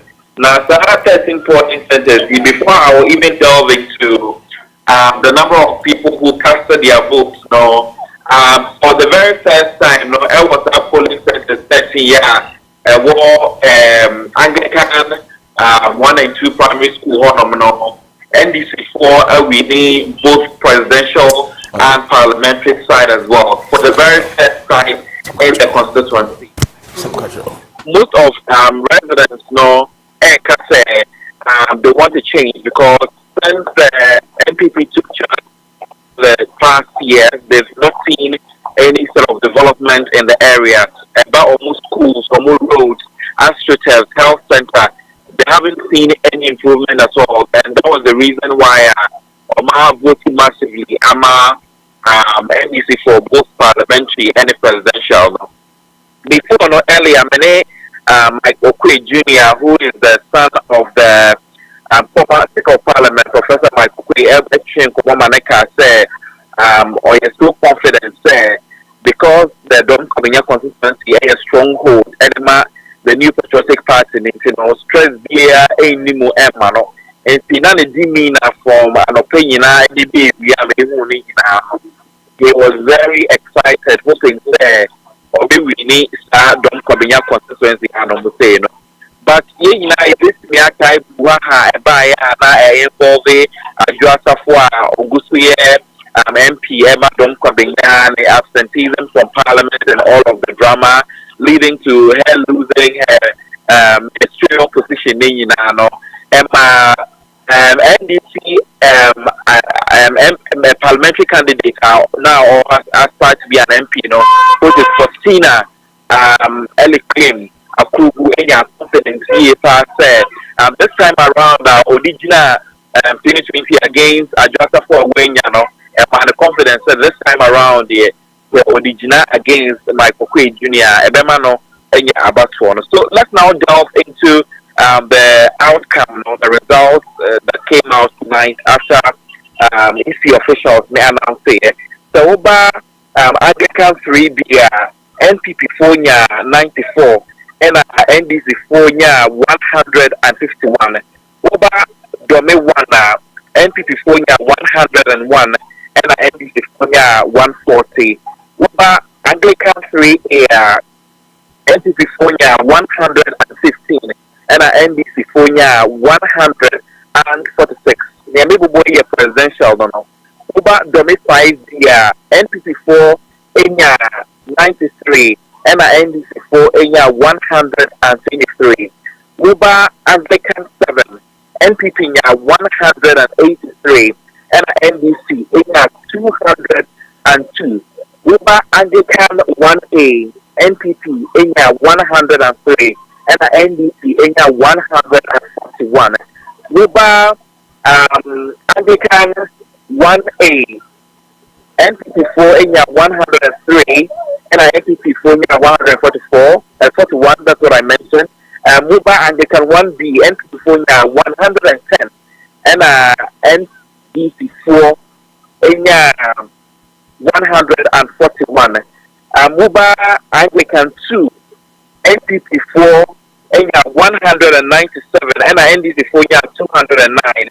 Uba Anglican 4 NPP 4 114 and NDC 4 198.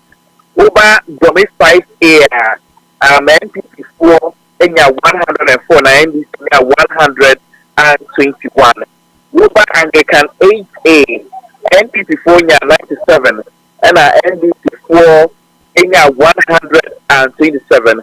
Uba Anglican 8B NDC 4 128 and NDC 4 80.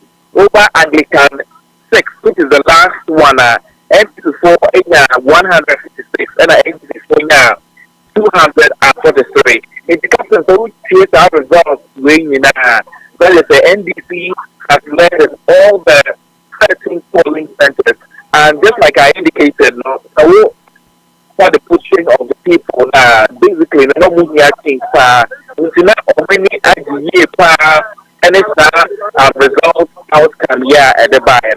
When we move to the parliamentary side, Michael Kwe Jr. and Provisional Electoral are all contested the second time against Michael Kwe Jr. or the first kid on the block now. NPP 4 HB Poli 99 or Anglican 3B and NDC 4 151. Uba Domi 1 NPP 4 104 and NDC 143. Uba Anglican 3A Michael Kwe Jr. It's me 118 and Faustina 150. Uba Anglican 7 183 for Michael Quay Jr. and Faustina also 208. So counting down to about 18 of the polling centers a war Anglican 1 and 2 primary school no meet me I can year say NDC4 in both presidential and parliamentary side as well. But before next one, let me just run you through the historic background about Dom Kobinga constituency one of me or more elections. So you get me I say a Kufuado of the NCC to secure a commanding victory with 78,467 votes, which represents 60.58% of valid vote cast in our previous elections.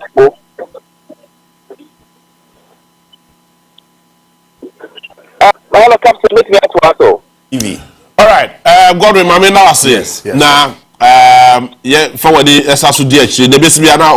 Yaswati. Hello. Godwin, what's the maker? Captain. Yes. So, what's the Ebiaka about the Brea now? Results are bringing from the various polling stations. Very well. Very well. Some polling stations are wabobone there. Now presidential, it's almost like say NDC are winning almost all the polling stations at what Domin Kwabeya constituency, no? Not almost all the polling stations, but they are make us a feeling Anglican 1 and 2 primary school, no, and on a biggest our Domin Kwabeya constituency, I say, and what that constituency one of no 13 polling centers.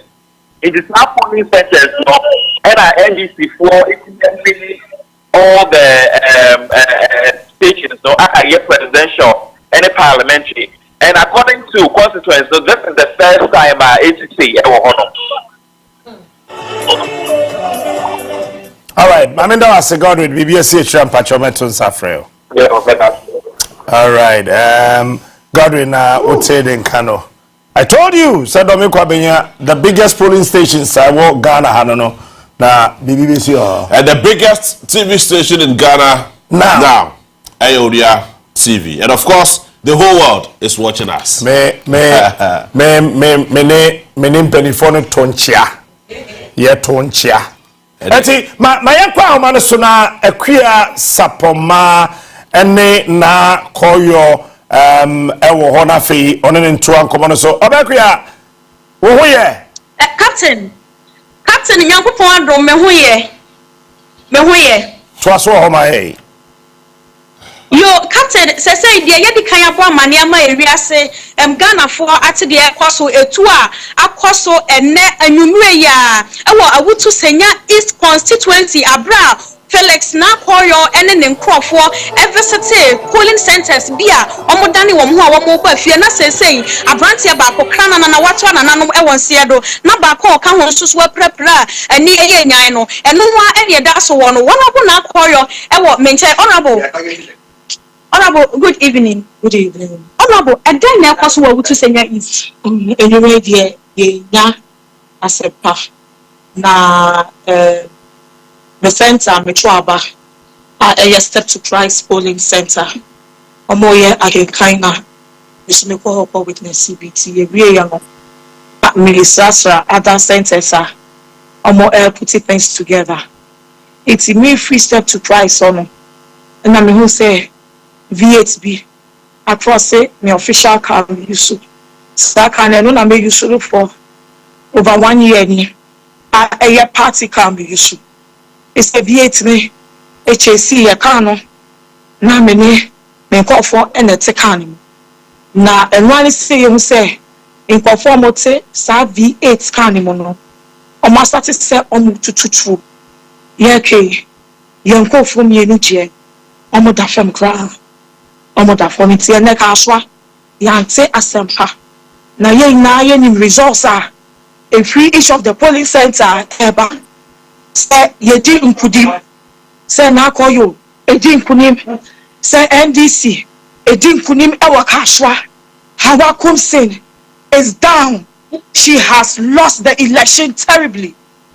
na me pese Ghana phone na ehu said the same people are making one over the last 4 years.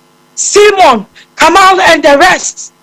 I'm making one last 2 weeks from a year press conference. I can't want say Hawakumsin. I saw Papa Simon Nipoku Kais. I'm in to me a hotel, sir. Our police are ATM. These are the same people are Omo Ekunipa, Omo Eku in comfort, and what we fear say. Ghana is not safe. Kaswa is not safe. Me person me can't check party for now from Accra, across the regions, across Ghana. Someone in Ghana, Omo Fachi, and break Kaswa, because Kaswa, this is unprecedented. Yeah, Papa, His Excellency John Dramani Mahama, we're winning elections, hands down. Mundia Bam will be Bia, the let's now call you Okuno. Misume winning elections, hands down. Hawa is a gunner, and if she cannot take this bitter pill, she can go and drown the ocean. Yeah, Obibia, say Monko Coalition Center. Now don't be deterred by this distraction. Go to the Coalition Center. I am coming to join you there for that declaration because the seat is ours. Captain Nakoyo and I yet Nenkano. I said, yeah, you can't trap it, Chanama, a Yasin, no. Said, yeah, way, a Nakoyo, if you are. Captain. Pacho bisana ko yo mama say na wo ba na cars na dodo ye say de na ne cars bisana na ne cars na ye say cars na omode kofi de na ye say Honorable Obana cars na ye say na de etuo ne kan ye no de eno na wutimu bi no etuo ne kan ye no me official mahindra na me use no party kan no eno na me timu bi no eno so ana etuo no e kan ye enti wo mo etuo ne kan wo mo na wo mo ete kan na chi no mo te front na hefa no mo wo ti echi wo mo te me kan na chi ene etuo ne kan mo kan na chi say echira enye say echira obi a ehu but kan na chi awiatum I kan na chi pick up say e pick up mahindra pick up etuo mo te kan na chi ene na wo te hefa Captain see me question ye ne busa na mame cars na ye dodo say baako ena ono awom bi dem rantie no wachire ana se cars na ye dodo sen kana ye mienu ba ku eji ani ena ba ku eji achire. That's right. Yeah, it's the idea ni mana the idea chene na etuo kan ye idea achire no eti car no Land Cruiser black no e cross wo de na se be share montem e ba ye chi e ba ye di mechanic no mo start so mo fire. Wo car na said the di wo car na chi no. There be me mechanic. Okay. Me mechanic. Patro na wo drive. Patro there be. Okay. Na me driver na na chi car no. All right. Mo wo car na mo yes na na team. Na yeah 6 na na te car nim. Okay. Na Patro what two gunshot no te be do be say. Yet to be 3. Be 3. Okay. Yeah. Enti womo tutu wie no womo di bochi be sam ho koye na so mo dane womo ho. Pacho mo dane womo ho koye. All right. Ekuya no into aso. Okay, eti honorable say anamo be na hutu asat enumre ya we say akosu. Ya fra police former. Omo abahose. Ama ya kasa. What is no? No, she was not. Omo abefa. Eko. Na ya kekra. Police money escort me kanu with their body. And I'm to call friends say me ni baby I'm because I didn't go with them.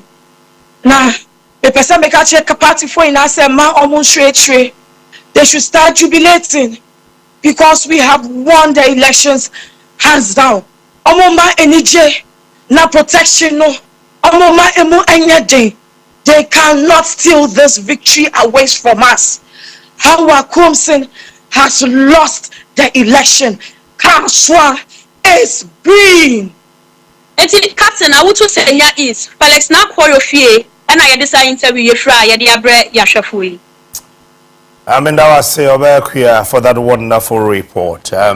We shall na customer you know and so na no doable. I am a yes a gun and iba kuwa. and a hobby. Because Ghana be de enche o man be huria koso. I want everybody to live. Na yenyina no together let's build this country devoid of whoever. Watch I say baby o mine kono ebusuafo yi. Yet tikrom na Ghana ko pebisi fi Belgium. Come on. Belgium they say so. Mauritius ya ko Belgium. Almighty say Belgium. Almighty say Singapore. Switzerland, Almighty say why Sweden, Denmark, Ghana kohi, or the Sweden, or Denmark, Ghana kohi, Ghana ko Belgium, or ko there, or so ko pebisa. I mean, you do baby, a mama yen tenase, MPP, Mfani pebi an kosi bebia, and this Mfani pebi an kosi bebia. Because passport na who took ye the maono. Who dear Wagana Hakwan Wabusa for the Wujania, who party ding a new passport him. Party ding a new passport him. For once, we a bebuna, my draining Yejuba.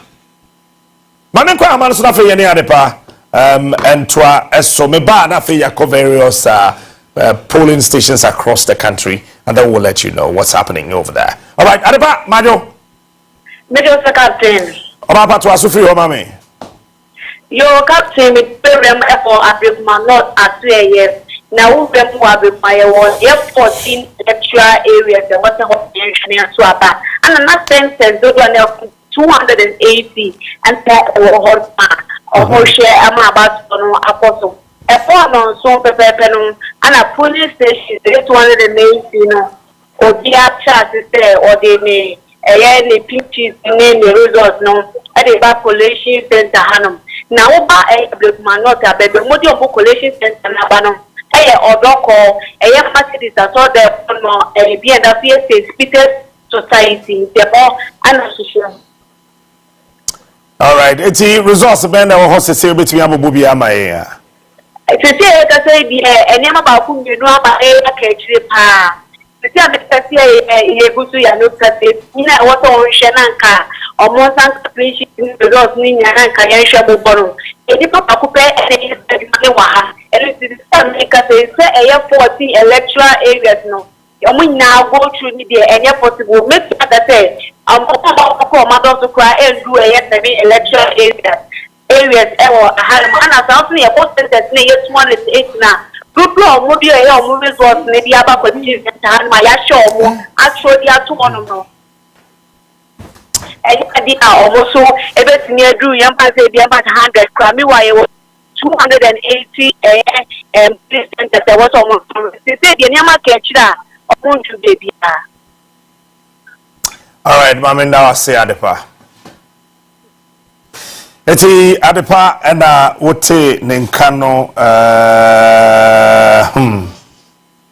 I don't know. Ode?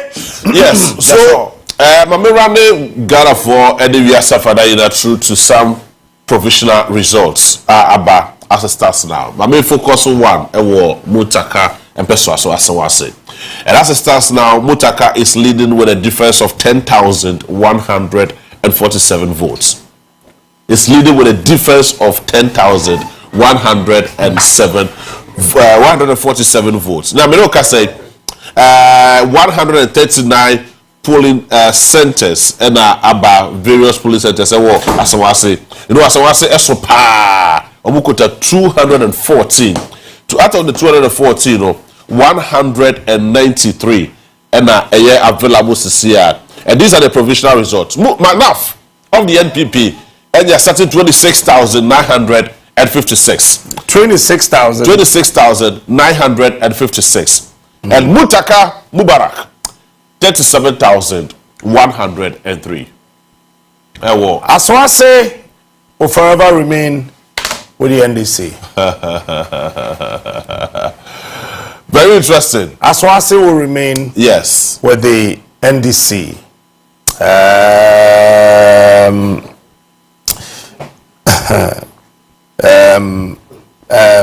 But congratulations to Waudia A+. Okay. Yes. A+ FM. A+. a comfortable lead. In fact, maybe what do they we started jubilating cry. On what started jubilating? But among kind polling stations in but we started jubilating. But only lead. Yes. And we started jubilating. You can't say A plus and win you. You say O lead. Honorable in Team Fodjo O lead. Yes. In Team Fodjo lead. Me who say we are sending a message yes in Team Fodjo. So nobody has said that. And also A lead. Now let me take you to Jano what to when is annual noto? Benenye, yes, I come to pa. As a Sunyane Yatani, I would not be surprised. I said, baby, yeah, I dance so qua Katie Hammond. Katie Hammond will call, but the NDC candidate had a tough time, pa. A very tough contest. Therefore, miracle Abuaje, Kasama for Dr. Mahmoud Baumia campaign. Yes. Or Central Friendship for too much. We're basically asking for what every single Ghanaian is clamoring for. But as usual, we have our friends from the NDC, their usual playbook. 4 years is here again, and we are going through what we always go through every cycle. Our electoral process is one of the most transparent electoral processes you can have in the world. And we don't have to do too much to ensure that we get what it is that we are looking for. And to see the NDC jittery, extremely jittery. I mean, just a few minutes ago, we all watched a very unnecessary, very unnecessary, disgraceful press conference from the NDC. And you can see the demeanor, the high level of uncertainty, from them. They are completely unsettled. And it's simply because, like I always said, one, they were overly complacent. Two, they took the good people of this country for granted, and they assumed that once it is 8 years, they are coming to power. Reality is settling in, and instead of doing a self-check and a reality check and improve upon themselves, they want to inflict upon the entire country the damage that they themselves have brought upon themselves, and they want us to all live in it together. That is what we are not going to allow. And we want to thank every single Ghanaian, every single citizen of this country, both those within and without, those living abroad, for working together with all the institutions and bringing us this far. We encourage everybody to remain calm but extremely vigilant. Trust us. Believe us. This election is going to go to a very sensible conclusion. Nothing else. Trust the MPP on that. It is going to go through a very successful conclusion, and a very sensible one as that.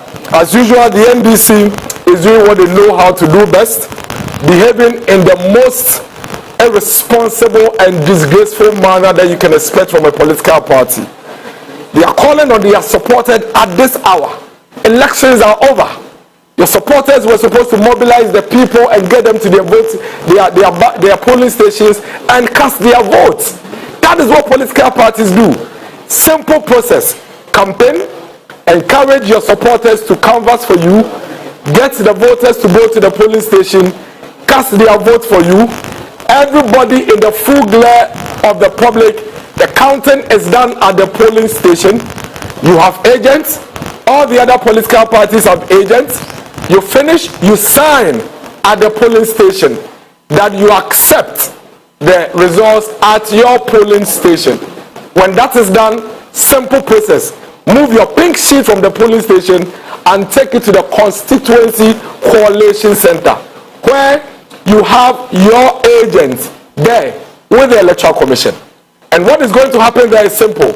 The sheets, the pink sheet that your agent signed at the polling station is being brought to the constituency coalition center. And that is where those figures are going to be put together and summed up. When that is done, the constituency would now take the constituency sheet from the constituency coalition center and take it to the regional coalition center.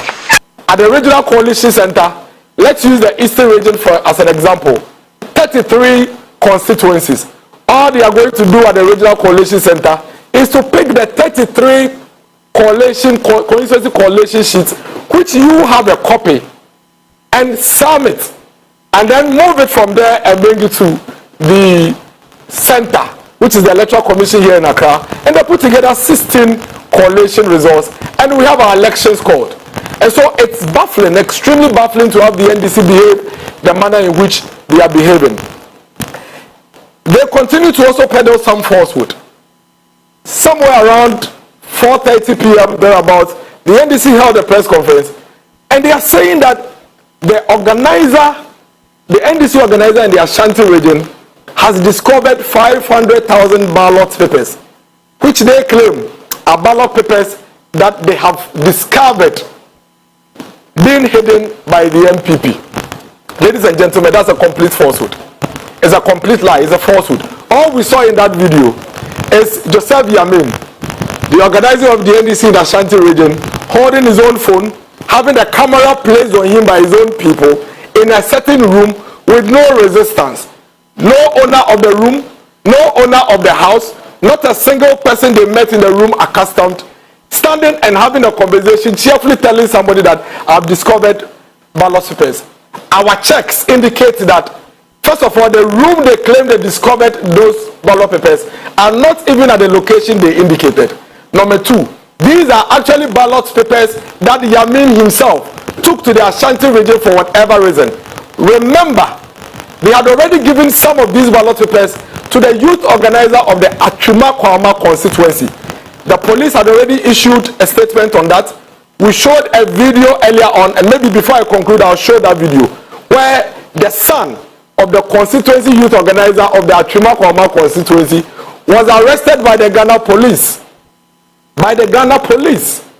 For attempting to stuff a ballot box with 79 ballot papers.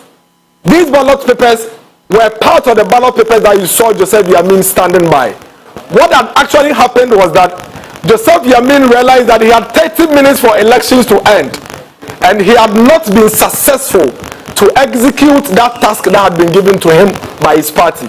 And so to save his face, he all of a sudden goes on video using a selfie and telling the whole country that he's found some ballot papers that belongs to the MPP. That's an outright lie. It's a complete falsehood, and it's something that everybody should disregard. We are calling on the Ghana Police Service to investigate to the latter that video that Joseph Yamin has put out, because they are an absolute threat to the stability of this country. They do not show us the number of the alleged ballot papers. We never see it. We only see some brown boxes or brown papers, in the corner.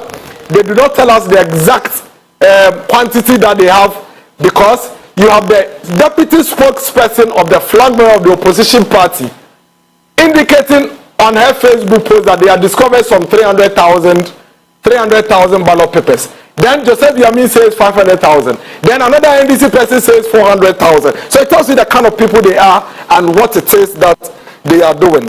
Again, we do not see any MPP official in the video. So think about this. Joseph Yamin, for some reason, has magic. Identifies a building that has ballot papers, goes into that house, and there is nobody in the house. Joseph Yamin walks into that house seamlessly. The Joseph Yamin we know has a suspicion that there is a ballot paper hidden in the house, would start recording himself from the road before even getting to the gates, before walking into the room. Strangely, Joseph Yamin switches off his phone or his video, breaks into whichever house, opens whichever door, gets into a room, and then only begins to record himself inside a room. These guys really take the entire country completely as fools, because it doesn't just add up. The same Joseph Yamin gets into the room before inviting media. The Joseph Yamin we know, having picked intelligence that there is some ballot papers hidden somewhere by the MPP, will call the media, call police, and walk in there with them before he even puts a video on himself. He doesn't do any of these things. Again, we only see him in the corner with a video on himself. Now, you've discovered some 500,000 ballot papers in an MPP stronghold, and then the only evidence you show us is a selfie of yourself in a room having a conversation with somebody excitedly, telling the person that you've discovered some ballot papers, and then telling us that you are now calling police to come and do whatever it is that you're expecting them to do. We all know the reasons why the NDC are behaving this way. Everybody in this country knows that this is not the first time we are going through this.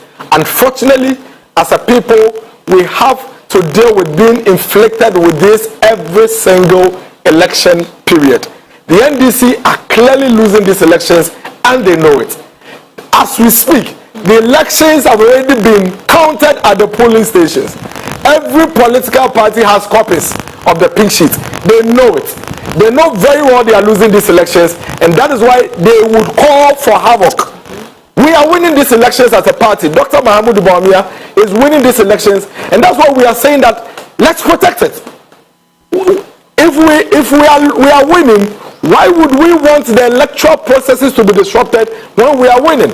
And so, I'm sure a lot of you recall the story in the Bible. I think it's a Solomon story. The story of the two rival women, where they went to sleep, woke up in the morning, and one of the babies are dead. Now the king calls these two women fighting over the living child. And then he says, why are you fighting? He said, this is my child, this is my child. Then the king says, okay, no problem, bring me a sword. This is the living one. Cut the living child into two so that you can all have a half of it. Now, you remember, the woman who knew very well that the dead child is her said, yes, kill the baby. Kill the baby. Now, the woman who knew that this child is my child, and because he is my child, I don't want the baby dead, said that, my king, if you would please her, give her the child.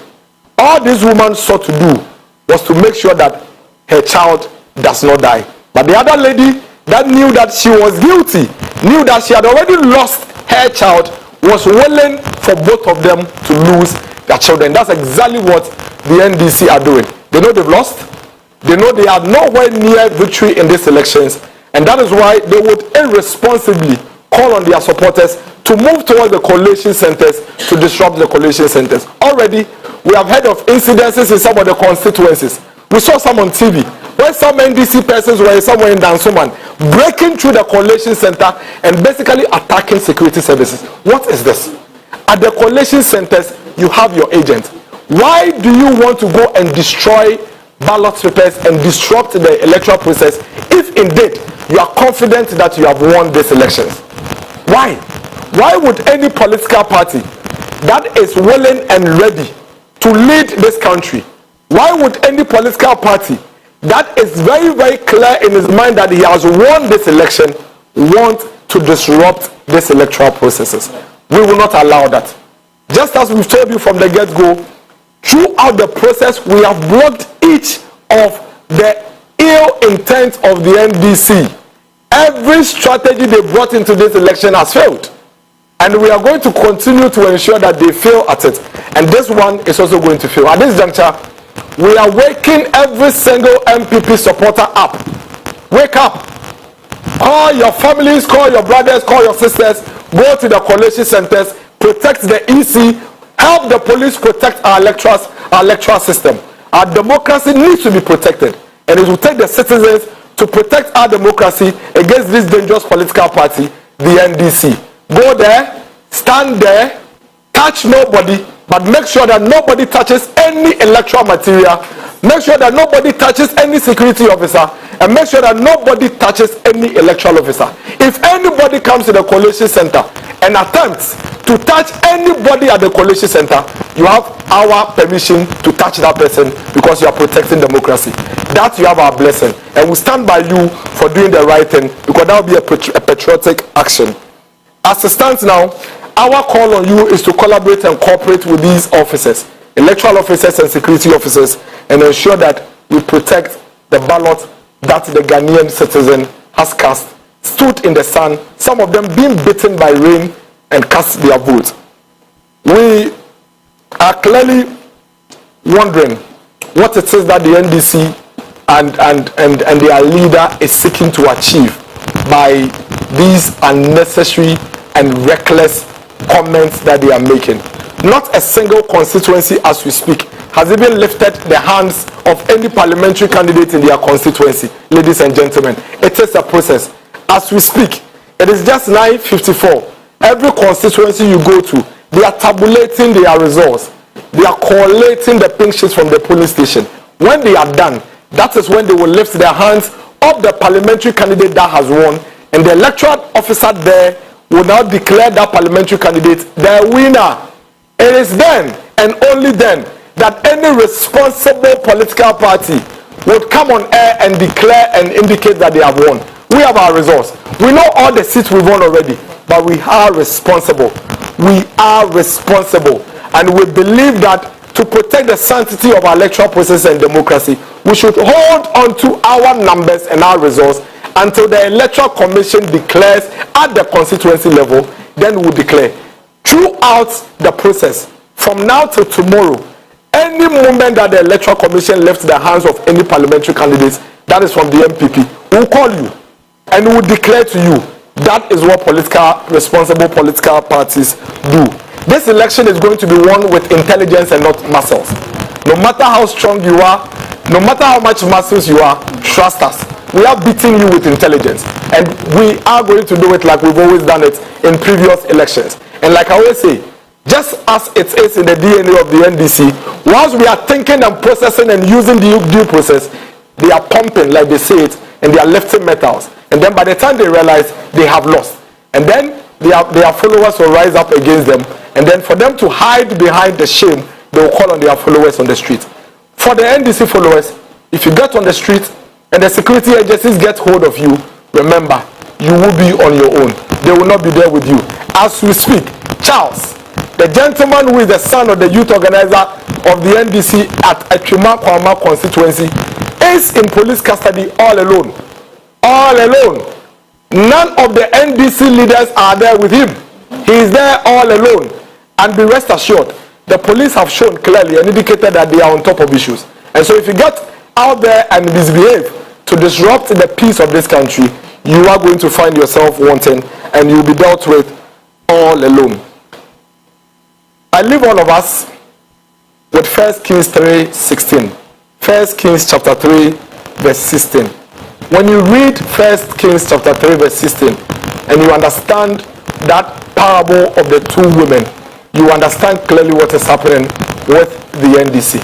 It is nobody's fault that you are not seen as a credible alternative. Please, let us live in peace. Kindly, save us all the trouble.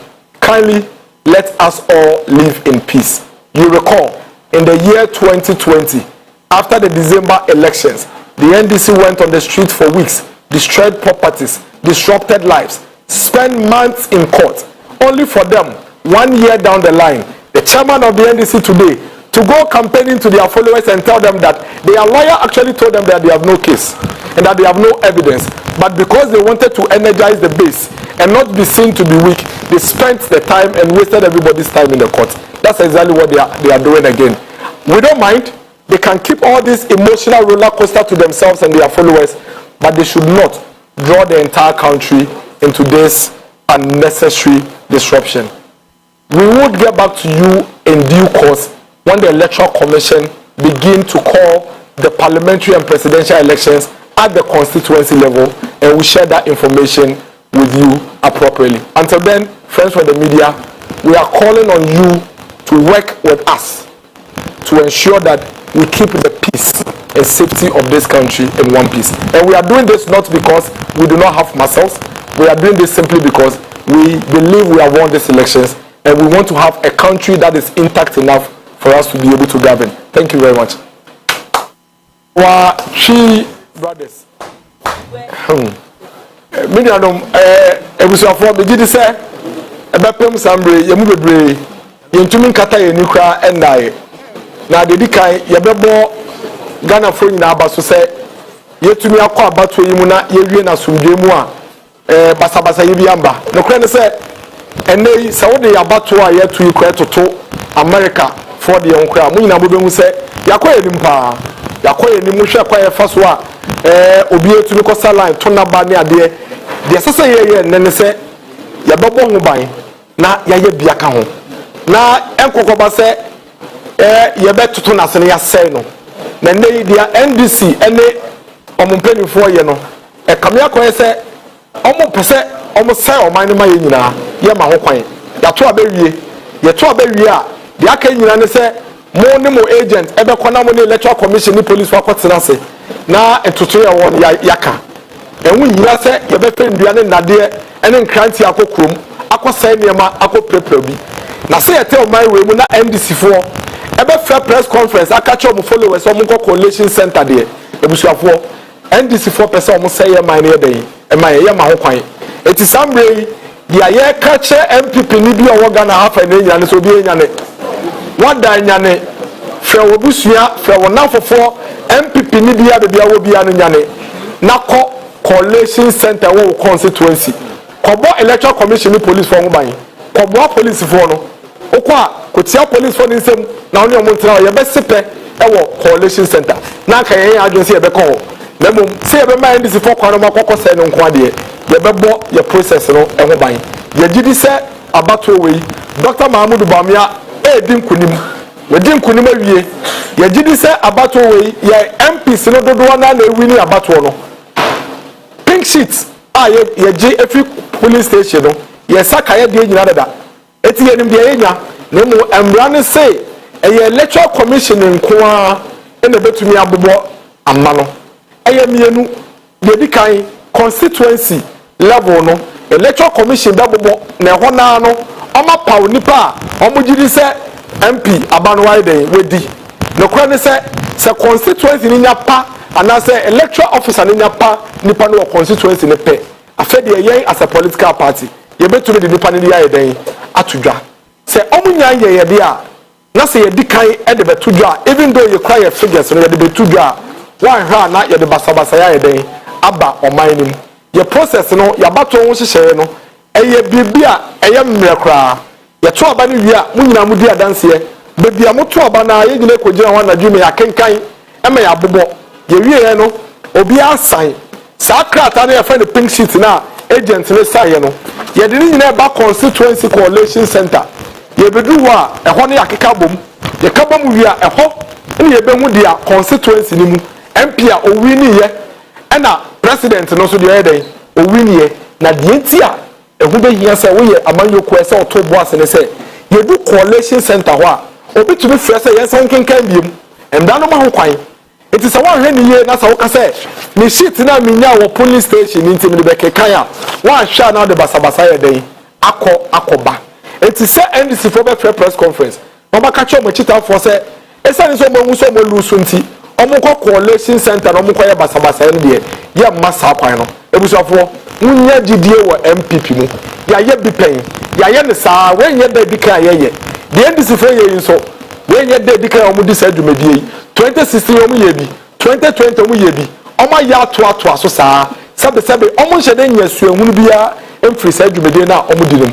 na ye ni mekwan ye de omu fa so munya ma ye be hwa ma mo ye bebo ye electoral process no ban to ensure say Ghana ni bie no to aba number no ye bebu na bonfia na say ye beto atwene MPP fo nyina nko coalition center ho ne ye nkobo ya ba na ya to eno ho ban okwa chia police ni nsem chia electoral commission officer ni nsem ne ye ntena ho emfa wo sa nko bia na mo say NDC ni bi de nsaka police ni bi ana NDC ni bi de nsaka electoral officer bi afa saka NDC no esa ne say sambre no na wo bo oman no ho ban ye somo bia so nko say bibia ewo coalition center na mum so mudi kan ba hono be ye dia ye ma ho kwan yen ye beta wachi ni abo ho ban ye san se wo bo oman no ho ban de ke nyina ne se munya mo be kai Solomon abakosem na wo Bible mu no emma mienu abatai mienu na omoni omba koda ye no ye da so ye na ba kwa da ne ba no so ama ne ba na wu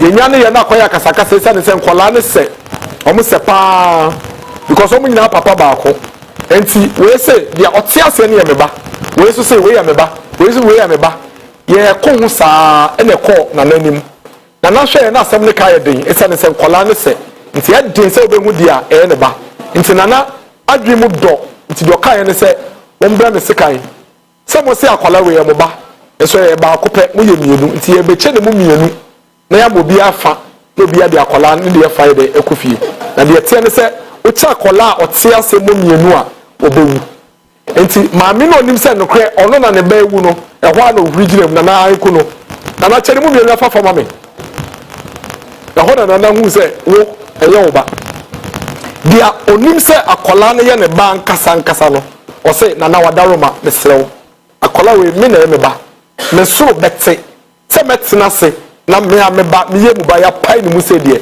ankana na fache no anya hwe kura mbono sa akola ne tiase a me hu na me hu se me ba ne ye den etinkwem ehwo na ohene kai se wo na akola ne ye wo ba enti je wo ba fa ye den fakọ ndc fo hu se abato no modi nkubu o mawe asai eduregu bonimu ya se dio ena se akamu kura se dio da fam no onsura hwe ase omo hu se omo awie eduregu awie enti no omo from chitafo so omo nko collation center enkoko se no se ya na boye nyina embo bia Dr. Mahmoud Bamia edinkonim MPP parliamentary candidate ne dinkonim ye bobo ho ban kopem se electoral commission fo benya somdwe ede abobo abato no mo be kaya enche ye bia 2020 abato etu ye NDC for the Mika Kokos omo dinkonim after they lost omo lose wie no e ka cho mo chitafo nyina ne se MPP for wie omo eto mo nga krom omo be gina krom for almost a week e disturb on my way nyina say niema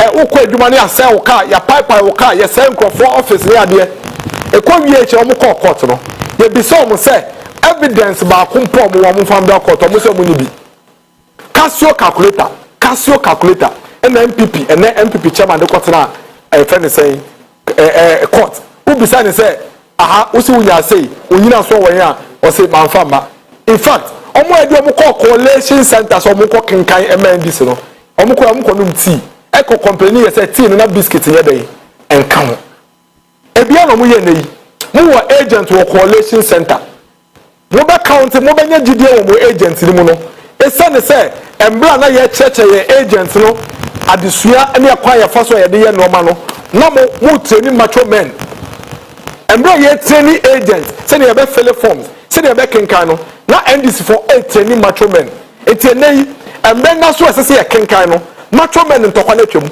fitewia omakosa ene ntokwa ni nyina si bebi edu no yemfa muscles enye yemfa hoode na ye ye dia kenkan ena ye esane so omam prepare for kenkan nti omo se yenko se no yemma sa kwan no MPP ye wo macho ena esan so wonim bia ye de yedai ede di djuma no nti ekwan bia befa so ye bebo ya bato no eban no ye bebo ye de adwene nyansa ena edi nkunim ewa bato we mu enye macho ene ahode awo ewo hunem de yese ga na fo nyane se monda munya gidie we mu munya monfa moni nto MPP aban na moto abama ye no monfa moni ye den ento ye so tene ye bo maba no ho ban in 2016 tene ye bo maba no ho ban in 2020 no enye na ye wa ban mu a ye ene ye ti akonwa so ene ye be makwan so bi embe je mo aba mato no ye den emfiri mu nsem ye be bo maba no ho aban amamo ne ama electoral commission ni police fonya asundua ye den ayomodwuma embrano say electoral commission eye declaration no constituency level a ye be frɛ de aka kyerɛ mo sɛ wani kuma kokoda sɛ wo hwɛ na wani nkum so a collation center na kɔbɔ electoral commission for ho ba ye den emaye na mo gidie pa de ye bi ɛwɔ MPP ama yokum sɛ waba na woto ye no ye bɔbɔ ho ban ama mo ye da mase bebre na me hya mo nyina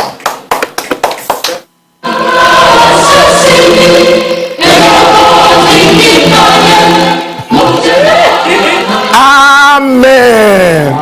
The gospel according to miracles Abuaje. Very.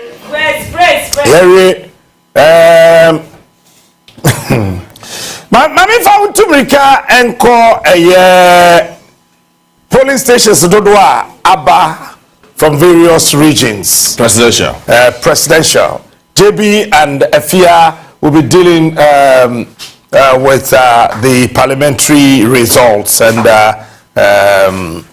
Ahafo region. Ahafo 836 polling stations. Ahafo 836 polling stations. Seseya meno ekaseno 448 out of the 836 polling stations representing 53.6%, and Abidru.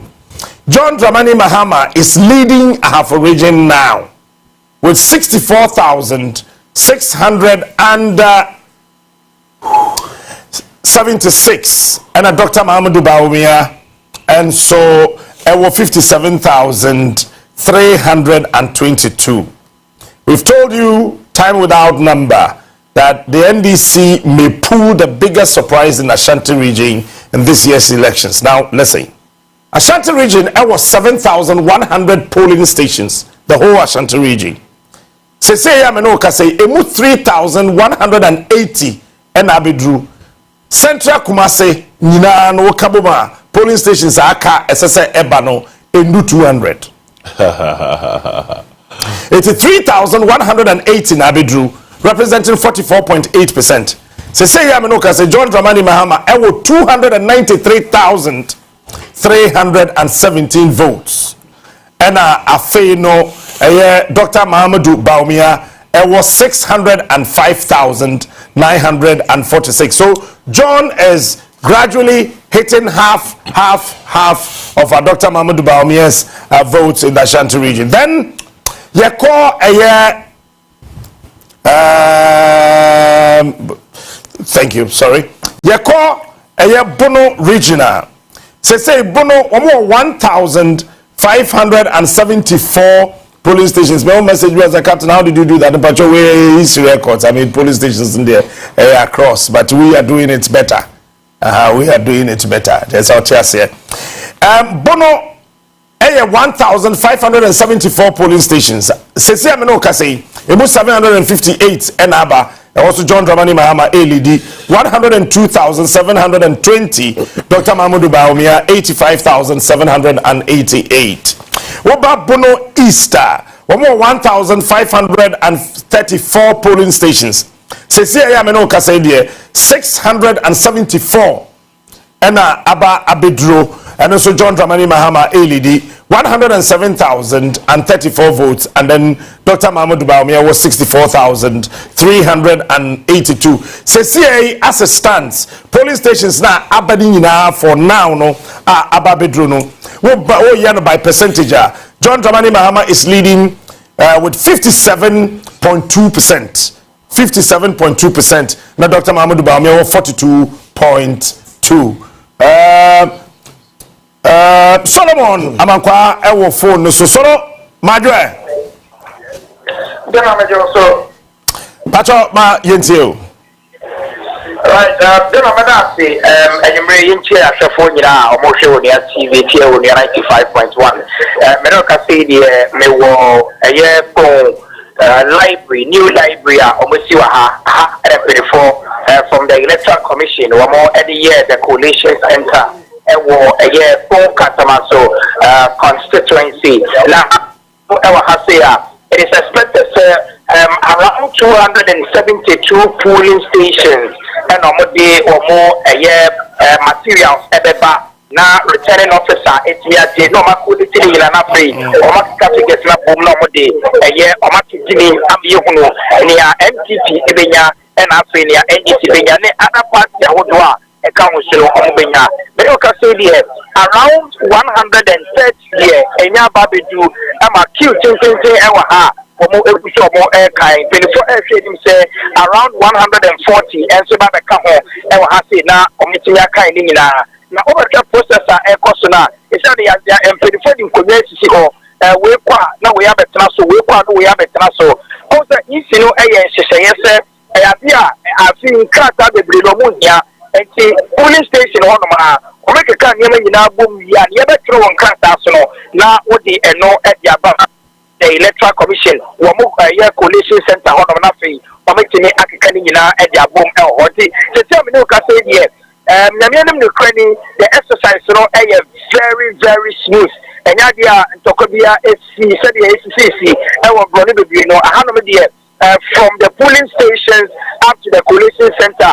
And Yadia and Tokobia, I'm a fan of Mumna, maintain Wasaka Kreba, sunset, one of the polling stations, a biometric verification device, not a year Juma, and a cofa, which you can cry a buyer. If not, a bit more percent. according to the EC, no, manual verification, but the EC officials also say, Nanka, biometric verification device, no, Juma, and can Ombe Bomuina to almost 10 years.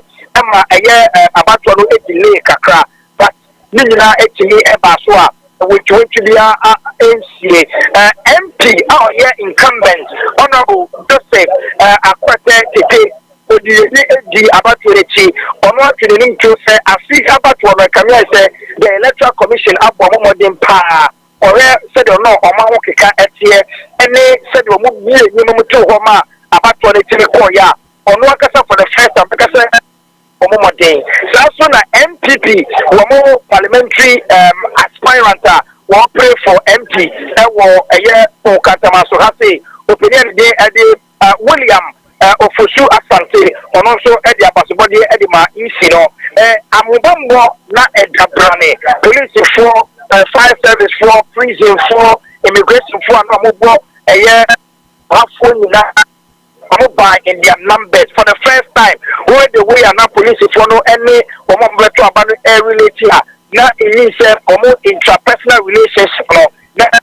And to go to Timo has said, yeah, you know, because the connection with the about 130 boxes and telephone I say I can boom. To do it it says about 142 boxes and also from other polling stations. For now, DBI a calm and Chokobian Obian Brobia, Obian Kofan Cat, and Kofan Cat and Kofan Salambai. I can answer the process very smooth. So we expect to say the issue as afternoon. No and Kokoviasia now resource even your coalition centers, never do even your police stations, never do coalition center. Let us talk about you and Chaba, who be NDC, or more a year and a Waha, or Mujina. Also, one crowd, I say, one extra, or more make sure at least on the Obama, MPP for so a year, PPP a year, and I say a year. Movement for change together with the new force or more a year. But then a year one constituency a year the rise of the new force. A community said me could be expected to say maintain or no war and Yemu Dada or Mayomu Dadano, Linka A Bia or no Mumbabe the third force. But over Kantamasoha. Kamia said the new force in Enya abandoned all custom of the polling station, Otuminia 5, Otuminia 4. Now a year movement for change Enya 0, now movement for change Enya 1. And there was no polling station within Kantamaswa. Movement for change Enya Abano and the door saying a year the new force. It also said the new force gradually gaining weight. So Otuminia do a year, but for now. Then from the polling station up to collation center, I can confidently tell you, sir, the National Democratic Congress was an upper hand. I remember, sir, since 1992, and not any other political party in a seat apart from the NDC from 1992, ever 96, 2000, 2004. 2008, 2012, 2016, 2020, NDC and Alpha Ecunyano. This time around, it looks as if Abano Munya, it was surging as a force through a blow in 2020. And no more His Excellency President John Dramani Mahama is likely to win this particular election right from the polling stations. It is out for more NDC, or more Ajomania, or Macao, about the Coalition Center. Almost say, and they will make sure that every ballot is counted. Say, one crana, they want to make sure that it is being counted. Into a year new library, the Coalition Center. Don't know, the dear editor, was say Solomon Amankwa BBS CHR. Bema Metal Zafreo. So when I'm quite out, Nenkano,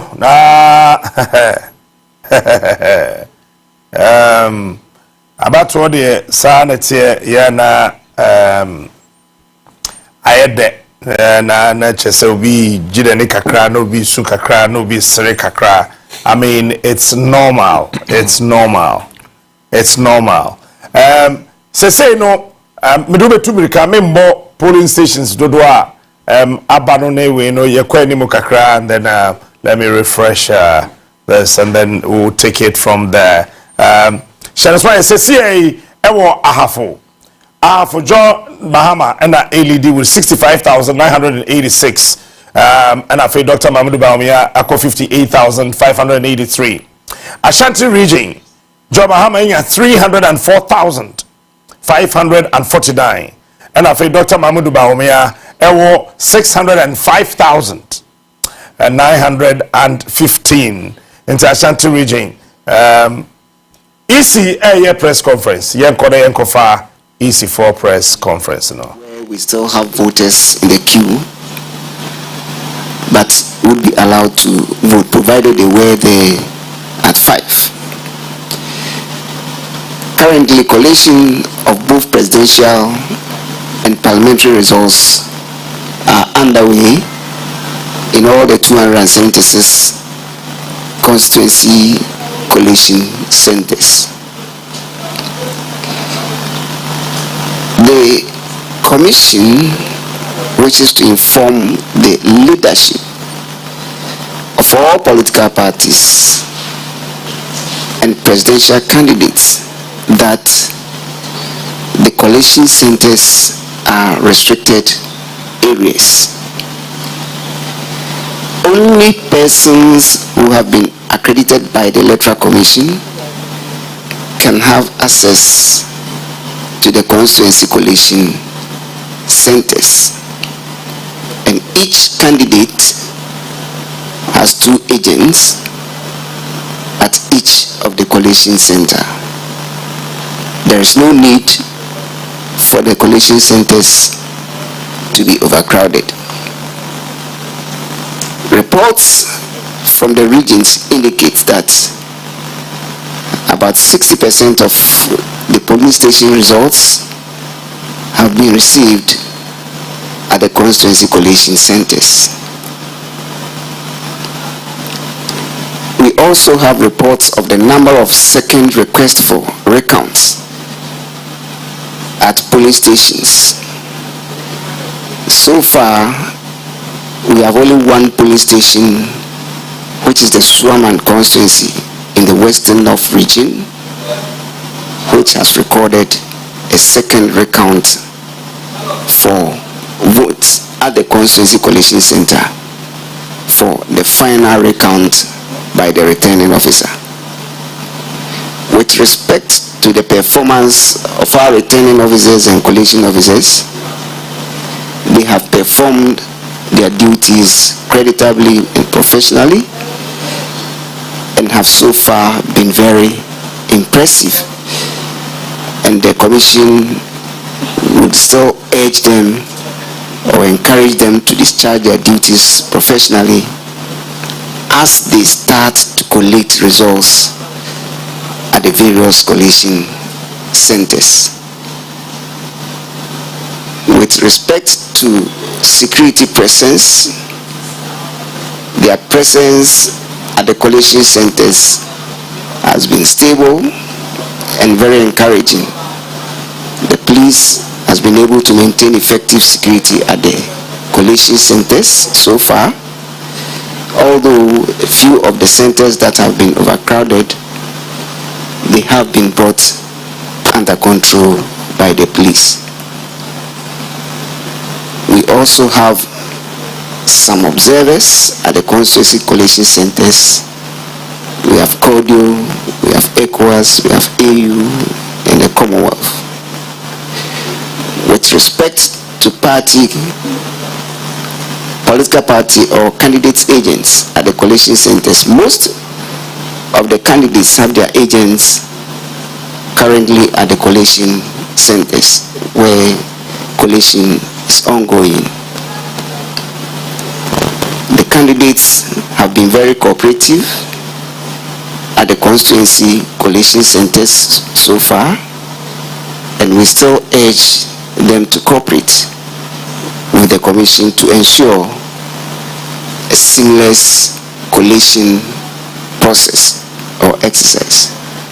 With respect to the media, the commission appreciates the high level of their professionalism demonstrated so far. But we, however, urge the media to always verify or cross-check their information, as well as, importantly, the results that they put into the public domain. On this note, we would want to thank all of you, and from here we will be heading towards the collation center, the National Collation Center, and wait for the results from the regions. Thank you.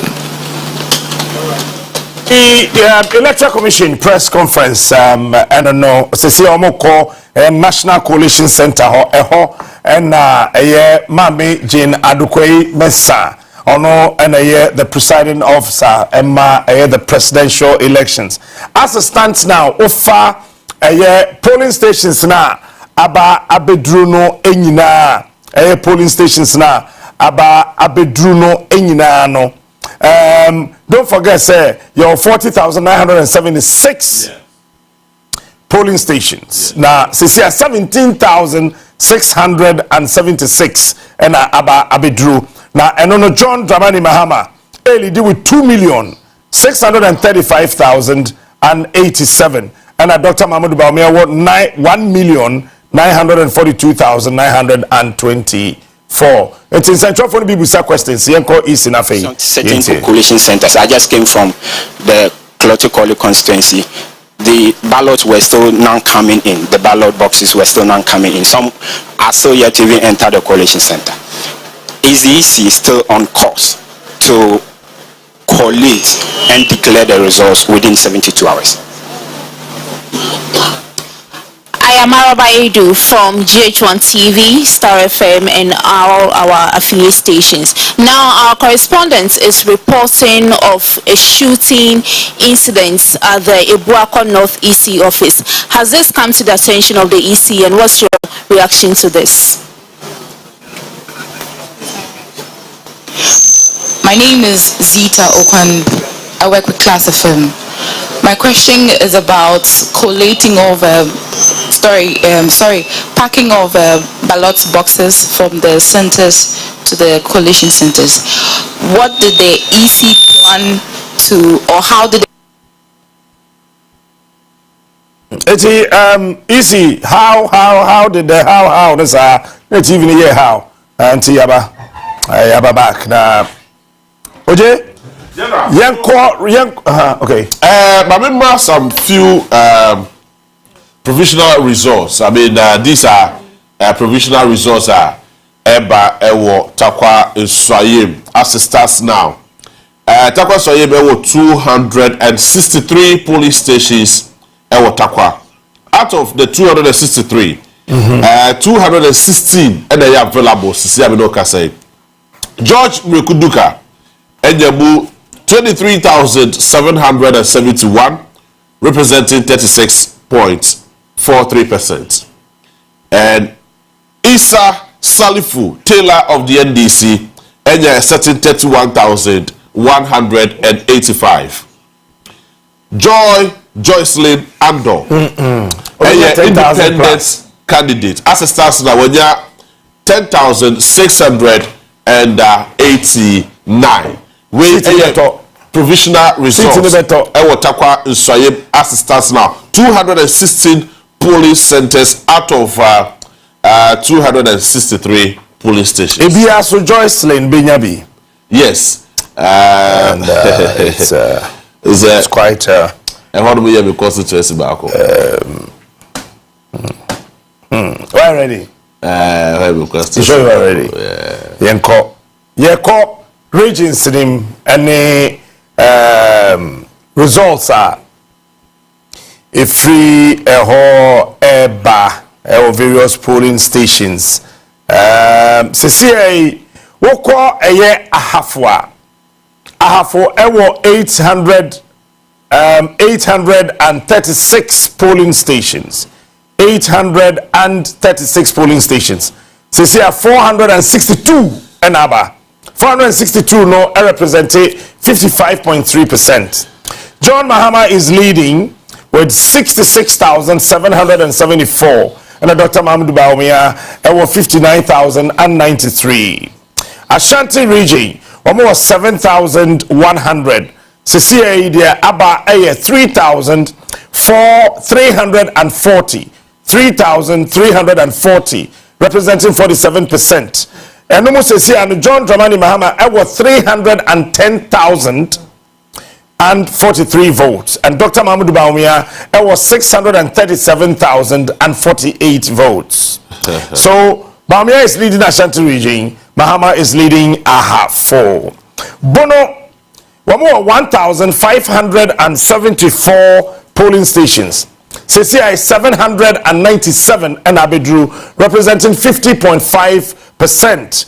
John Dramani Mahama is leading Bono with 108,019 votes. And then Dr. Mahmoud Bawumia won 90,149.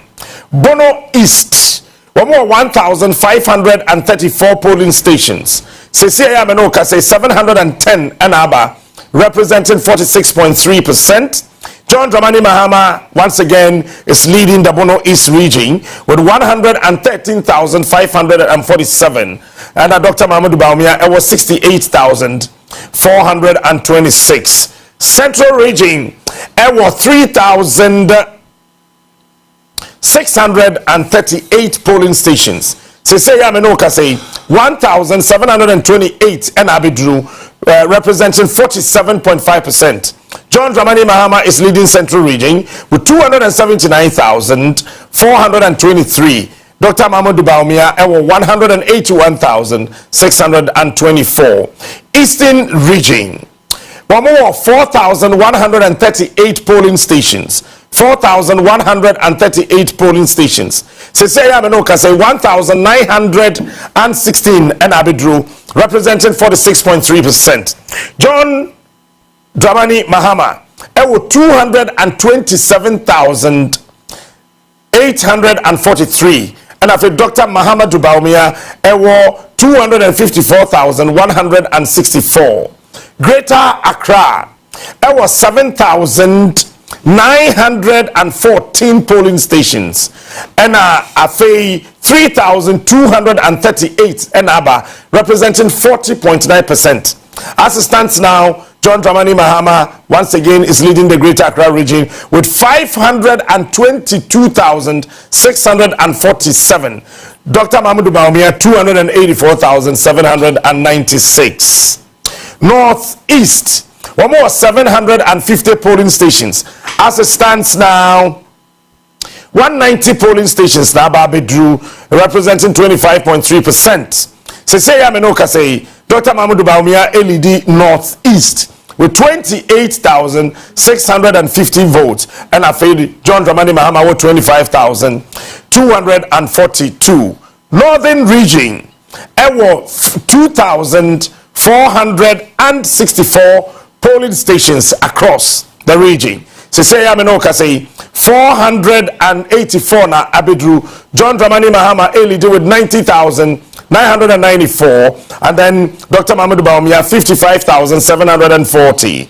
OT region, 1,013 polling stations. Seseya Menoka say 498 and Abidru. John Dramani Mahama once again is leading the OT region with 80,296, and Dr. Mahmoud Bawumia was 33,457. Savannah region, 794 polling stations. Seseya 264 and Abidru. Once again, John Dramani Mahama is leading the Savannah region with 47,511 as against 15,827 for Dr. Mahmoud Bawumia. Upper East region, 1,592 polling stations. Seseya 431 and Aba. John Dramani Mahama is still leading in Upper East with 88,874. Dr. Mahmoud Bawumia with 23,048 votes. Upper West. One more 1,307 polling stations. Say Yameno Kase Emu 502 and Abba. Seseya Meno Ekaseno John Dramani Mahama once again is leading the Upper West region with 84,941. Bawumia 26,772. Yanko Isi Asoya Yeba Mama Voter Western and Western North. But John Mahama is leading Voter region, leading Western region, leading Western North. And I'll tell you something about Ayawaso Central. All right, but Yanko Isi Asoya Yemra Ayawaso Central. Election material. So if you have that information, you can give it to us. We will investigate. But that is not the policy of the commission. Thank you. Right, sir. Bernard Atuata, United Television, kindly furnish us with the remaining 5 areas where recount.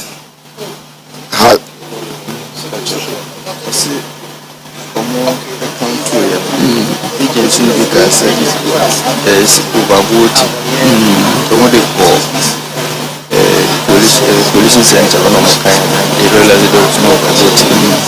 Then among people, they did the first one, second one, overvoting. There was no overvoting. Okay. So per the checks done by the Director Electoral Services at the polling station, one of the agents raised the issue of overvoting. So that's why it was sent to the constituency coalition center. They did a recount and they found out that there was no overvoting. So the remaining 5 places where recounting has been called for. No, I said so far it's only one place which has come to the attention of the commission. Okay. And that is Swaman. All right. Thank you. Thank you. Thank you very much. Mr. Tete, please could you kindly confirm the tear gas incident? Please. At the Okaikwe? Yes, that also hasn't come to the attention of the commission. Okay. So the tear gas by the police, no, it hasn't. Thank you. Thank you. Please, we said 5 questions and 5 questions. We've gone beyond 5 questions. I would like to thank you very much. If you have questions, don't worry. You can ask any of the directors, any of the commissioners. We are available. Right. At this point, we'd like to thank all of you for coming.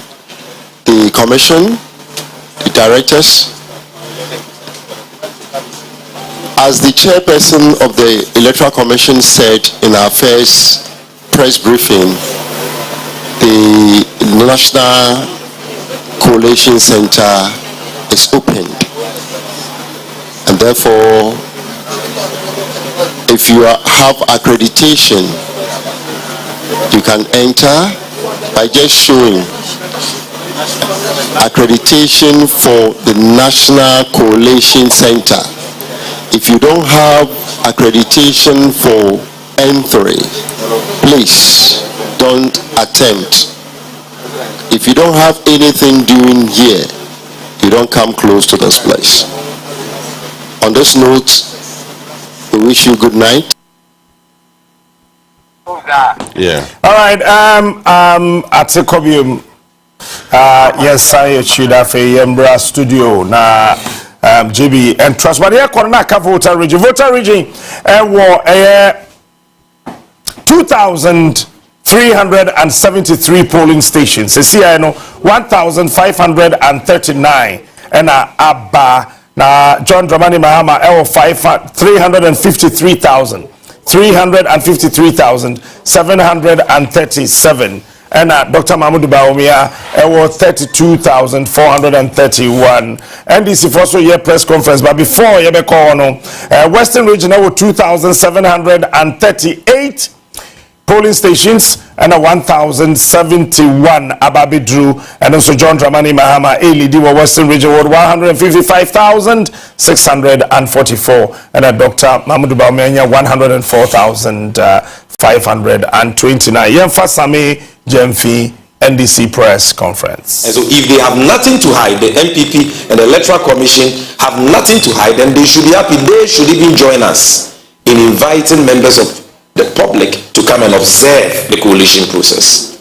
We are not asking our supporters to enter the coalition rooms. No, we have accredited agents who are the only ones permitted to enter those coalition rooms. We have accredited observers who can also enter and observe the process. But other members of the public are allowed to be at the center at the right designated places. Not inside the inner perimeter or that enclosed area where the exercise is happening, but nothing stops them. There is no law in Ghana that bans citizens of Ghana from going to a coalition center where results from polling stations are being collated. We have always done this since 1992. Coalition has always been a public exercise, and the Jimensa Bosmanasare Samuel Tete led EC cannot change it, neither can the failed outgoing MPP government change this. We need to make that very, very clear. And so we thank all our supporters who have heeded this call, stopped all manner of jubilations, and are presently at constituency coalition centers. We will continue to call on you, appeal to you to conduct yourself peacefully, responsibly, and orderly. And please ensure that you are at least 100 meters away from the main coalition center. But you should be observing your eyes, your ears, your nose should be observing the process. You should be smelling everything going on. You should be listening to everything going on, so that if there is any issue, you can draw our attention to that for us to act. So ignore the lamentations of our friends in the NPP who have all of a sudden turned into evangelists. I heard their campaign communications director quoting 1 Kings chapter 3 and all that. Bible quotations that I'm sure he has not even read before. Today, he's an evangelist quoting Bible quotations. This is not a biblical, quotation exercise. We are dealing with a public election governed by laws. And the call we have made is in consonance with the electoral laws of this country and with the conventions and practices that we have used for elections in Ghana since 1992. The earlier they get that, the better. But as I served notice and actually cautioned our agents and supporters to be on high alert for the rigging machinations of the MPP in this critical stage, or at this critical stage of the electoral process, we have come by incontrovertible evidence that shows that the MPP has not changed. That if they have changed at all, they have changed from bad to worse. They don't think that elections are about counting hairs. They still think that the election is about cutting hairs. They were one time lucky with violence and thuggery, and today they think that they can be second time lucky with thuggery and violence. But as the boys say in our Ghanaian society, they lie bad. This time around, violence will not prevail.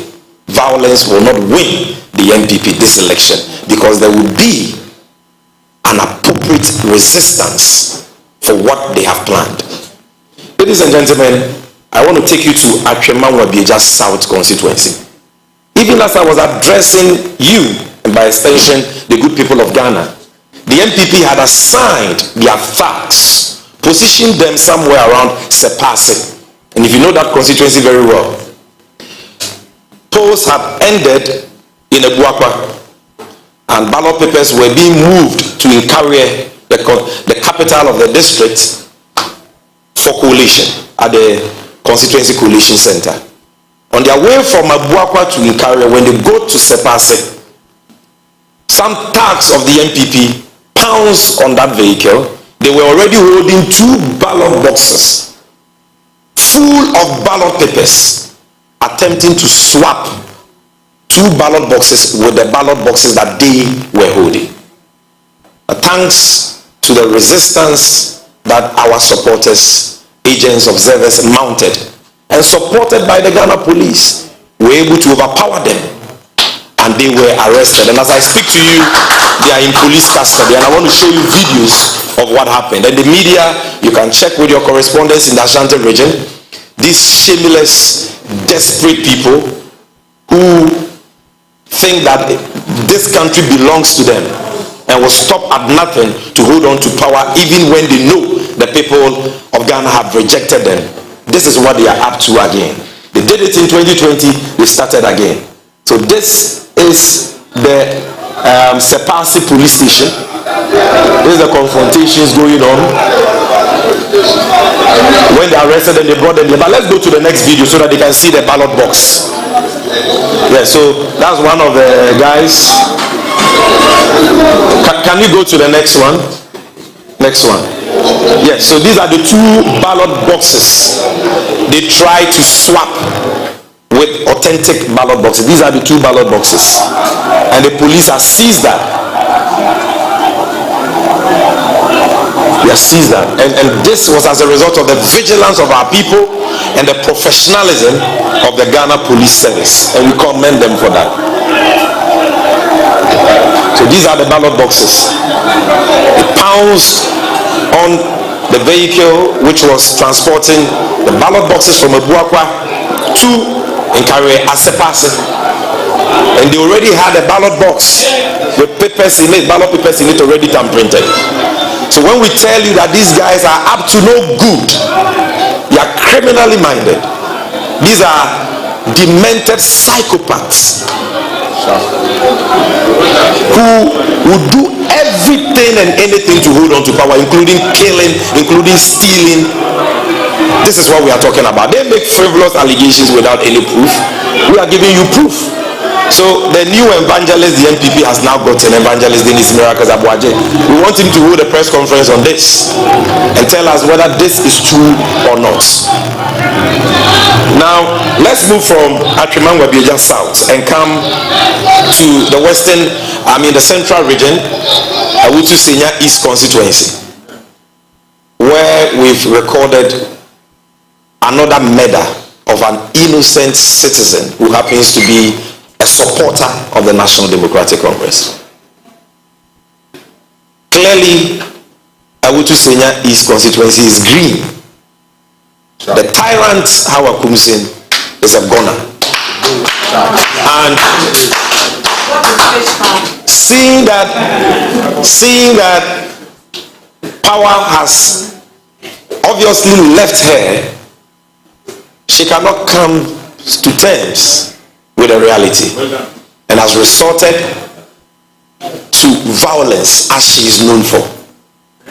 She's the same person who went to a police station and actually pulled a gun and shot at innocent civilians. And today, his thugs who were brought in from the Boku area, we know them, we have intel on all of them, were directed by Hawa Kumsin to fire at an innocent, unarmed supporter of the NDC. Today, our former constituency secretary for Ayawaso, Awutu Senior East constituency, Tuareg is no longer with the living. He's no longer with us. Why? Because facts of this same woman, Hawa Kumsin, beat him to pulp. And he never recovered, never got better until he died very painfully, leaving behind many children. So for how long will Hawa Kumsin continue to do this?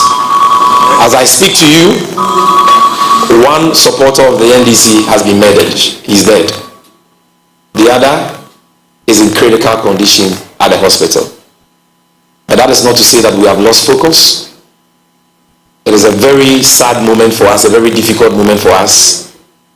But until Honorable Nakoyo is declared as a member of parliament elect for that constituency, we shall rest not in that constituency. And the information we have is that the coalition currently ongoing at the coalition center at ASEC is almost coming to an end.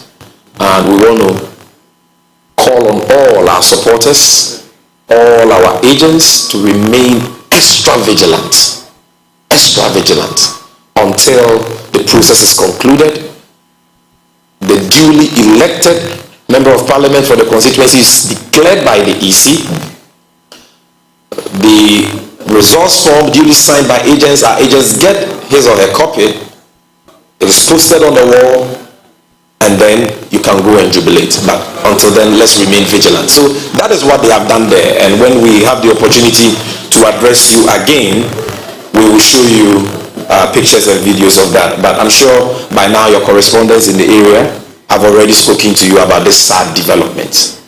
But you know, nobody goes scot-free after shedding innocent blood. The NPP doesn't understand what is happening to them today. But one of the reasons why they are losing this miserably, like their own prophet told them they will lose spot all, is because of the 8 innocent Ghanaians they murdered in 2020. The blood of those innocent Ghanaians will forever be on their head.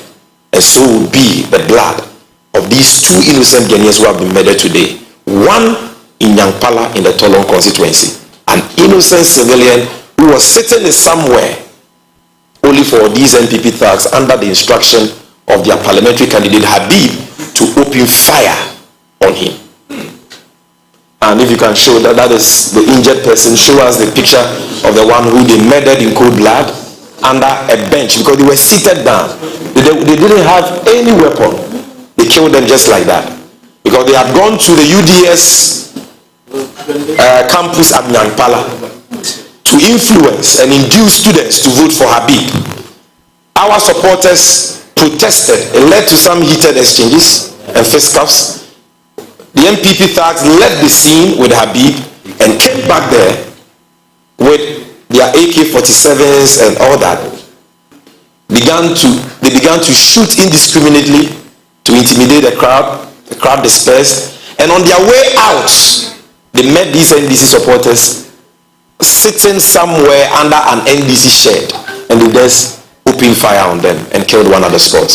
And here let me commend the Ghana Police Service led by IGP Dampare. IGP so far so good. It's not been smooth. We've not been happy with how some military men have been deployed and how some of them are behaving. But I think that so far the Election Security Task Force under your leadership has done its best to maintain law and order in consonance with the laws governing this process. And we entreat you to continue to do so in accordance with the constitution that you have sworn to uphold. And I'm commending him because we understand that 4 of the criminals who committed this dastardly act have been arrested by the police. But the main culprit, who is Habib, must be arrested. And if he's not arrested today, on the 8th of January, he will be arrested. Just like our police. Mark that on the wall. Then, in Greater Accra, we are having serious challenges in 4 constituencies. One is Ayawaso Central, where the Interior Minister, what's his name? Henry Quartey is Member of Parliament and the outgoing Member of Parliament for the area. We are having similar issue at Tema Central, Ablikuma West, especially where Aslausu is the Member of Parliament, and Ablikuma North. And the common feature of all these challenges we are having at these coalition centers is that the police, or let me not even say the police, these thugs of the NPP, because some of them may be wearing police uniforms or military uniforms, but you can't even tell today in Akufo-Addo's Ghana whether these people are truly soldiers. You can't really tell. That is how depraved the leadership of this country has become and how bastardized our state institutions have been, reduced to. And so these thugs don't want to allow members of the public to at least observe. Because at Ablikuma West, thugs of the NPP tried to engage in ballot box swapping. They threw into the coalition center 2 ballot boxes. And people saw it because they were there. And they were there because we called on them to be there. Had they not been there, the story could have been a different one. So they were there and then protested and resisted that ballot box swapping attempt by the NPP. Immediately that happened, Aslausu called her soldiers. And they came there in a truck. Soldiers armed to the teeth surrounding the coalition center. Well, our Deputy General Secretary is on the ground, and I'm told that the soldiers have now backed off. But that is the challenge we are encountering there. Same as Ablikuma North, same as Tema Central. And we are telling our people, stand your ground. Stand your ground. Be peaceful, be responsible, be orderly, but stand your ground. You have nothing to fear because we are on the side of the law. We are on the side of the law. And they cannot kill all of us in Ghana. They can't. Now, to conclude, there is also the issue of Abuakwa North in the eastern region, where again at the coalition center, the police has fired tear gas, they are spraying pepper spray just to make sure that our people are not there to observe the process.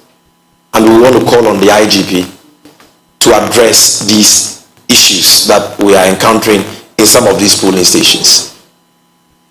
The entire electoral process is a public exercise from the police station level to the constituency level to the regional level to the national level. Accredited agents are the ones who are allowed to be in the coalition rooms. We all know that. But the public, the general public, is allowed to be around to observe what is happening. What is happening is not an election of a secret society. It's an election of a democratic country. People have cast their votes. What do you have to hide? And some people will say, oh, but your agents are there, allow them. 2 agents and a few observers. What about if they bandit them somewhere? Like they did at Echiman South. They attack them. They hound them out. Who will be there to defend them? And you want us, a serious political party, ready for power and in fact coming into power, to listen to your advice and tell our supporters to sleep at home and allow only 2 agents to be there observing the coalition. You think we are zombies and I am worried? It will not happen today. It will not happen tomorrow. We will police this exercise to the very end, and we call on our supporters to do exactly that. Now, finally, I'll end with a joke. I heard the new evangelist the NPP has now discovered, their communications director, who is now quoting a lot of Bible quotations saying that they have won the election. Well, I'm not here to counter that. I'm not here to say that we have won. As for who has won, by now every Ghanaian knows. They themselves, they know. And I want to show you one person who knows, because as the evangelist was preaching and saying they have won, his brother, the communications director of the NPP, was by his side. And from the look on his face, can we see that picture? I want to show you the face of a man who says he has won an election. Look, this is Richard Anyaba, MPP communications director. So if the MPP has truly won an election, you think this is how Richard Anyaba will be looking? This will be his countenance and his facial expression. And I'm sure you saw Fatima too. Yes, so these are the people who claim they have won an election. Ladies and gentlemen, we thank you for your patience. We thank you for your collaboration. We appreciate your presence here with us, and we want to encourage you to stick with us until we bring this process to an end.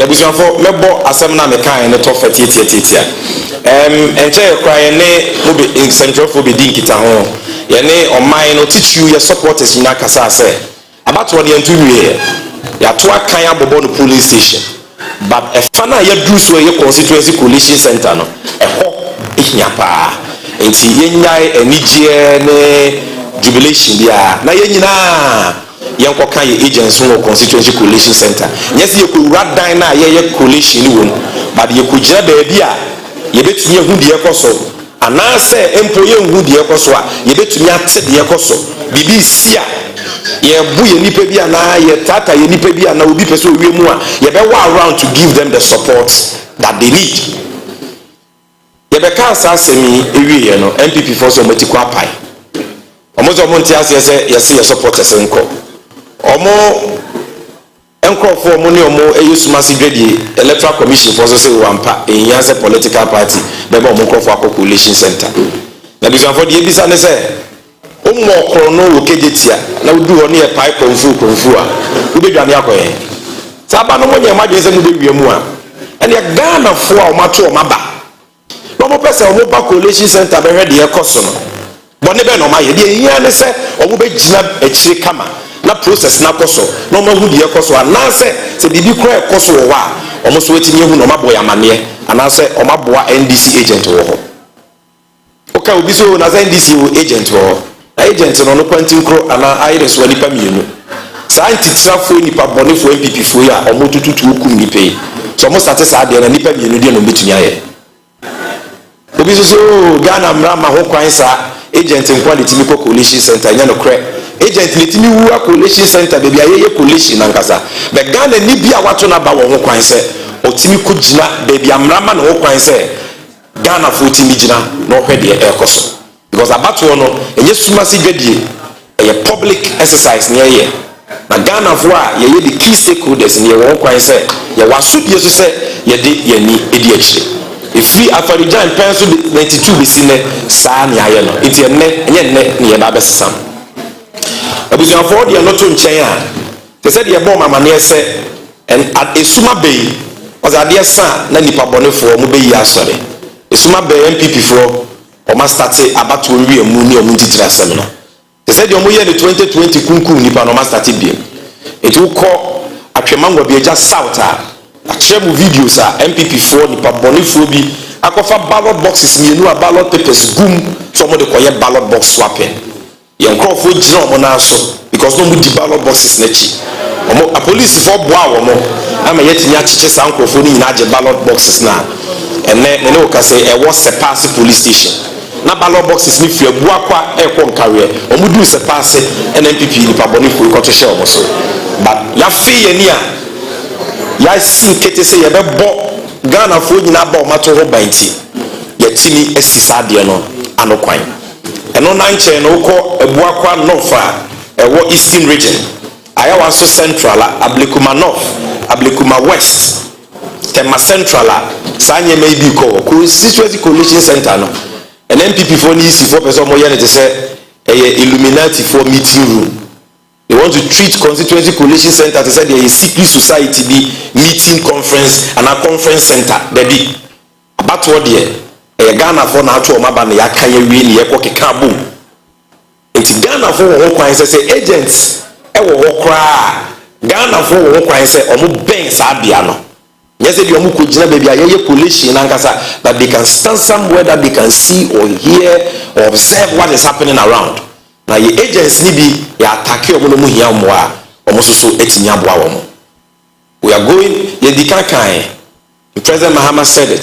Tabatu we are going into it like Azuma Nelson. Yeah, you referee ye butum because you say referee no or she jisi or a striker ema ye opponent.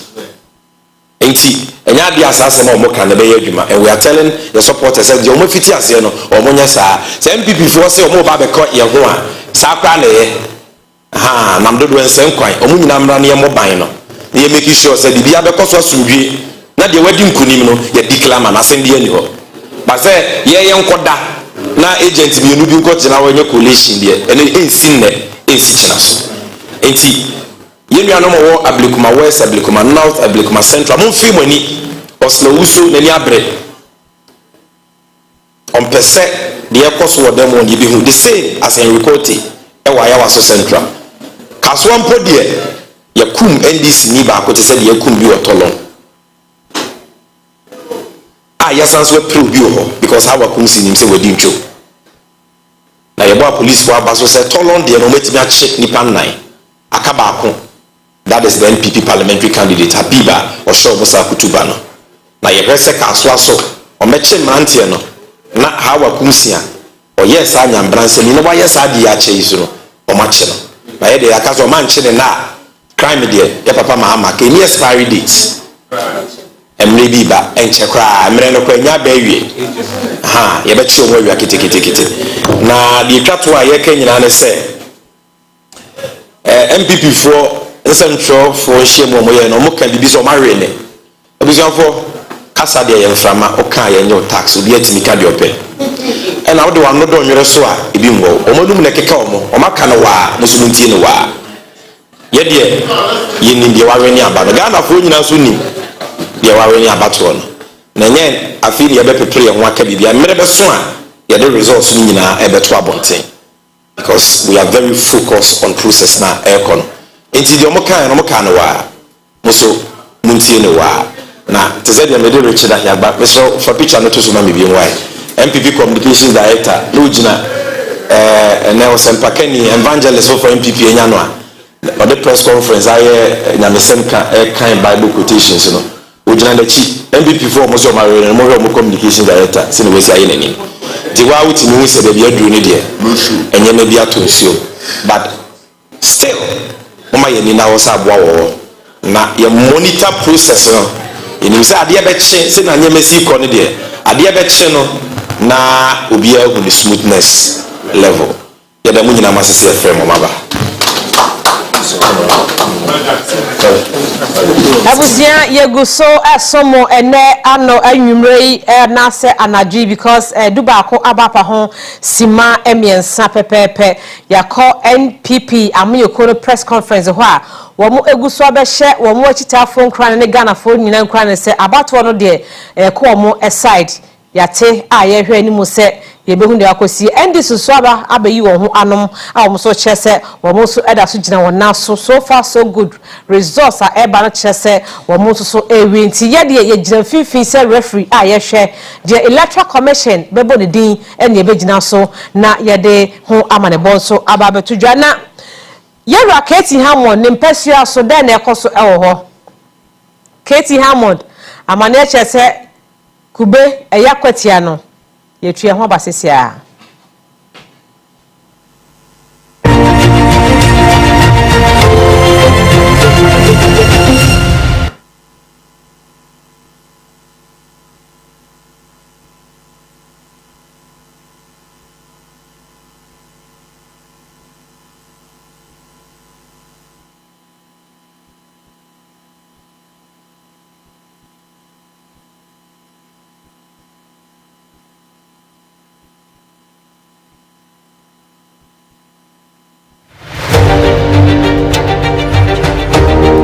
the person catcher munina say elections are ebe obia hwe yi enema asumdwe ndinkum our election way say democracy ayaye no e nyame nhira but say democracy no be ko enimu a e wo say ye nyina ye hu say ye nyini padom ni nyina ye nyina Ghana ye dia enti emo obia emma onno party a odi etire no on di eni ho echi ataki nyinia ana say odi ntukwa ne niema beba enti election yi asumdwe obia nkono nkotu na aba na in the long run Ghana ending kuni.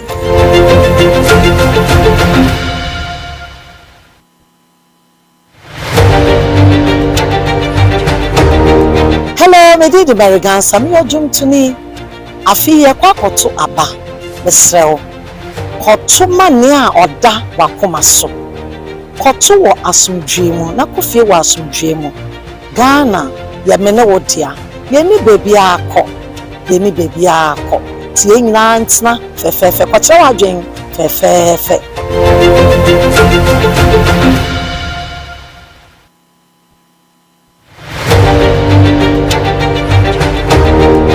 ye hiani asumdwe se de mepema me ho sana mepema won so nti me de mepene se koto aba na okofie ye de wantwi ni metin makao beba de ye mpe wo ye man mu a Ghana ne ye me de e won so de ye nhwe mo obi nse no maye ke wo so ye enya men kam koto aba ma de wo pe enyina ye after ni bi a Ghana no e back to Ghana na ye party die no so sing Ghana isa na tie dia Ghana first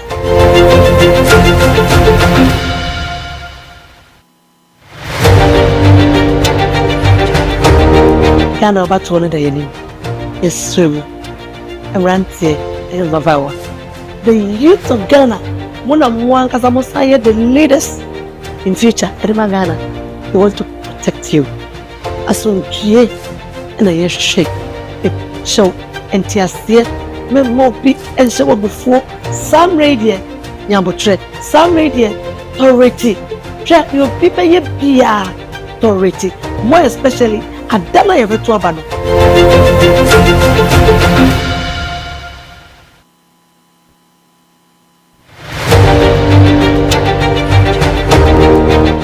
Nde mishia wana masem tete aba yebetu waba oye 7th December. Nti yesranwa mo mfa ntoko bia amba ye mpia asumdwe nkoten kotu waba asumdwe iwia kofe na kotwan results no If you go win be a woman here na in time nature support the Ghana onto one.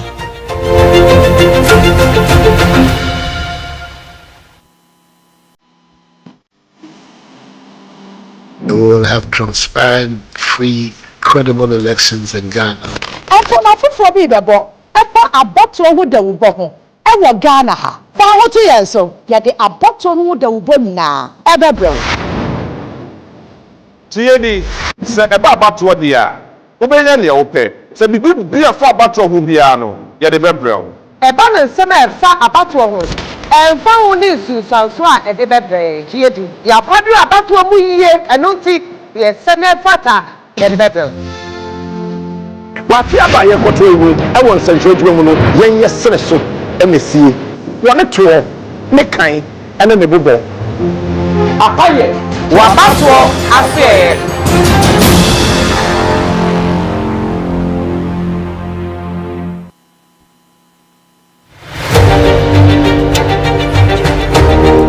the person catch mu nyina hye elections are ebe obia hwe yi ne ma asumdwe ndinku our elections. Election way, say democracy ayaye no, eye nyame nhyira. But say democracy no be ko enimu a, e wo say ye nyina ye hu say ye nipa dom ne nyina Ghana ye dia. Enti ema obia emma onno party a odi etire no. On di eni ho echi ataki nyinua. Ana say odi ntokwa ne niema beba. Enti election yi asumdwe Obia nkono nkotu na aba na in the long run Ghana endi nkuni.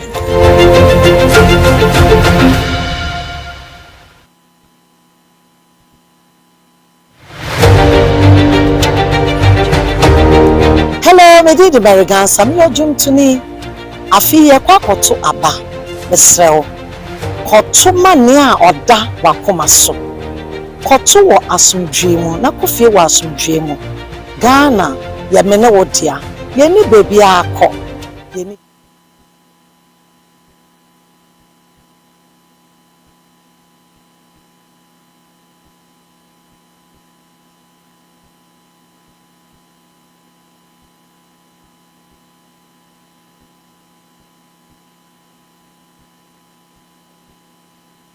Emamo akwa babiem ye kokogye nkrato kakra na yesanso atoaso asomo mawre mfise afe na resource ahodo no efiri miamia ahodo mpesi ahodo ye mantem ahodo polling stations ahodo ehekabom ansana ya bochire abone transfer na baby ye ose kono etumi akone aso agina so de ho amanebo aba betudwa ye beko zoom no so na yakona na ya asare ho owo awutu senya abato mpesi ano so nana baby agina bia ye mo adwobio Efeta go mejo so. Nana awutu senya baby o jan horum to say wadaroma. Efeta go baby na mejira no awutu senya west. Collection center EC office horum na mejira sisia na efia de ekoso horum sie no yeni kakura eni nyan. Ne nyina ne se abato no butu nyina wie no ewo yisi hihemu se o se di result nyina be pim collection center na de tiri se ukopiem ewo ruto bedu ase any media aka poti bono ma result yisi for akika won ma say be do collection center anu say no result be do anu say no pass na result no wo na say papers no wo no yet me say driver no ka exchange no any penfo bi ejre say somebody ka no fa baby no na obe piemo wutu senya west anu say ya ndc amenyu ko no kitafo no kire say mo mpre wo mu say so mo de number we pimo police center o so mo de car no ewura baby o mo ye police no o mo mpena car no enkofa baby a initially no na car no person for some kwan bi ewe wutu breku ho no na youth no popo kwan no enti o mo machi car no akoye pinche pa wanu say ya enya semukuma kwa enam so ma car na pepe no o mo machi car no amudi car no be shemu ewo yisi district office one. And for now, no, a police from one say Abemu, district police commander so Abemu as say, almost also a cano, any result in a PA or EC office on one, or Modicano, Elbremu, Ewo, baby on your collection center. But I buy any edition, I mean, you couldn't for one of what I say, information mo kura any result a mo puri agents for the amount no kyerɛ sɛ ewutu senya west parliamentary seat no ya de omo sanso retain enti no omo kyerɛ sɛ wini na omo wini no enya de omo trase na obi emfa bibi emfa mo ase enti na de obetwa mbegu amasa ende wo hwɛ ndwuma mo tu otumi sɛ first no sɛ yempemfo no ekwa eku a ndwuma no mo tu no mo tu anom sɛ ekwambia so ya de omo pre enti for now the tension e wan say ya yasim kwa police for mabegu anom say no yasim kuma a police office central east regional police command abaha sanso ena kanso division so abanom say ya se de omo ma chika no de papers ni nyina akokopie mo bebi omo collation no na if ya say medical make awia no oba ewutu senya west anom say ya aha no aye hot pa abakọ se mo ewutu senya west ni se wo ya city member of parliament a undiri nko play no so now this time around no we at 2016 na that time no the member of parliament mame anase watete onu na MP 2016 and George Anna onu mu MPP ni onu mu contest here on a ticket of MPP onu mu betu mame no 2016 no George Anna NBD MP sa Senior West 2020 and Gizatete onu no Nsipa Pini any Hanatete onu su be seat no any George Anna 2024 no Yuginahi no ye kasama for the ma omampene na nadodan kwa kufa do no ono na contest here one say na the actually say Yuginahi epese o win seat no na the member of parliament so kire say wo boa eduma ma ye o say me president any abemu de na mabo eduma e constituency anom say uyi abakose ma onom say MPP antu bin kono play no so no Gizatete excess star record no efia obebreki ene enti no ohwe de ekoso ne atmosphere ekoso ewutu senya west kire se ndc amenyo kono ensema omuka any result omukese omunsaka from their polling agent across baby abato ni nyina course no kire se omudi nkunim nti for now the police for na be ma yesa panka anka etu obetu ane nyina mu no omo constitution na mbebro no so omo kuma to moyem kama ye di papers na ko bebi e wo se kwa se de omo ye collection wo se tie da so o collection center na wo se ya de be pima bebi ano efia menem se ahanom yo election command center de be pima bebi ano ye fa wo sem sun kam ye tipo ne atwefo nti na madwe ahanom aye shipa me che collection center e wutu sinye west efia na also omo de ka no coin omo de coin just menti ase coin na efia omo de first dada no ensuo na atọ na atache na ase ensuo yira fa kwan na ase ya bunu agu kwanum ntina nka omo de ka no fa be fufuro no efia kwan no da hono pa but o say be omo de result na efi no hono mo NDC amenyuku no hono mo yom strong vote me kire wotu ko biase ne communities aka hono enti aba omo de papers ne bedu hono no ebedu ewutu breku no aham na collection center enti nkomodi aye ne amanfo edi ekrese kana na papers na ewo mu no ofi ewutu rodase na sa wo ba ewutu breku a the district capital any baby a collection so na wo be for the main road no so but udu ewutu breku a omo water roads bi ewo community hodo mai hodo na nka ka no pese efa na youth no nya no enti ese ka no pese ofasa roads na ewo community hodo mu no na mo ye fast na mo ko block kiss apan no enti akwa na ese de nsu ato say bi account bi nko account bi ma ekwa no dem but ye hu adwen about odasanity ma na nka pese offer another epan a youth no sunya ne ntia ase amla mi we ka say de omo ko block ekwan na omo ma chi ka na be pie mo collection center ombedu won mo say ya omo kire say omo nwe mu na youth no kire say okay say mo nwe mu dia ene issue office no ebe be be collection no enti mo nyina mo ma yemfa result na enko na mo de result nyina be share yi si wono wo pepie mo ewutu bleku yi si office wono say ya ya de o ma tu efen so enti no etiefo na hwefo bebi a megina no yi si office wono na mo hwe no ya de o ma tu nyina enti o mo de ko share mo no na police no be gu anom say ya district commander e ba anom say ya they say de o maka ama say de megro no aye ne say enti asia ba pa de a o mo fa result nyina enko bebi o mo quality no enti o mo de result nyina akọ hono mo a ye hwe ni mu se de ebe piema bebia no ye de wunsem so de abante efia oba ewutu senya west ade esi we ewutu senya east no ye ni muso musisa constituency ewutu senya west ahana muso tension awanu fitiendo anadwo na tension no man humre so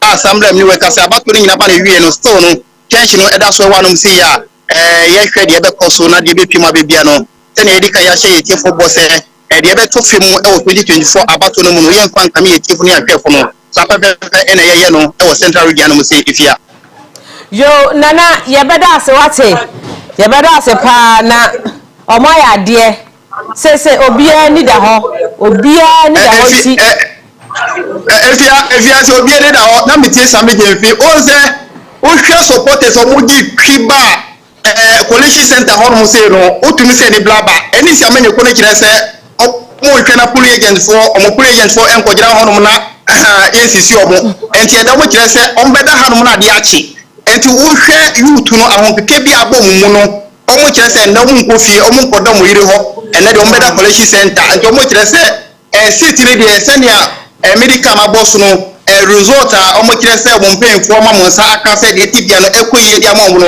omo maintain this result na enti omo hwe na obi ms result no de omo kire se han mo de ene de omo nkofie omo da ha no na de achi until say easy for ebe declare final result no eya de obi ekofie enti se de omo nyina egua no se ya omo boban omo sanso etuban ai wo coalition center no se efia ene nko ansa man kwada mo yire mo ha hwensi yesu ma enti yesremo momo mani na ho na Ghana fo aba o mato no obi apese na aba o to ye kan no nya ne mu aye na ye da sepa na de be fi mo babia so ma yaso NTB enfri ehonmo because jo say ajeta na what you Katie Hammond nka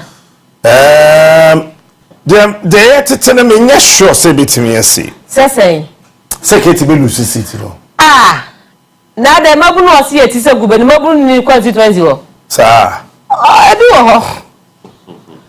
well episode 4 out of 40,976 police stations are electoral commission yede to abano emu 20,401 abidru so we are close to 50% of the total polling stations are to about across the country. So far, we've done 49.79%.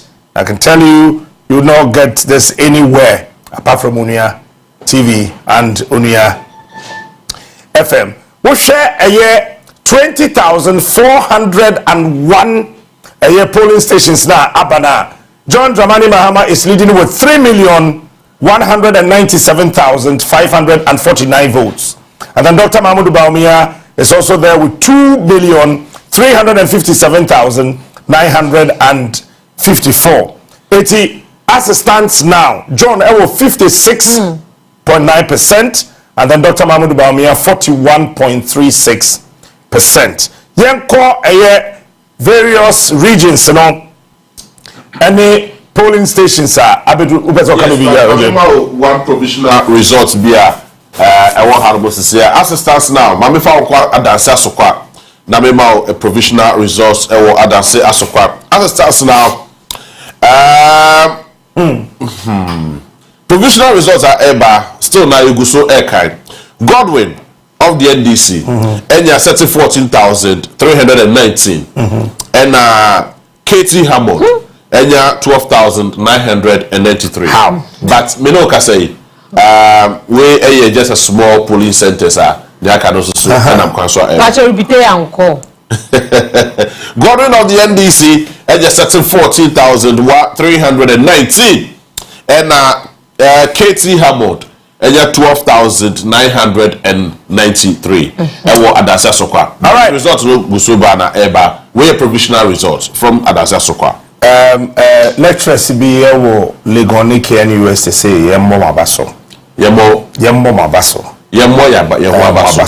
say we are not just calling results, we are telling the people the number of polling stations and what region name and the ABBA, and they've scanned through all the media houses across the country. Nobody is doing that. We are the only people doing that. And number two, Emra you can't say your friend is say about say few polling station na buy no ama Barbara a lead no. Yeah. They were so happy we came back quickly to clarify say it was part of the polling station. And so far so very good. All the comments coming from even the MPP camp indicates we have done so well. MPP camp and Akwache say we have done so very well. So as it stands now, out of the 40,976 polling stations now, Abano, 20,000, they say 20,684 and Abedu. So we've done 50.48 polling stations across the country. John Dramani Mahama is leading with 3,130,022 votes, and Dr. Bamudu Baumia with 2,310,355. Now, JB Twaso. Yes, congratulations to Yera Yao Educhum. I mean, he's in a comfortable lead as it stands now. Yera Yao Educhum, Ewa Bosomche. Congratulations, he's in a very comfortable lead. Yes. And Bantima Asansubuache, Ewa Bantima constituency. Congratulations to him. Professor Keith Linyako Ewa Kwadaso is also leading in the blue. And Sasso and Minoka say Mike Edu, fresh candidate Ewa Oforikrom constituency. Minoka say also lead comfortably Ewa Oforikrom in the Ashanti region. And lawyer Ralph Edu say Ewa Bekwai is also leading comfortably Ewa Bekwai constituency. Efijasa Sokore Bekwai ne papa na ne first. Ne papa Edu say e born home modern. I remember in 2004. Yeah. Now our Ford Basby. Oh, okay. And when you see here at the year Juma. At the ma someone was saying somebody MP. Someone was saying sir. Someone was saying sir. You Bosomche. Oh, okay. Now baby I end the bus in the fever now onim. I see. Now onim baby a bus in the fever. Interesting. But do say. Yeah. No, a minor. Yeah. Oh, okay. No, a minor. So I know that Joe is me too. That's right. Or they independent. But a drew time now Joe is be too no. Unfortunately, now he's lost touch with the people. Oh, okay. Now you're home here. Now the new war, other parts of the region. Emma J. Kufoso be winning. Then on one Casagrande constituency. So if say. I remember saying a co-voter region. Yeah. It means you ba bedun kraya. And sawaba kra no be share lot coming. Any tambutri. There will be so almost say the AC call e wo ha ne nemo betimi aye. Asa wa fa ha akotakra de ekoshia mami Gladys Asma. Wow. Any no awie and sawaba. Nto be do no constituency no wa bre. I see. No or a field man. Proper papa. But unfortunately, no, Honorable Edu say, Elusi. But it's a good news for him because Neba. Oh yeah, sure. Ne. Damn it, say also. You remember? Catch us say ne papanti. Yeah. Abranti no. Yeah. Obeko contem. He's young. Very. Adia here they say, Oma said your tisi say na for prime minister no the man no. You first can to change. Yeah. I thought that was sika ba 20 hour. Oh yeah, that's true. Who is about 20 hours? On share and no. Any relationship with a ma or constituency, I'm fine. Lawyer, no? Yes. Also a fine man. Yeah. All related very well to women. And then number one, number two. Or making sure say, and the running Kokrafa a constituency the mono. And yes, Mammy J. Papa Jasam the Kadabi. Nane papa will subi wone ho. Say we are kokora na sabe why you feel said day na what to say day. Edu say be kofam be bam wo no be ye. I remember say one of the campaigns here you know. Ye ko krobi so wotra ejoso no nya be so say ejoso. Wotra esreso. Be ko putuja. Na ba kroba ko bi to aso. Ye ko du ye na mame pani bi owo ho. Is it Abidjan Kwantana? Abidjan Kwantana.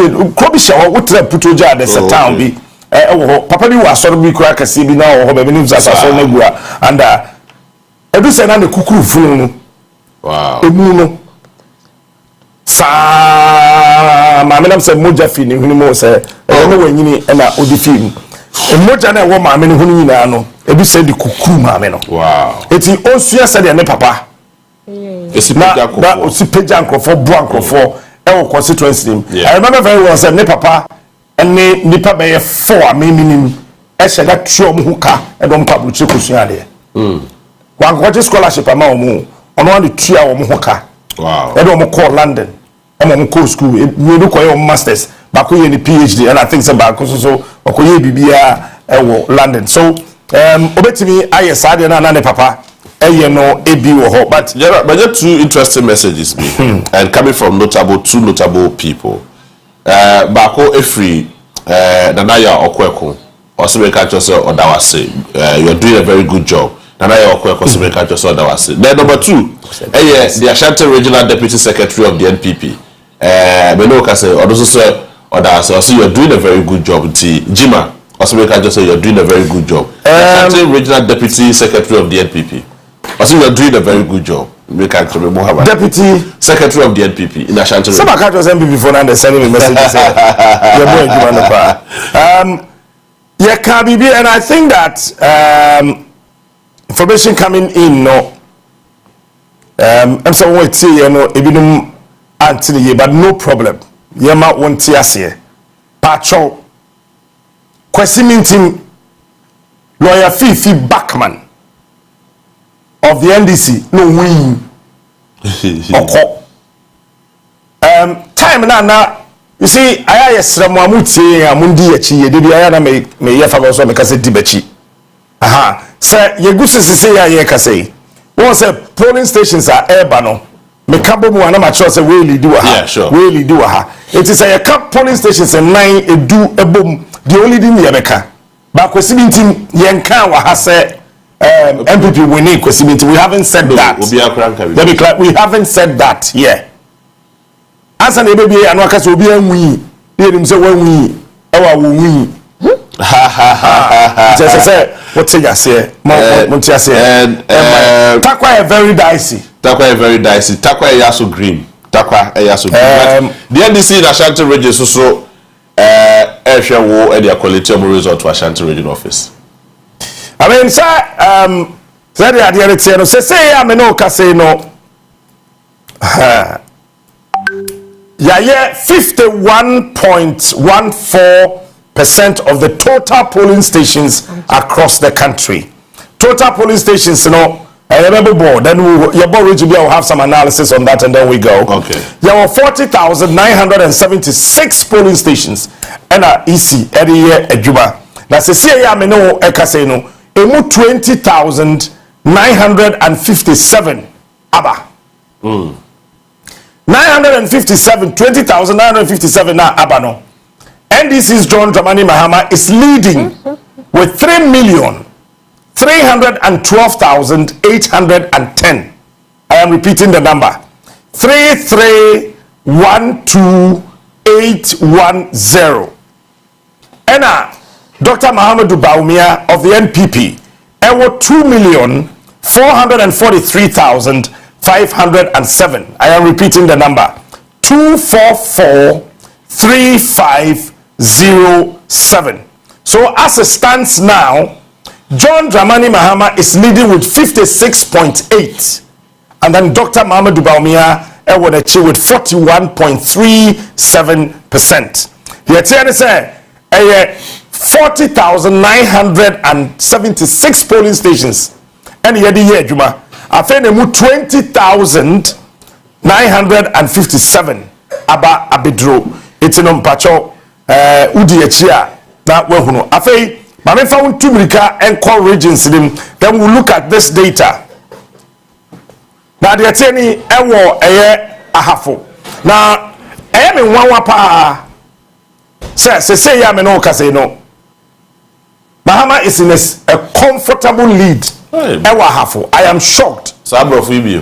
Because regions are na ye project say Mahama be win no ana obe win no. Me na me too sure for hafo.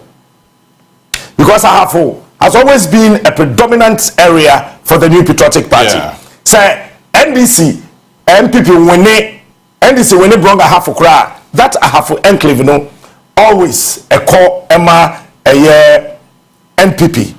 But this year the trend is changing, and we are all aware that Ahafo is the stronghold of the New Patriotic Party. But this time round, it seems a falling. Why are we saying so? Ahafo ewo 836 polling stations across the region because they have only, I think, 6 constituencies. Yes. 6 constituencies. One more 836 polling stations. Say I know say emu 554 naba, representing 66.3%. The Ababedruno John Dramani Mahama is leading with 81,397, and Dr. Mahmoud Bawumia was 72,810. Jimmy, I see. Very interesting. Very, very interesting. Yeah, very interesting. And I think that very interesting, and it's I mean, I can't over 20,000 police stations across the country, and I expect to see us and also so ever. It's was almost 20,000 police stations in the body. It be a major. Now to me the result will overturn. But it is idea currently as we speak, the country is turning green across the length and breadth of this country. But I mean, the whole world is watching us. Ashanti region gradually, Ashanti region, there was 7,100 polling stations. As it stands now, 3,914 polling stations. Begam, Abba. So we've done 55.1% of Ashanti region. Hey. 51% of Ashanti region. 55.1%. Also earlier, now we catch us Ashanti region, the presidential candidates of the New Patriotic Party votes slightly reduced, but MPs they appreciate. They are going to win. All right. Yenko everywhere. Ayawa so West Wogan. Yeba will discuss Ashanti region. I say Muhammad Tari Bawumia eto yekasa obi tari no to anya say emuwa, but NDC votes na ya na say neko. It is because MPP for now kwa kotoaba. Okay. Evelyn, what time come adwe?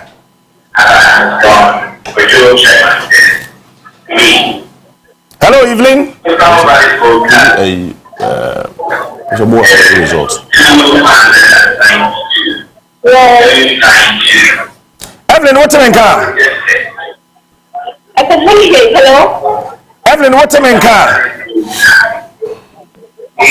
That's a moment Saturday. So Ashanti region, we've done let me police stations to be count. Say we've done 21,126 out of the 40,976 police stations. Patriotic medium. Yeah, 21,126 out of the 40,976 polling stations. By the time Mbobe 12, Yambo 1, JB parliamentary affair. I'll be concentrating here. General, as it starts now, I also Central is turning green. Henry Cote and Peswaso. I also Central. Results are eba, provisional results are eba no indicates say the NDC parliamentary aspirant and the candidates are all is slightly ahead of Henry Cote. My Evelyn, Evelyn, what do you come adwe? Look at that. Let us say, then of course why I was so. Right, so we are currently at the University of Ghana Business School where the collation is currently going on. And so we were in the room where we heard some noise outside of the collation room, and we were all wondering. And then all of a sudden, a young man was pushed into the collation room, and the first thing we were told is that he had brought in ballot boxes. Hall, and according to the officials here, we have already received all the ballot boxes from Hall, and then later he brought in another ballot boxes from Volta Hall, and the officials are also saying that we have all the ballot boxes from Volta Hall. So where exactly is he bringing all these ballot boxes from? So he was arrested and then brought into the policing center. So as we speak, and he sees us here while the policing is going on, and we are told that a formal complaint will be lodged before the police captain. Do you have any provisional results from the constituency? For now, we have the special voting. The special voting that was done on the special voting day, we had 2 polling stations that the people that did the special voting understood. And the result for the special voting we have now for the presidential, we have NPP Dr. Baumia having 162 votes, NDP John Mahama having 240 votes, and Nana Baby Apple 7, and Alan Shematin 2, and then Boom 1. And then for the parliamentary, we had NPP leader Alasan having 183, NDC and John DeMello 228, and the independent 0, and the rejected 1. So that is for station A. Then for station B, the presidential, Dr. Baumia had 147 votes. NDC John Mahama had 264 votes. Nana Bediako 3, Alan 1, and rejected 3. And for the parliamentary, we had leader Alasan having 177 votes, NDC John Dumelo 240 votes. So that is the special voting that took place on December 2 at the Ayawasu West Wapon constituency. So you are now currently at the coalition center of the constituency. Exactly. All right. Kindly follow proceedings and then just let us know what will happen after the total coalitions are done. All right. Thank you. All right. Thank you. Evelyn, Anna, what's it name? Kano na Oje. So say no. Out of 40,976 polling stations, currently we've done 21,126. And John Dramani Mahama is leading with 3,205,552. 3 million? Was that 3 million? 3,205,552. The numbers are 3,205,552. And then Dr. Mahmoud Baumia 2,363,737. John Mahama is leading with 56.1%, and Dr. Mahmoud Baumia is 41.3%. Now, mucha dewa na mucha lotodo. Me catch rebo say on the 7th, and then no, mucha single 8, mucha 18, mucha 28, mucha 38, mucha 48, 58, 68, 8 nisa. Once somebody a diagro. Once somebody a diagro. Okay. Yeah, Eddie. All right. So, Jay. Masha Wakra Academy. Masha, Madre. Yo, Wakra Academy is here. The woman is Yaba Coalition. You win Gakwa Newman. You win Okanko South. Yaba Coalition. The bar coalition, they only want to accept, accept ballot boxes. So, and a police before, how we stood with youth no apamo and on Marco. We need to fast the check inside war. That is almost took gas. My friend called for power. Kofo prawa ese mo wetu ama muka ba na mbesho mukofa ba na obesho wa kakara bezisia kofo ambulance nkwe wa asisia. All right, 80 all right. Accra Academy and I say ekoso wo ho me sure say two political parties no mo amokasa ma omo no eye your friends say Miracle Abuaje MPP and then Sami Jemfi NDC. I know both of you are listening. What be in here? Yes, sure. What be in our here? Yes. Yeah, sure. Until someone mama mo na enyin titia. Yeah analysis of Ashanti region. Honestly, na me nim say ebeye but I was not expecting these numbers. No, but Ashanti region, also the reason why it's here, His Excellency the Vice President, Dr. Mahmoud Bawumia, Kohon will be brave, and say at a point in time, the good people of Ashanti feel the real benefits of the NPP, Ashanti region, and I mean I just rhetorics. Mind you, say number one, the party office. The regional party officer na kesi yesi edema Ashanti region na kedi mujab kakrada because Ashanti is MPP is Ashanti no. The regional office say who donation ye donation every party office the agency. Let's get on. I want to because all the this no. That is number one. Number two, the NPP promised Ashanti region 5 interchanges. Baako afena baako yetutu abna ayeye e so am interchange, right?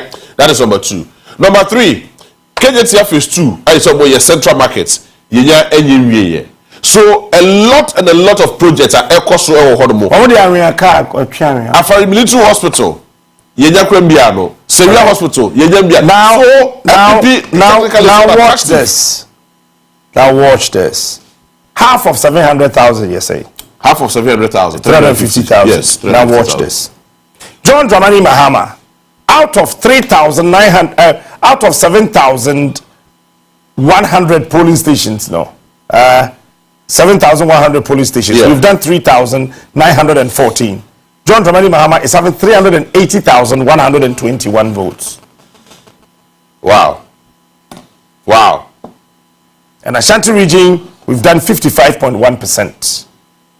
John Dramani Mahama, was 380,121. Now, also Osha, all the parliamentary aspirants of Moa Ashanti region won't go through because it's just a simple majority. Part no. Now, so look at the difference between the parliamentary candidate result and look at the presidential result, and then you will appreciate it better. Surprisingly, after 55.1% of the polling stations are Ashanti regional results are yes, still about 1 million. Undu 800,000. Undu 780,000. Or 777,739. Wow. Yes, 739. Oko Bono Easter. Bono East. Police stations here 1,574. Yeah. Yeah, 940. Say John Dramani Mahama only do with 133,764, and then Dr. Mahmoud Bawumia 111,353. JB Kasa. Time constituency as we speak is green. Time constituency. Honorable Ramsey, congratulations to Ramsey. Of course, in due time, with the details of that very particular result, Ebeba. Time constituency, Ramsey. Tie is green. That is Ramsey Adam Asari, a member of parliament at the Time constituency. Wako seeking for re-election. Yatundi Amano on the ticket of the NDC. Menoka say a honorable a green. Collins Adomako Beza at Fija Kwabre North. That is on the ticket of the NPP. Congratulations. A honorable still remains blue. Ewo Fija Kwabre North. Menoka say that is Kendapa ne wofa say ewo Fija Kwabre North. That Menoka say honorable a green here. Remember single detailed figures of that particular results. Ewo honorable say. But Kumi to make a majo at about Kumi to make a good. If I now just see a constituency bay, can you and what can you tell us? Well, JD Sandra make a say the idea. Every people our Piano State, community center.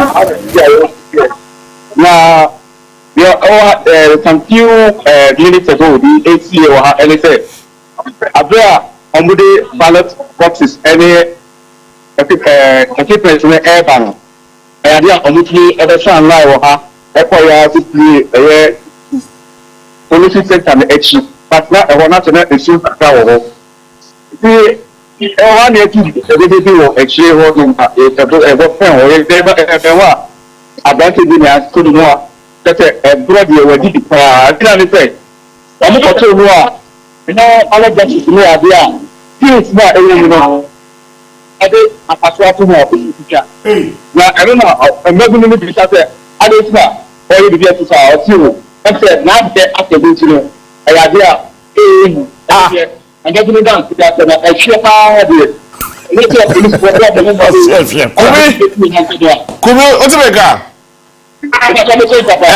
Now microphone not do. So repeat what the movie now so say. What's that about you then? I got to him and say, and let me need to play the two I idea. I get a patrol. I put ballot box into a we chat you to now I don't know I'm going to be crying now. The other say Nadia I agent now Nadia a box limited I idea and now I'm here in the media is that I'm going to look at the party fire now the team for and it said a place is where it's me PR almost so much I'm here to say I idea with the I didn't ever be Shirley municipal police station at Unveiling and police station urban go by now every chino so until your hand people say police car every year obisa tiwa police make approach and also the former doctor every for one of the society head you know so other almost say pakoso the kind of so almost say na dey activate you know almost back now about the family jobs every other police station now almost you and you man e dey film na eno na me say the big na like so some person almost say bibi akemu dia ayi some bi so e wo ha na omo heke e no stress ataba about no e mu a ti pe ni me bu no e police one ko jina ta na che no bi e bit no ana omo bi shedu a but I dey about the NBA so that say some be so dia na say e kudu isi anim na ọmọ ahwehwẹ ọbẹ tìmẹ die so na afani na ati ọmọ asese na ọmọ die so na de sẹ ọwọ bi na ọbẹ tìmẹ so de time to no ẹ ade ọmọ apẹnẹ ma ọmọ die so a na ọmọ de nneɛma na ẹkọsi issue hɔ. Kumi ɛdɛ na ballot box ne tìmí kò di ni hɔ. Captain bí na de sɛ ọmọ báyìí na ẹ sɛ ọmọ sa kii wɔ ha ọmọ sa line wɔ ha na ọmọ tìmí de ọmọ nneɛma na ẹkọsi issue hɔ so de bɛ yà ọmọ yẹ kwan na. Ọba bie so na ọba yẹ sọtì ní ènìyàn ní ẹbí na ẹnu na kiw no ẹfọ ìyá na bẹbi ẹgbẹ bi yẹn na yẹ sẹ esu kaka wọ hɔ ɛna aberante na ɛsɛ otiri pa ho a na ɛsɛ na pɛpɛ so obi bɔ ne na kofi akɔ aka ababu n'ekyi na ɛdeɛ ɛhwɛ paa deɛ captain ɔfa ne pa. Alright ma ɛna wa se mi nua kɔ abira bibi esi ekyirɛ bɛ sa ato nsa frɛ o. Yes, so ɛnkyɛ bɛ kɔ Ashanti region. Oje yɛ bɛ kɔ Ashanti region. Tepa ballot boxes ni na akodu coalition center. Okay. Womo wie. Akodu ho. Womo bia no na womo keka mbom na fe womo declare no. Womo te wona womo ye kokwasa. Ena post for akodu ho. Sesi ame no ka say 50 military men. Soldier form mako 50. Ena akodu eye tepa ho. And I'm no so say okay, we have 50 pe. Yeah, so you better be surround 50 nachi. They shouldn't go that level. So I think that yenja we soldier near yes say BBS anabra. And Tokobian tepa, the military leave the area. CDS call these guys to order immediately. Now mumbie suna womo enkan ye na ye sorry ntem na ye free ye na sorry ntem na ye free ba je Ashanti region ade no Lejokuku the Ghana Police Service also ade no we dey basoro no we dey from no we dey it's a sanity it's surprising but Ghana Police Service yes rebo Mama Money Eko Lejokuku constituency. We are hearing said there's another gunshot be Eko so Lejokuku, which is not too healthy. Ebwa enyefe. I mean about it. Mobi afa Mami Kancha MPP. Look, let me tell you something. Oh. I think sir part of the name be Diagro. And enye tekreme biya neti nama ede. We are saying we so we are colder to say JB2. Aduane bi ani asase so a munya cold. What's the aduane no ne de. Wodi abeme. MPP party na cold. It's the tekraman nyadwuma. Oh, it's as simple as that. Lose comfortably, go home comfortably. Na ye hihye enema ne yie. Then we can come back maybe 20, 40 something, and then we decide, but as it stands now, I don't think so we should allow people to wield machetes, wield weapons, and do anything that they want to do in this country. No, this must not happen. Please, with all due respect. Now, watch this. Yeah. Okay? Sir, Sisi woba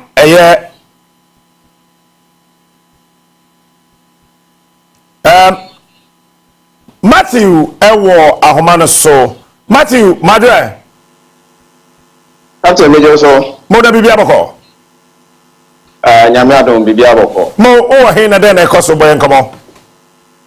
Okay, Captain, see, I'm no Casemi Secure so Collection Center, Libya, Yerabata, and money in Abum. Ahana Mijina Sia. Okay, it's a battle boy and come on. Kind polling stations, they mean say, okay, can't be booming there provisionally. Why never? Okay, a quick one. So far, polling stations, I'm Ebini.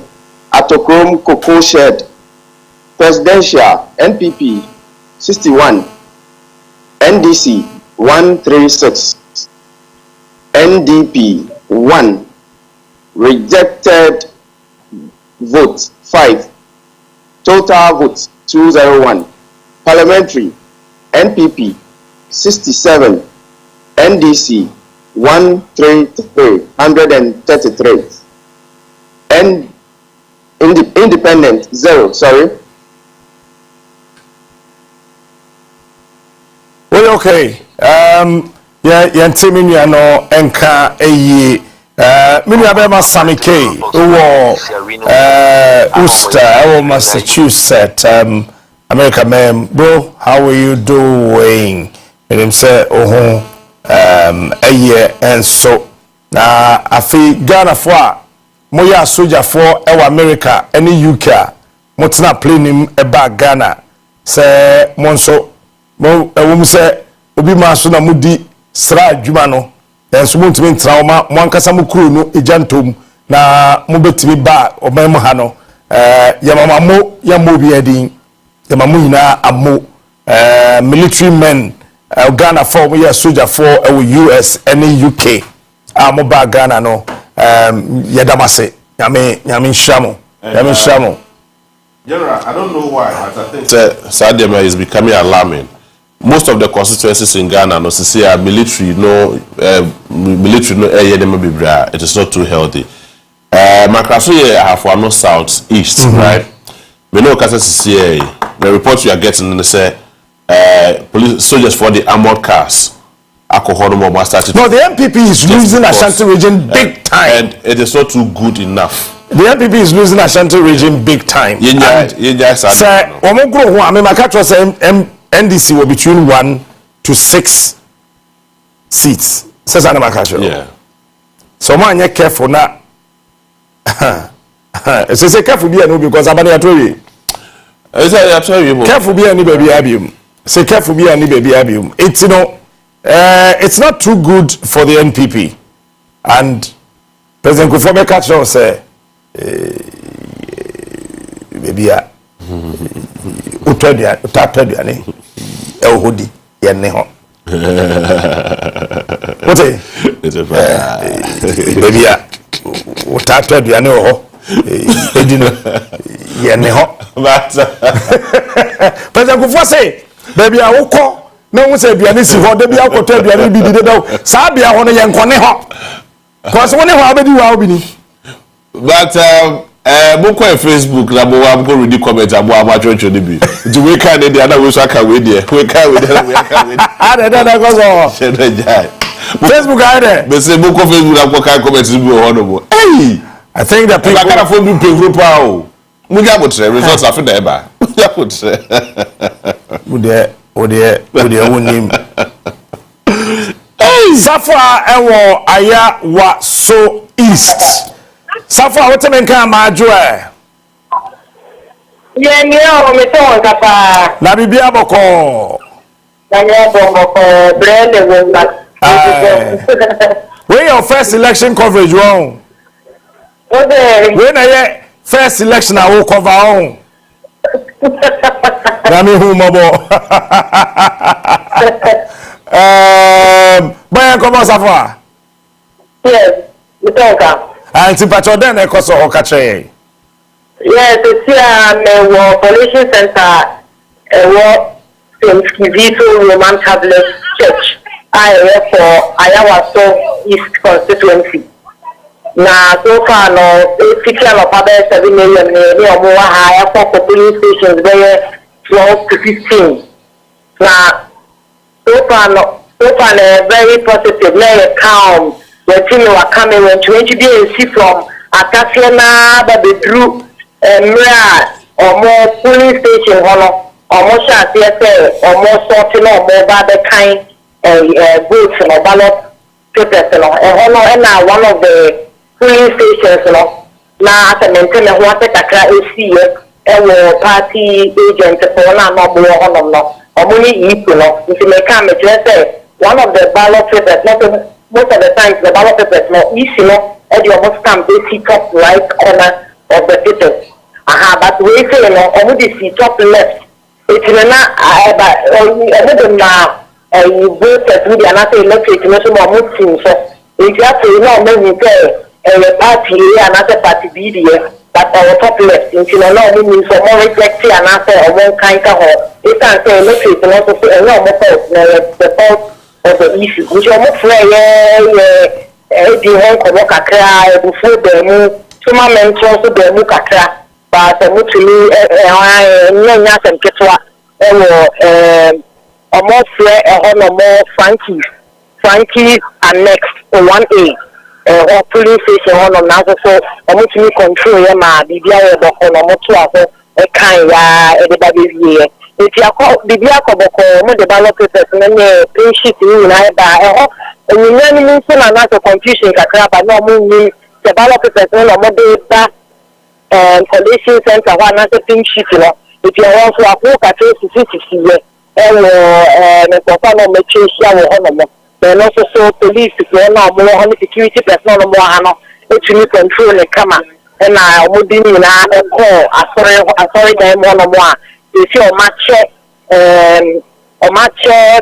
polling agents no officers na o mo share ni si officers no nti mo ni na di apona o mo ti asori dem mo no mo a o master line it will be only group now the print sheet and a document ko no ma yen shishemu wo se bibia ekali kama if you no more ekofo na isi for no officers no bi ebu to say na ko na we beja we na we di kan ya be no na IGP ya ka se papa do the to dan pa o pie ono mo on other police officers we are on to know about the share the nyema o ma to chen nyema hele se the nyema tie na wa oflam pesa on media the kata nti no mi ka no ne nti no bi ya to so ehye said o ma ye arrangement ni bia na o chia kakra na o be say eti nyama we na e constitution mu nya nyi ye kra but na we say mo make some progress in kakra kwa you so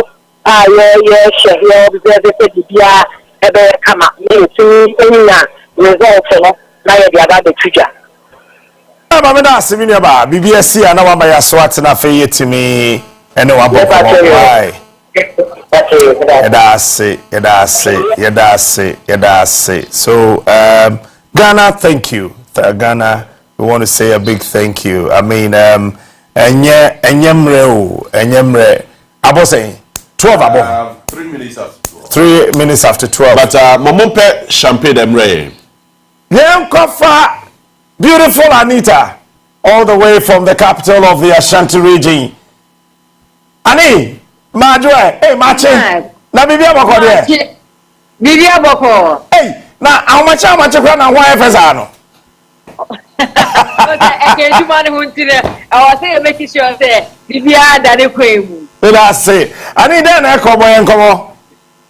Etiti an dey me wo atwase constituency na efi say ye to abani ye no. And the jubilation how many age actually no share Muntaka Mubarak in the camp how many age because even though you declare results you know almost say almost say almost banana when we near abaninti no share fine ways when you nipa be brain or fine so motorcycle say movie up and down they won't put a trail how say nipa be brain plan coalition center as what they had say no almost change say final results be declared now omo Japan ni mu nyina pa since as far back as 6 p.m. I am hanum say no hanum say there display for na captain smart ye hu sisi a ha na polling center ho no kra no so betimi eremu ho no dey kakra because omo je eni mo nyina pa nti here no nya wo screen so no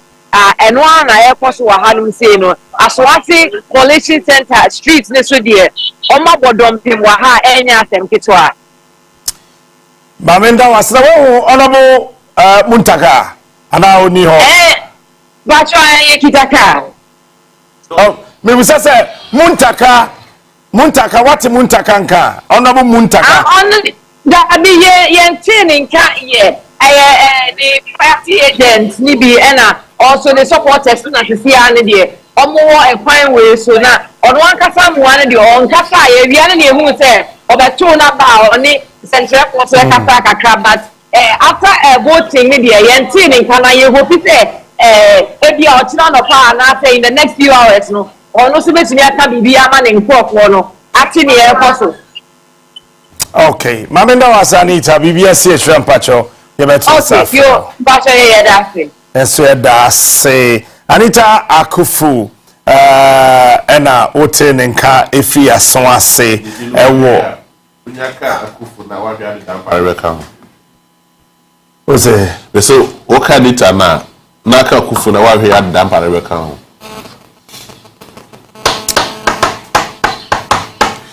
But General let's also say the Ghana Police Service Remo Mama na yetintia e various places are between who start to say boba. It is not too good. A place like Mankraso say no. Shameful. E dem guase kese pa. Mama yeso so sa dem ade so. Omugu so mo kan resort. So just amod car ekwaye dey wo ho. What is happening? I mean what is happening? Aba e no bi akwa akoto. E no mo kan resort na why the amor cars? Please, munya butre. Why? Tokwa. Na the exercise. Okay. All right, Mawina. Yes, Mawina, Majwe. Captain Menyoso. Na bibia boko de.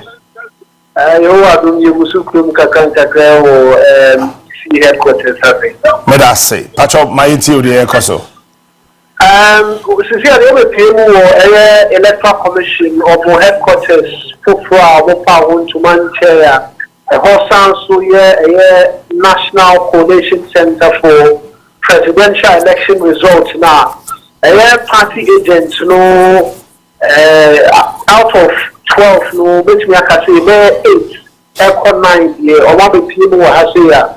ọmọ hwe ni mu se constituency coalition na ekokoso na tete wo nya bebre no ye bewie na yakọ regional coalition na efriwa yaba national coalition na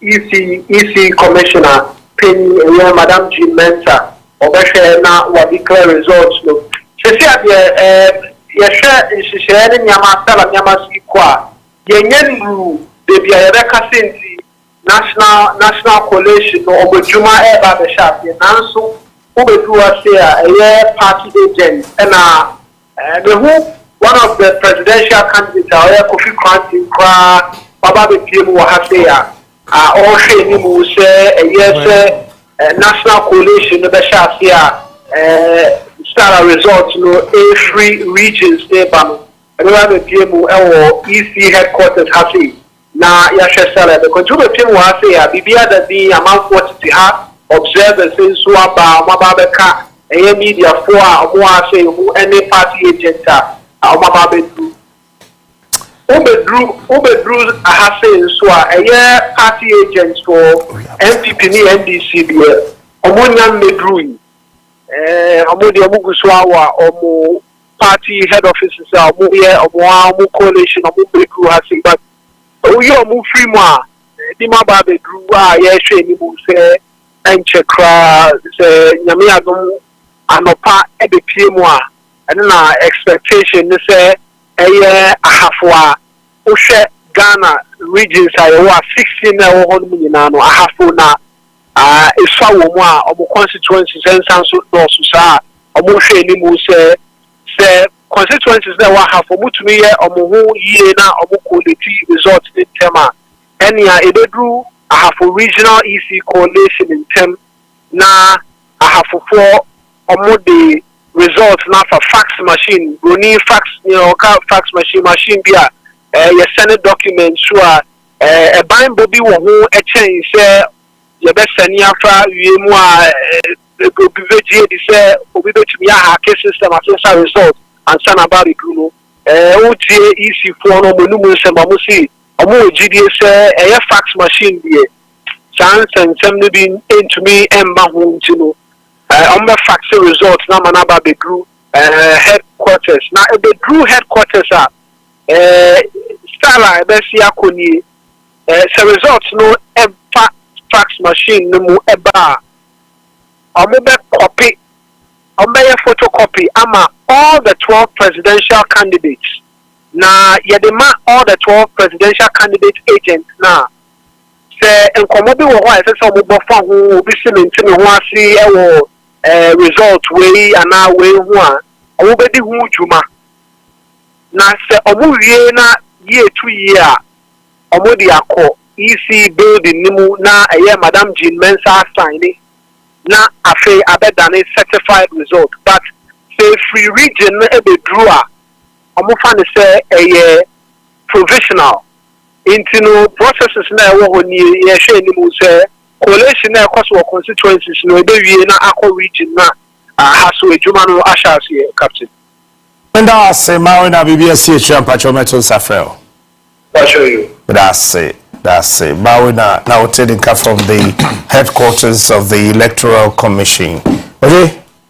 Yes, the Electoral Commission, as it starts now, Enya putting all the results together. But as media general, the whole world is watching us this morning. Live radio, Unia 95.1.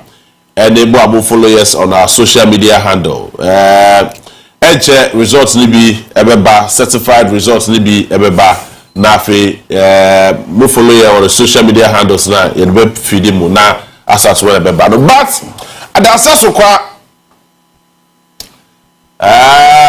Zebra before we kwa adasaso kwa ben kasa mincho choto so kuta red red person 140 Nasancho 148. Now ye hyphen. NDC is most likely to get 148 seats upwards. 148. Choto. seats upwards. Yes, Trotto. Okay. Dimifa 148 in fashion NDC. What there? A few hawk. Fato. Okay. Upwards adjustments. Okay. Fair no. But results in Bado looks very encouraging and very interesting. It looks like NDC grabbed more seats at the parliamentary level as against the NPP. And a lot of the NPP people are willing now to see a year to Izimomo. Mankrasu say more likely the NDC is far ahead. The NDC is leading. And it's now Amon Cars. Let's say 1996, 2000 is playing off. Yeah. Nah.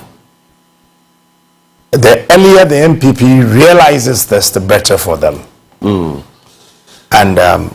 whoever ordered that woman, Unjai. What was Senate West results? Yes. Just 16. 16 votes difference. Just 16. Yeah, the call. Just 16 votes difference. Omo edeko share takrade. Yes. Important. Showa seat ewa ateko. You see, and the NDC should also be extremely careful between now and 2028. What am I the Kuzi Tamagana Fatu Abapama Mahama? And you could more already know I'm telling you today. Sikeriano. Yeah. Chrono, I may Ghana for. Impunity no, I may Ghana for. And to whoever John Dramani Mahama Bebo didn't say be minister, be deputy minister, be DC, be chief executive, be board member, be board chair. What your brand never didn't say who? Where are you? Yeah, that one I can assure you. What your brand never didn't say who? Baba train. Ofia. Over pastor we can just so chill. Nana mo ama hene. Me ada mamajo. Hey machi. People are not sleeping on. Yeah, that means. So so far so very good. Still, Mahama is leading 56.1%, whether Baumia also 41.37%. So say 126 Abeka 21,000. So we've done 21,126 polling stations out of the 40,970. But whoever is working on the Electoral Commission for websites, please. I want update it. No, but I agree. But I say, open me update. But all our quality all the results. So make a template. Fatu one year who said these are. No, but I mean, what they will do is that it's a lazy. No, what they will do is that we are sure that their template is ready. You know what they do? Until say parties need to agree. Yes. National Coalition Center. Now they agree on the format. You know. At the parliamentary level, they don't need to agree before they put the results there. And also say, because because most of the constituencies now as a result of the EC inability to bring out some of these results. Because over a press conference, there are a lot of constituencies being on General. All right, so as it stands now, NDC is leading in 13 regions out of the 16. Christian, Yali, I do. Media, maybe I'm a cordial. Ah, we're better now. What do you say? Komoko na Makasani Kamiako NDC 4 are leading as of now. Electoral Commission numbers or their Tujaya Yeni Exam Moses share out of 253 polling stations that I constituency Electoral Commission to me quality result of 131. to 131 out of 253. Now, what's the time now? Two leading political parties, NDC and NPP, yes, parliamentary, out of the 131, yes, quality, NPP parliamentary NPP to me 11,405 and NDC parliamentary 17,844 into way 131 out of 253 polling stations are your quality so far. I see. Now the same number no now share presidential no. The presidential no for the Dio no 131 out of the 253 polling stations no NPP presidential NPP enya 7,345 and NDC enya 13,116 into we know your numbers again and so far no we are about almost 52% of collation I expect to be and Adrena yet declare the final results. Originally we say NDC executives the Brina arbitrary or how to say Obia the powder fufu they can see victory ahead of them. Though Omeka said it's early days yet, the Biabi to me has decided now so Osha said Amayo Kono NDC to me are dominating in this constituency. The Kamia say one besign at so on both the presidential and then the parliamentary front. All right. Media, Marina Asi, Nafu and DHA, Bibian Bessa about how to move you. All right. I can't say, what's a word? We're best. Mammy call a Kakui Central Bimla. You talk about this so. What's a greater crowd, Minister Wiley? Oh, yeah. A white rope. Okay, but I'm going to zoom now. Ore kwa bofo ewo zoom. Ore ku bibia boko de. Ore ku timeka. Hello, ore ku ampofo otimeka. Ore ku unmute yourself and let's have a discussion. Ko ya ma me bro for abayumre. Ore ku. Hello. Yes, ore ku otimeka.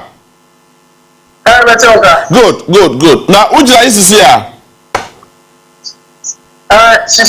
There were Ghana Telecom School of Ghana Communication Technology University up there. I see. And how your constituency bed and tell us, dear Nekosu.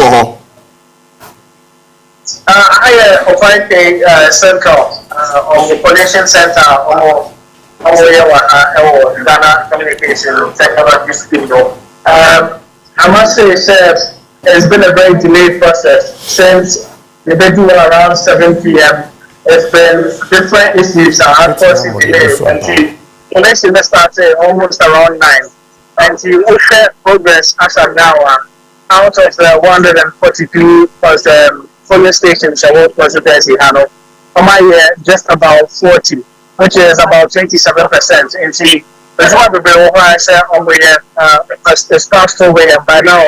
They still have been getting to the end, but one of the delays they do initially was with the party agents. There was a long dispute as to maybe ombudsman or was circulation center or maybe counting was and maybe as a party agents. There was an argument between MPP and NDC party agents. Ombudsman first, and I said, "Oh no, ombudsman." It's back and forth more than 30 minutes. And then there was also the issue of the election officials. We have to do earlier, but I mean, Danny Cameron, who said, two people was here, almost.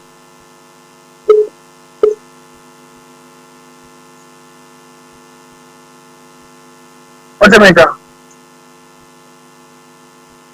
Betonka, yes. Yes, and sir, Danny somewhere now. Who said, the fact that the Danny Cameron, it's your okay. So which one said, elections officials of the it's at the moment. They do long ago. A number of them are saying I'm complaining. In fact, IDP Judge Dampare about just a few minutes ago. The first concern here, elections officials in the but they've been tilling for a very, very long time, and that's also caused the delay because some of the results of the various polling stations, local polling CT, it's been a bit slow, and the number of them are also frustrated outside. And I think that has been one of the delays. Now, also social initially, so now do baby cars there ever for the ballot boxes no ballot now.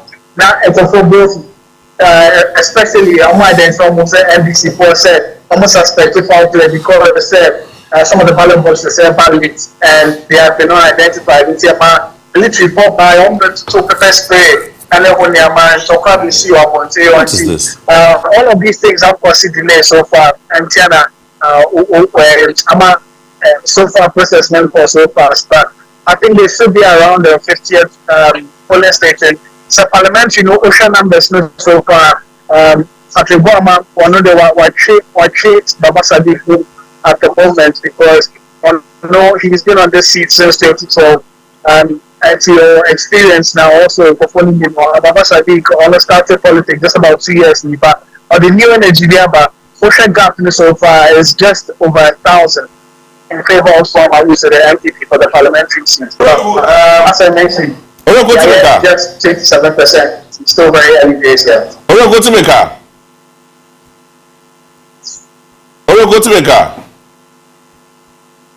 Yeah, okay. Yes, good. So, Mame, the figures are over assets now. The provisional result figures, assets now. Share with me. Naminya that particular figures, and the number of polling stations are when you're so far.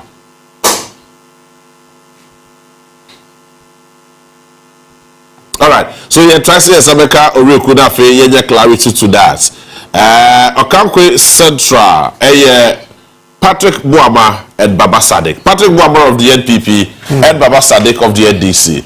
A very interesting fight, even though, yes, it has been the seat of the NPP for a very long time. It looks like it is too blue. Still now, a blue. I just say, Edema Eshada Elsesao Honomo. But Jomoro still remains green as it stands now. Omuguso quality, but so far, maybe every year, green is still leading. Ewo Jomoro, and shockingly, Ewa Dansia Soka. It doesn't look too good for Katie Hammond. Shockingly, Ewa Dansia Soka. It doesn't look so good. I can't look too good and so good. Oh, I did Pentecost for one. You mean Pesame tomorrow? When I'm saying, you know, I said, yeah,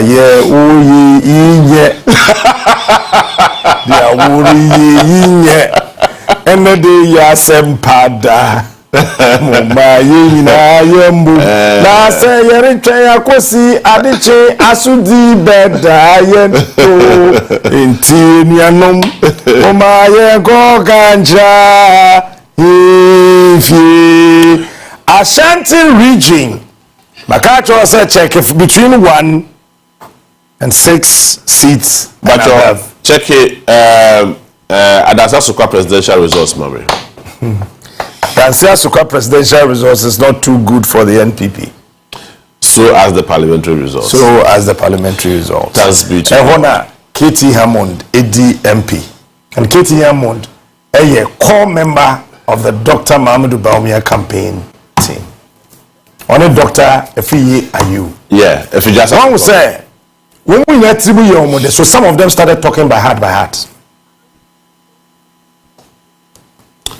Me say, Adia Monsieur Okufu Hono, you have no idea. Once the Biami catcher say, Sunday Yamidi Assemblyman, Betman Kanache. Ofremia mefa me kasa besesa me nante besesa medidi besesa menda besesa cause nya the title to do super paper you must live the life of that position. Anytime you have a position, you have to reposition yourself. PP. Okay. I didn't hear diagram.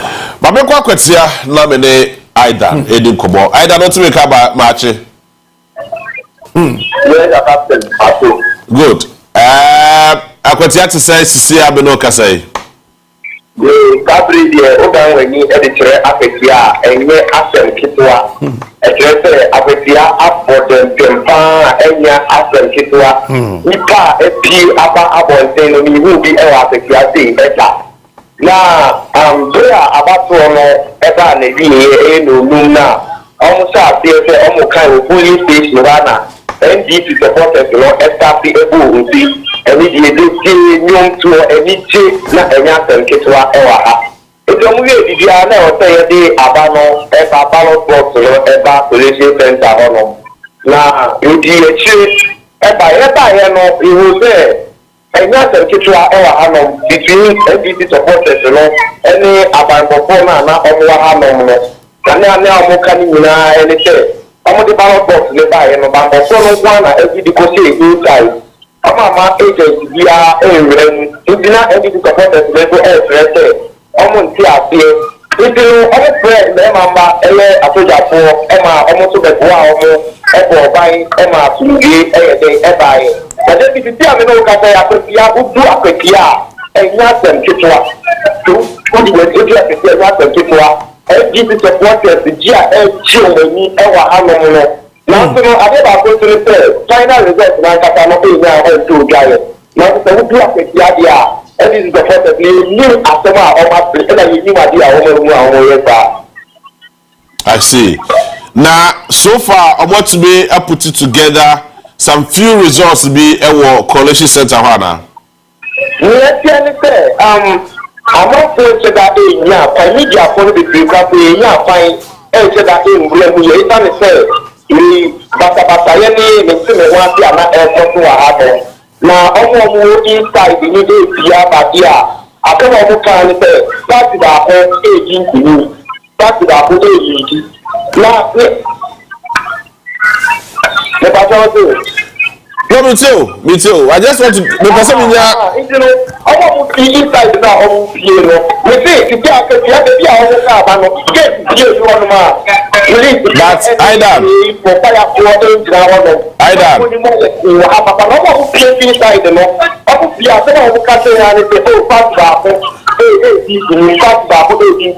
Aidan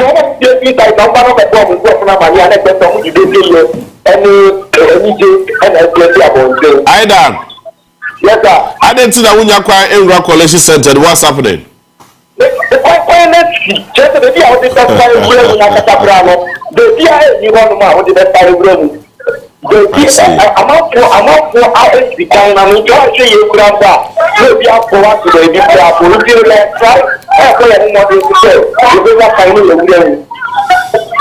But Bobodiana Pekwa in the right side now my provisional results are good. Yeah, Bobo did the rooms here.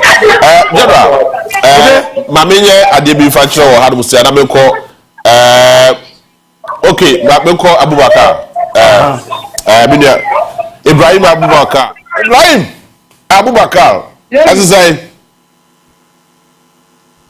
Oh yeah. Abubakar. Ibrahim, what's the maker? Abubakar. Ibrahim, what's the maker? Ibrahim Abubakar. Good. Senior watchman. Obenyao. Abubakar. If I don't just see, I didn't Yes. If I don't just see, I didn't cost.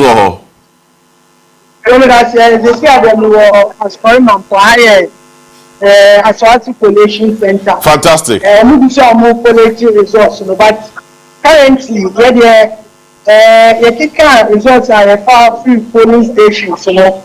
Now, just by a margin of 13,000.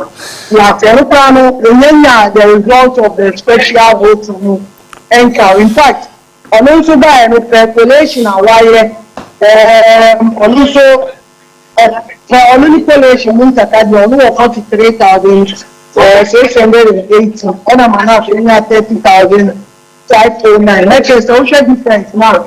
13,170. But special vote to make the kind and how easy the appeal on mobile confirm those results, but even ocean atmosphere, now ocean entrance, the round Takaba and the round maps by now. Actually, said, in fact, the president of Taka Eddie, which are all banner, and they are only supporters by our ticker, so they do all the good they are still now, we see the day. Now, Shaman for so bad, but for no far by our very man, where we are, because I mean, our Hana, a year, that's our no far by. Now, it's all said. Me too, Ibrahim. Hello, Ibrahim. Ibrahim. Oh. How experience this contest because for the first time now as far as it is objective candidates are whatever young person one of their students are pledging to the nation of the youth and so if you are now you to look up on education and to know who we say time I would bow we are in as far as that or some have to do it me in your 18 not sketch and blouse I'm not expecting to say for her to go. But the money of this man said, the beer man I found a factory about and fancy in the backyard in Catano. You can't have money now 2 police stations in New Ground. A plain duration. Not just a number 8 million or Baco, and I say at 232. And a month of pay at 3 days. Then another police station. And I say at 2. The other hands are fair to the man. They keep a honor supporters living shots like a movie who are for one to see there and yeah, dear baby. Because no more she said, so even all the 216 police stations, they're not going to see me now. They are 2 ways to our woman person. No more expectation waiting in the year. Into a bus or one from let's say, supporters, I shall say, movie into a mother. I'm here inside. Any moment from now, it's making me very operation. We're not open to declare whoever the parliamentary elects. And yet, man, I from Zijo from they can't cover myself. I'm not about the very strategize. No March 2028. Does it mean, Ibrahim? Does it mean, sir, Manafa constantly defeat Anna? For now, I don't know if I will continue, but more in general so supporters me now there. Consider no plan you give me now or the entire. You know, you'll be on the castle of your consider, but church officially easy. Everything I population now or my declaration. I see. I see. Right, Bobodiana for the DH by Nafi. Yenya a certified result from the Electoral Commission, that is the returning officer, Ewasokorimapona. Yenya all the 240 police stations I were Asokorimapo. But for that day, Manaf Butaka is leading Manaf a certain 13,000 votes. Earlier became a catch or said now only do know 10,000 votes and now 13,000 votes. But my many entry in here, many entry Mosiako Ewo for you. Entry to become match. Yes, for you, tell us, and then the cost of honorable. My can do fit to say. Let me say, after now, no cafe, you know, Yamato Commission after close to police station one of that. The fact that now no Nadia is no one more a projecting figures in Nadia. I think no mugu so more from polling officers no na say returning officers no so one sign of actually na bomu e dey project am and that we go ah here want you but the other all the polling stations in na one man body go ah obia e dey patient no emma commissioner or another district officer no returning officer no I say no have giving na bomu na or much we are projected figures no but there were few ones here the bill we are able to have also from the provincial results from polling stations here and such Miaka. Now, the between their two there. All right. Yes, but me too. For you, send the provisional results now. What the Senate is here. Then Mr. Say, yeah, sharp here, the amount sharp here, and canceling put that down. And one of the polling stations that sharp here, one of who could know and send me a money echo you and canceling put that down. And your polling station of FPP that A2 and a CPP enya 3. And Madam Yansana NDP enya 222. 222. And a APC enya 2. Omunya mano in independent elect Nana family, the Dia Cocheda, Onunya 6 honum. 6 honum and rejected near 7. Upon the area from which we have a 487. A more 302 and a few other 2 Angie. Yeah, so far, how many police centers and what we are putting together? After that, they didn't know about the police station covered 12 or 13. And someone got the body amount. 12 out of 10. Out of how many police stations? Okay, I have a police station in our constituency 241. 241. Yeah. I heard that what them don't want to say. Me look at they put up around 13. Okay. Nyabutenda putting it together. Na the back from there you who said no your provisional results are free for you from ever. Why? Okay, thank you. Mr. Medasi. General, but make sure Bibi wa dansa sokwa. That yehwe ehado mo say now. Ade apese be sure wa dansa sokwa no Ba ugu so obetira wa dansa sokwa no.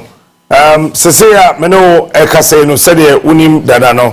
2024 elections na na iguswa ye cover no na eniema no ade no ukokuru ma we den abekokuru kaninya tunko ade a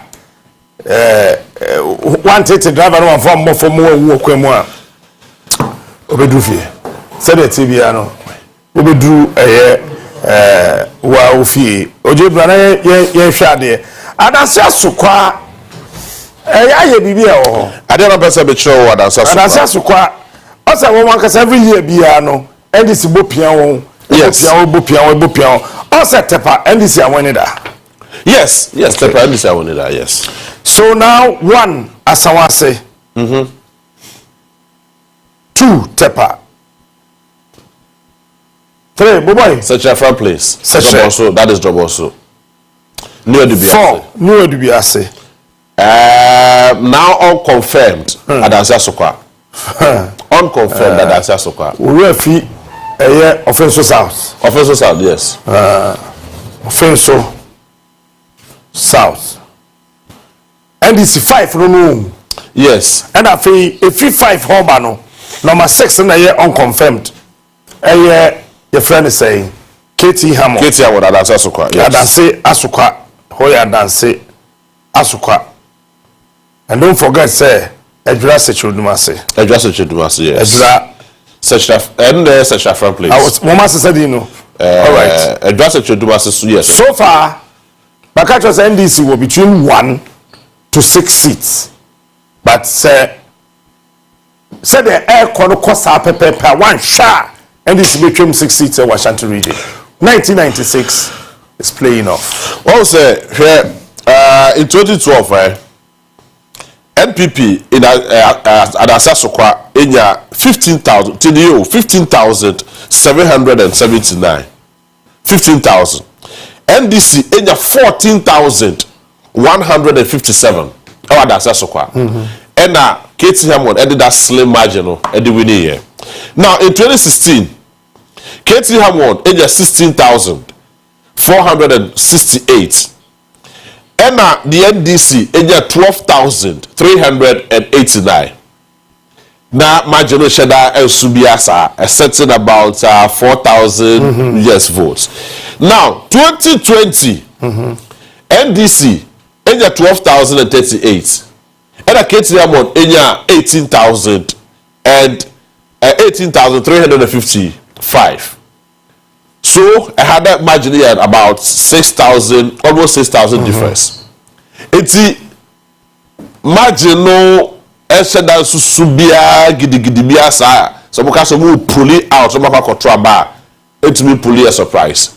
And I will not be surprised if say result no 2024 parliamentary result wa dansa so kwa e bada sana and go in favor of Katie Amoda Eyemwawa. And from the provisional results are yenya from the Katie Amoda dansa so kwa constituency no, it doesn't look too good for Katie Hammond e wa dansa so kwa. It doesn't look too good at all about Katie Hammond. And one of those shocking results are if the Ashanti region ever. Okay. Very surprising. Yeah, monitor. Na cost one on two now pins one my own who the kuta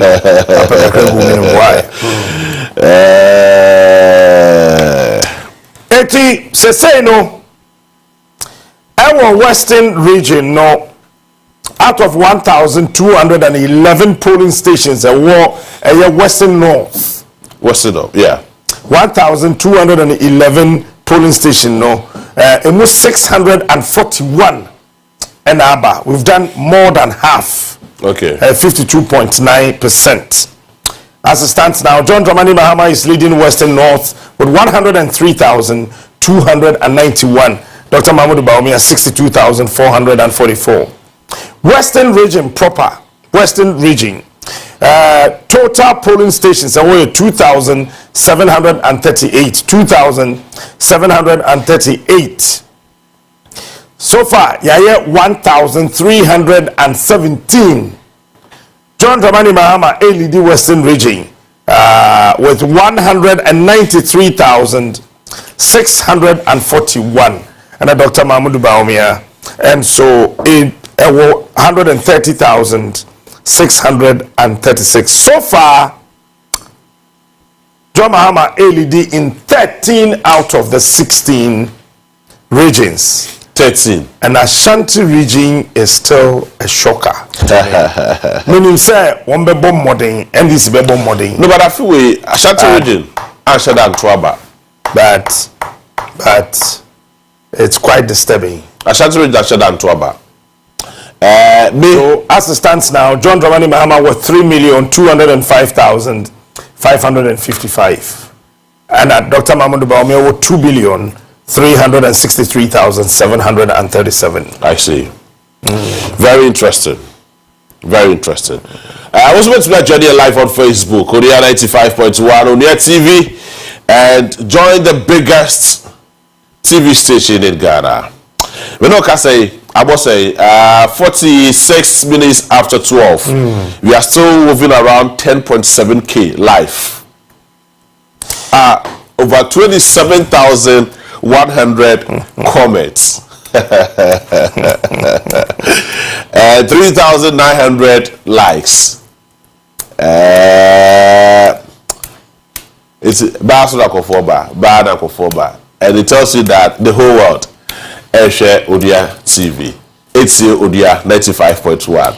If you can't beat us, you join us. And this is how you do it. It's a very simple street. Yes, if you can't beat us, you have to join us. You can't beat us. And the about the year, any say other platforms new year. No, I be confirmation. Never had a yes.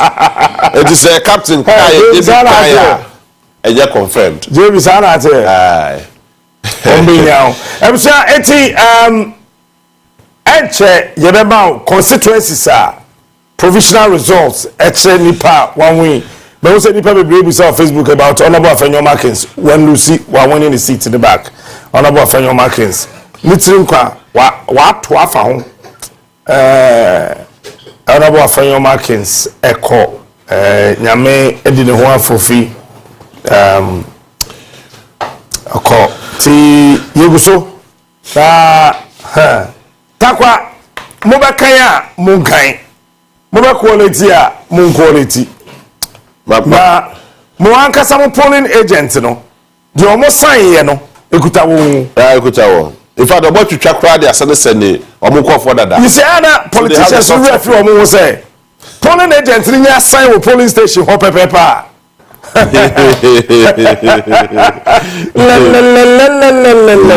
obi bisa say na DJ no way but this time can GH boy wa ko mami owo sisi fiare bi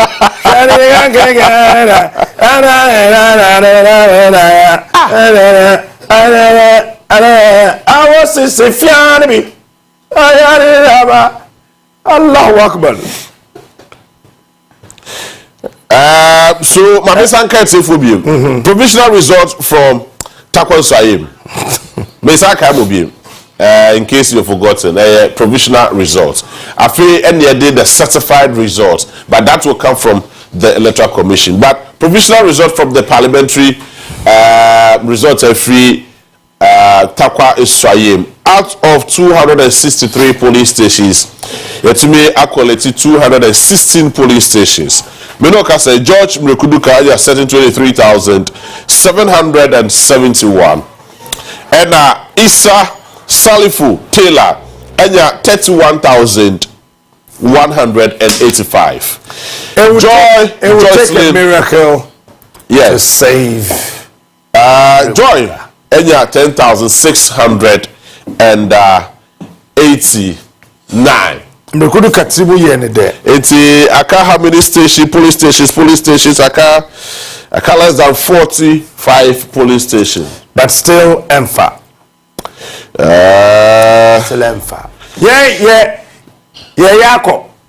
Na one way so I bet trust me so that him aba. Yes.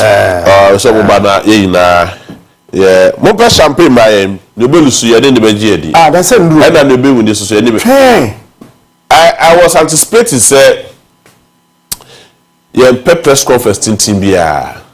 And na we you comfortable lead. As at when the result comes near the amawo. And at the end they say no be lusu no on lusu miserably. Na no be win so on win convincingly. Oh, but say JB so him say about we yanko run off. No, the run off the yanko. But remember them koye 50 and 49.98% dabi. Eye 55 na koye have 55 no koye that oji dey. 55 na just say any way. Wo na gada do we. Man, is that nobody John Dramani Mahama in 2016? Only 44%. Remember, I would show 148 to be true. Aye. Okay. And now, 40,976 total polling stations across the country. No? Yes. It's most likely said John Dramani Mahama will win about 64% of the total polling station. Or been winning across. And on the some polling stations, no. John Mahama is likely to win close to 29,000 of them. As okay. General Mamifa Wincho, live on TV, Mamifa Wincho. Where you know me and here. So this is what is happening. This is what is happening. It's Mami won't free Hamon. What did I say? So say the provisional.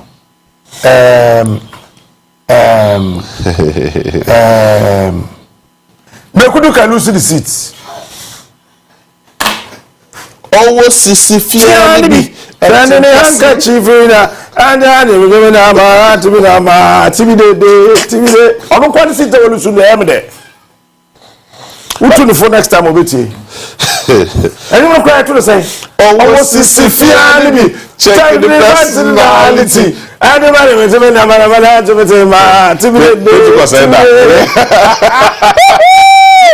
that. So, George,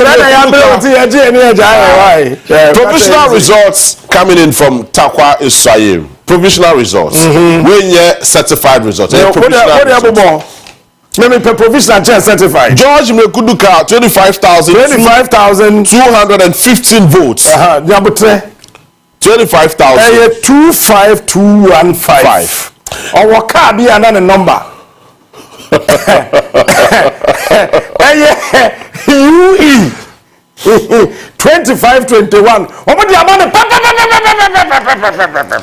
And 25 masa jabta our sisi fiani bi and the personality our kabi UE 2521.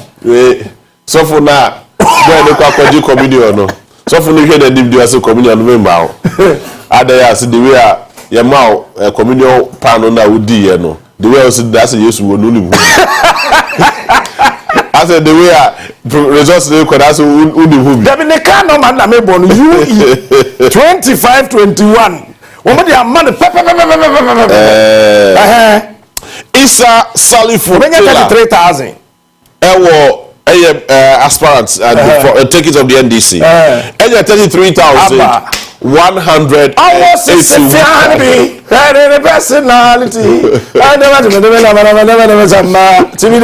Anyway, 33,181. 181. Representing 47. What's that? Okay. And Joycelyn Joy Andor. Joycelyn Joy Andor. And 11,454. Yes. It would take a miracle. A provisional result. I've wanted to move from Accra. Now, Obenante. No way to do Takrade in 13 minutes. As I'm the Kudu Ketria when he seated. A miracle. It will take miracle. Just so between the 30 minutes. If you had to Takrade, they are Kudu Kabetria when he seated. I don't want to lose in the end there. Oh, Lucy, yes, we did. I remember, is it 2016? And a major they could do. Yes. Olusu Beniji, Papa, so not show so no member. We 240 police stations out of 263. No, my yenda, those of you on Facebook are saying. As it stands now, to have 367,000 K views. This is abnormal. If you can't beat us, this is abnormal.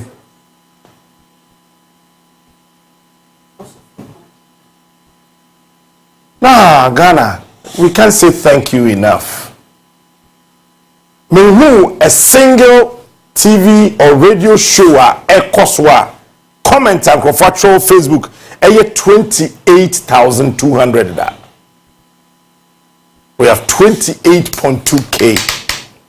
And nipa ese more like the you know. 14,500. Ghana, we say a big thank you. We want to thank you. We want to thank you. We want to thank you. And you know, but Mamen Kaiwo and Sana Mako, let me refresh and Sana Mako na what me ehunonia mano any so se say ya me no kase no polling stations e wo Ghana ni nyina no yede to about 40,976 so far 21,126 na bedru na just say polling stations in Ghana we've done 51.56%. John Dramani Mahama of the NDC is leading with 3,205,552. 3,205,555. That is representing 56.1%. And then Dr. Mahamadou Bawumia is also having 2,363,737, representing 41.37%. Yeah, Edia. You say she have you. Shall we back? Yeah. You've done well. All right. We'll be back.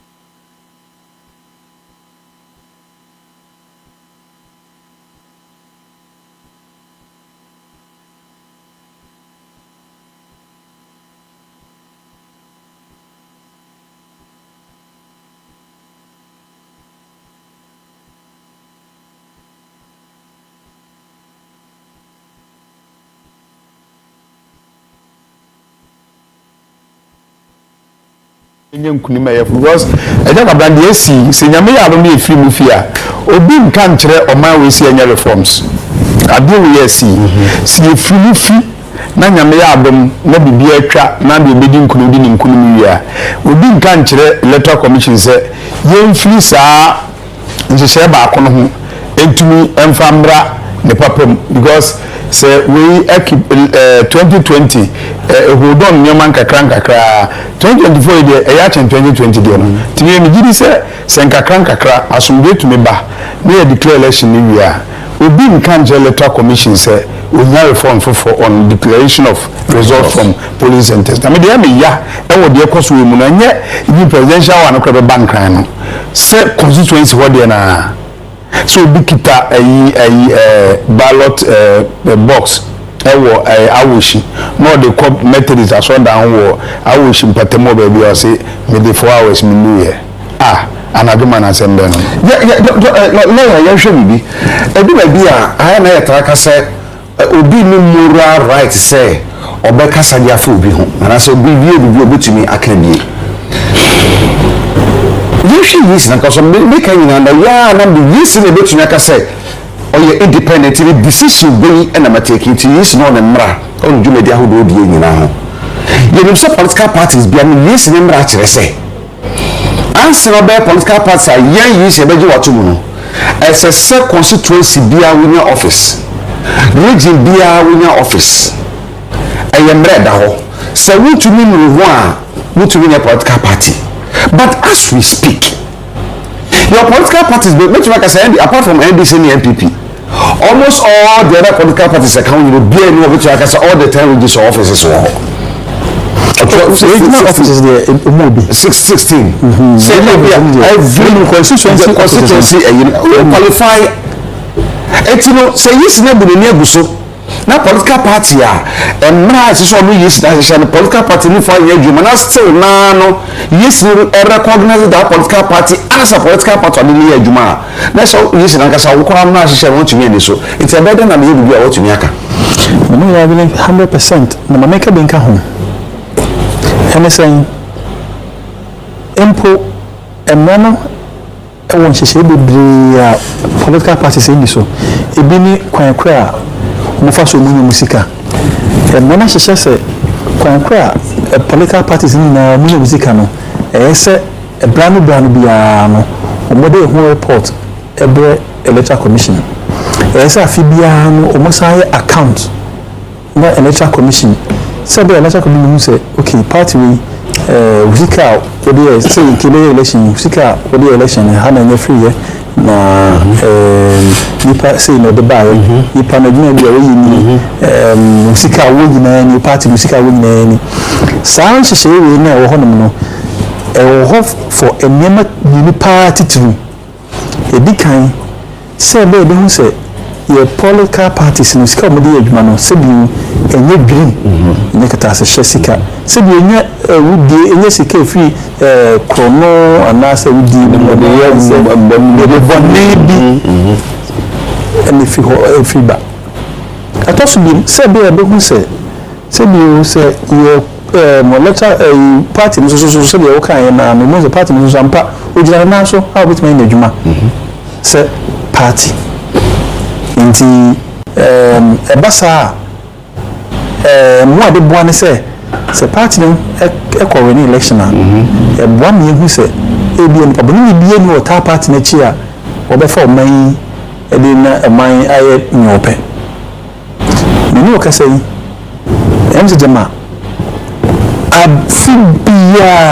abibia na political parties ni na we de MPPO NDCO omu nyina ebusa ndwe so ebi na mini twen enya do parties ni na ebusa ndwe na okay so ebi na no be so senka yewo election commissioner on so na nya address obe adwuma nka on so do na be si ho wa hye amasa ankofo yi koma yo adwuma na so ontimi nya na sawo kan na okasa asemi a na ya kwa ese obi o TV so ntina de o kan de na nka to anka bi anka ontimi nya isan se odi unim se de ho titie odi unim be bi o tie na unim eno kra se dwuma se bi se nkanya bi anka nya na nka to ho se nka emra nka bi anka na nka meto bi ntina na de ama o se ye tisi wagya tum so bitima ye dia na se o se o hwe so na wo ye mani ye isan se niye edi na do betina ho enye se bi excuses any explanations in the court na hono but se dia wa okenya no ya kwese electoral commission na nkasa no emse jama usuro political parties no enti won hwe emamu nyi omadwuma se ne se na fata enti da bia no eno na the problem se ba oman no enti ni tiwa se ye ka ni ye kan kusi se so man e be ye oman no se betima chire oman pa at least from the political front ne esi ehwema yes na dia toto particularly governing political parties no esi ehwema emu enforcement no ye shebukena se beya o chire bi no ya nkonya nipa boni ni bi amana amfa disika mehye oman political party bi na ebia odi oman dream esense ekobasa amade bia amade meka anabi maka no pezu mu guso ameka se so conforce oman krobebo a wotimi bi tisi ekana de also odi okasa do na de wa no ya do na de odi ye ma o hia se de mic esi woni de hia se de camera esi na de o kan basa de maka me kosa nyina eni se jankopo me boa ni benya nipa se bi omonde omusi friends omonde osibe oyo no man ne entene ne fata because some of you are no can man so yeah ba really tito obi me say dia brand no say Jacob na I wish the electoral commission will revoke the licenses of all the political party who does not meet their requirements so that there will be sanity in our electoral process. Only the Bayagin say parties are out because frankly speaking, Dr.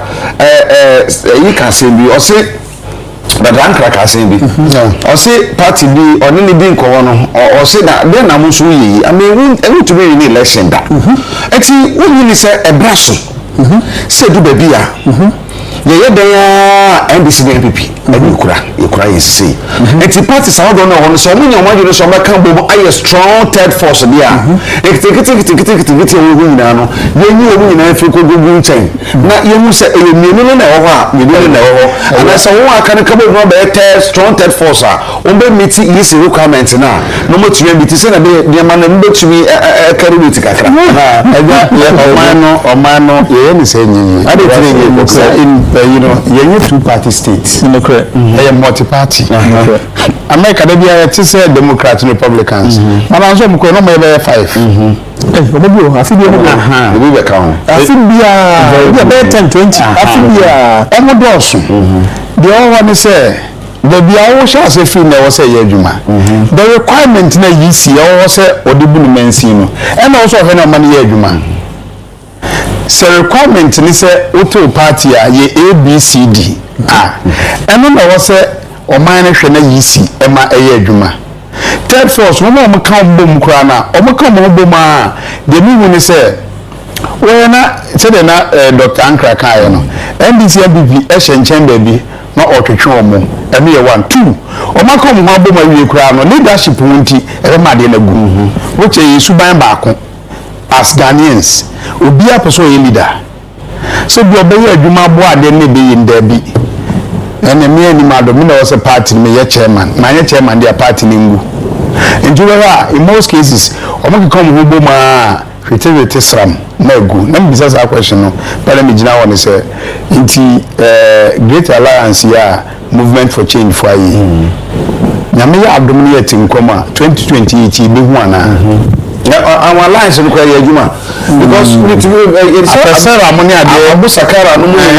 ya hu bia ala na nti ube uze ubekombe na kwa sese bumani manentwi bini eni na wo base na for because obi feel say be obi gina no enye ho na oso gina ono bae no wo ba da ban saa enye mane ade ti eja kwabra de wo say ye adwuma ne se e wo so man na hwe na yisi no ye hu say eye body bia say democracy be ko na nim pa na ko ni ya yisi uyi firma enye yi enti mu ye be kan ni asi nsum ni ye ja no ma yo madwuma se de mra ne se wo pese wo be ti party ni wan wie hihye na wo man ho kra so person better party they be a constituencies a hold was 2 terms na also no offices so we near forms some man say dey am ye pa o mo show interest beginning no 39 no 39 political parties 12 independents 27 and a show off e do be am ko na aka 24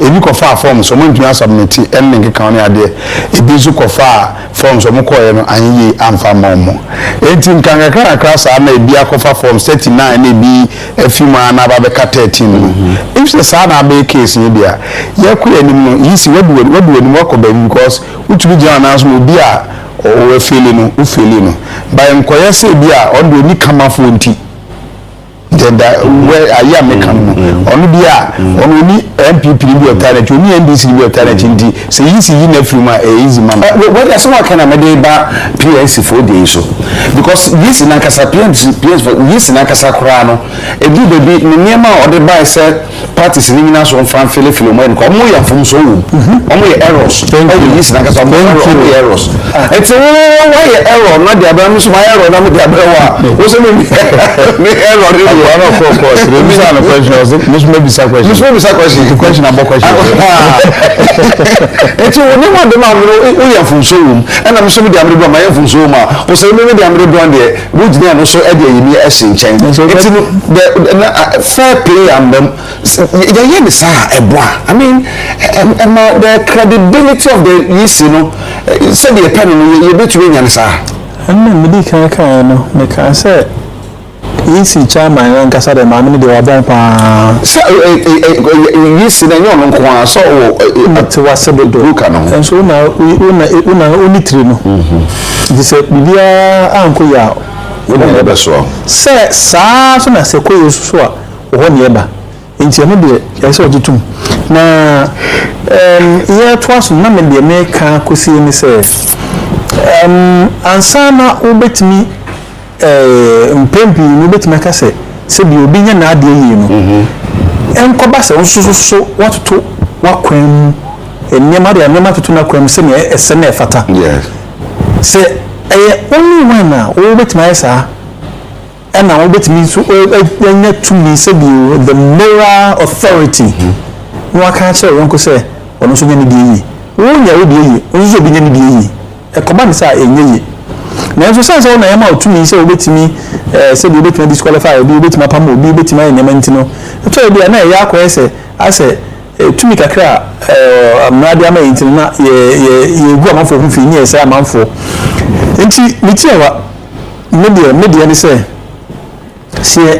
bi abato no enya amanyosem enyen chance enye dako enye event chance fi emrebi nti na bi kai ka se anya bia je mensa enfie motweni eno de atene gwa so enti enfie motwede enka eni kwa se bibia sesa se bi o about to to me to abafofo bia yen sese na afofo bia from Afghanistan time yen sese na afofo bia for about no yen sese bibia titu bia bro so bia chiru bia enti bibi no ase da sesa bro so enti yentimi enso ano manne mankoyi enti ni kwa se ye betena hanum say after 30 years na nyom kro na ne da so to e ba sa na se ye nheda nya ya adwene ho dwuma ye esa se nipa de wuni no no adwene so wuni na se de nya se mo na mu do sa na nipa nyankopon bo wo enti se enfie ebiasa na oda so to ABC di mo a me so na se adabaka e so adwene ye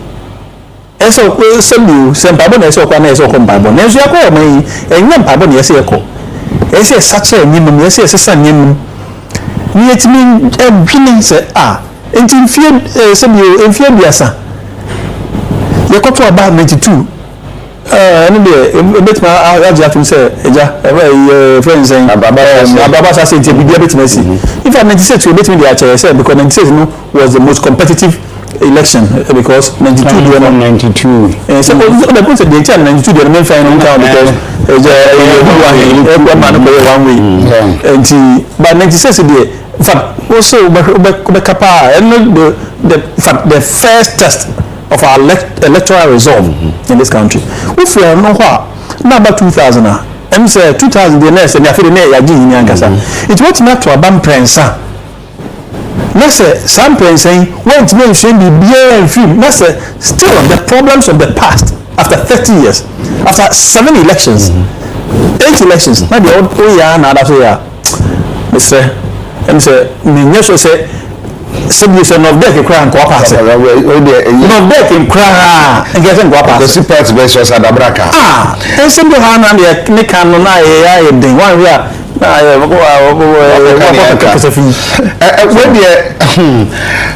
yɛda so wɔ UTV ha ɛnɛ aba yɛ to ɛnura aba yɛ to yɛ na ɛnɛ 8 of December ɛnɛ 8 December 2024 ɛnɛ 8 ɔmakufoɔ birthday o sa wa o wa ne bedi ka twa ne birthday kora sa no birthday and the ba da gi kufoɔ yɛ fa sa ho kɔ na yɛ ma wutiri nkwa ɛnɛ ne wɔnyɛ so 86 wow aka yes no 90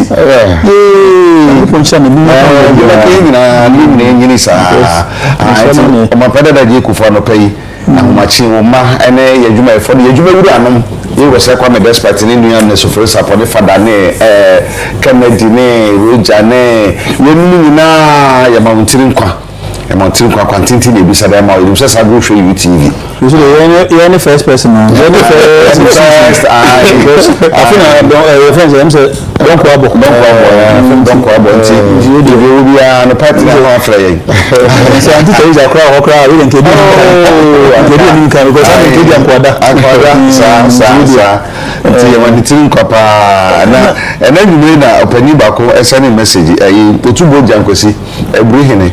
Also, on a reporter will Bruce.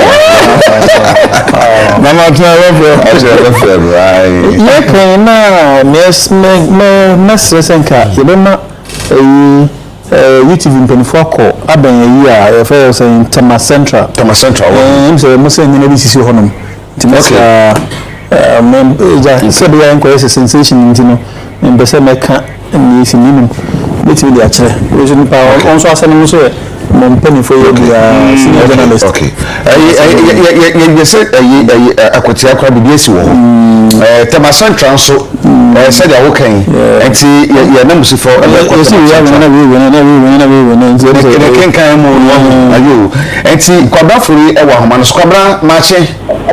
I didn't know what I could say, it says I did and Cabajaboko. When you are Africa, the Adjunct, and we say NDC, a community to you, almost more easy at it, and now they say, what may declare win every amount or more candidates, which honorable and Yadam, Wati Yadam, Madonna Fenno, to pay you. According to NDC, youth Nanasa supporters radio, almost more, almost you know, because I would say they or Marco Abua, and yet Abua and Ketua, or Marco Abua, the Papa, a year solution room, glasses, I think so almost move for so I say move a gate, and I'm in charge. Gate, you know, a year, that year, and on the new windows, meaning I'm not the glasses.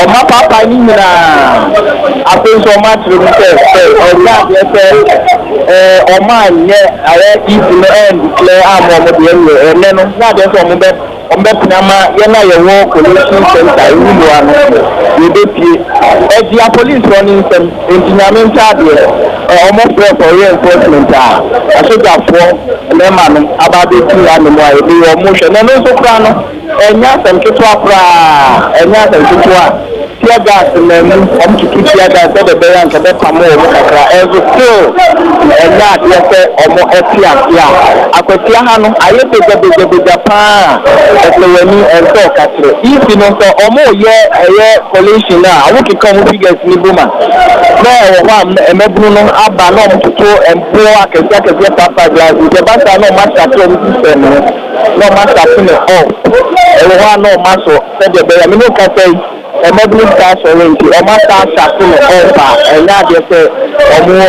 area coalition. Enona also ewa in the what they know a year ha ya meguna country war song Lomodo say blue windows slim papa glass akwetia ha no na abreba na abaso no na wie amunyi na mko college center abreba na mko college center wo ballot papers ni nyina be kan monsa wo ebra omo eka bibia wie ya ibebi collection center the natural of ballot papers another box to the big handsome ya pa se best ni tia ode ko no nsumu no na etini de big handsome na so na na so na mebru no bi akire ede ba ya omo de no mo pe omo atise candidate MD candidate na wini so omo no mo jibile kura wo krom omo jibile tu akotia krom no mato powder association dalete tekita tan MPP for no jibile tia omo nyina bo omo edibe pie ha na ehọ na no mo de start tension ye mind declare mo ma ekito abo aya da pem damre ya omuguso tension eda so wa ha no mo enya de se enema ekobokokra na abacho no ko na we ya no polling centers ahodo na ewo ho no na omu declare say as otumu say we LED into we ben anya de obi abetu ho bibia sana na tia na say na e close call omo ben ho ti no otumu say we na de nkona say we na de kunim enka aha no mo no uyi apetia na district capital no efi ono mo abato no ekoso na ebi ekoso inkrana si ebi to say ajena se topramai apnamai atiwenchi takurase ebi koso wo nyina na wa bra na yefi coalition center wo apetia main station e hono de wo sha NDC may win with massive votes.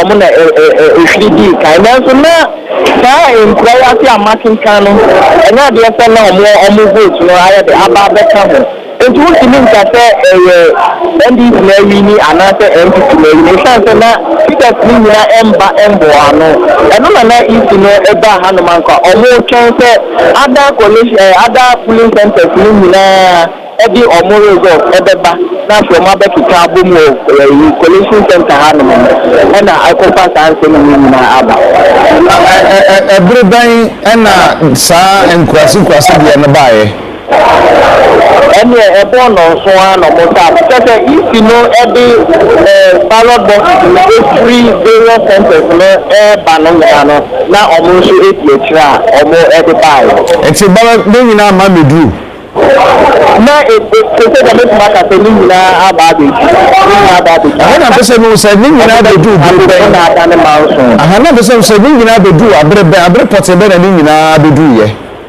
ɛmɛtumi aka sɛ ne nyinaa no amedu ba ɛbrɛ baako ɛno nti ne ntumi nka sɛ ɛbrɛ wei anaasɛ wei aha ne nyinaa medu ne nka sɛ baako kora dɛ after there 1 hour ago ɛno na yɛ twɛn a sɛ ɛbɛba abɛdi nanso mɛkoro ne mma kwan mpo sɛ bɛbɛyɛ a nti meyɛ sure sɛ ɔmo a ɔmo de nam kwan so ba no ɔmo nso nya information sɛ tension na ɛkɔ so wɔ ha na mɛkoro no yɛ saa sɛ ɔmo mma kwan kora ma wo nyinaa ɛyɛ wuli no mu ɔmo afa dɔɔso ne nyinaa nti ɛno na ɛdi ne nanso na me nta de ne nyinaa ba abɛdi nanso aka sɛ ɔmo bɛkeka ɛde abom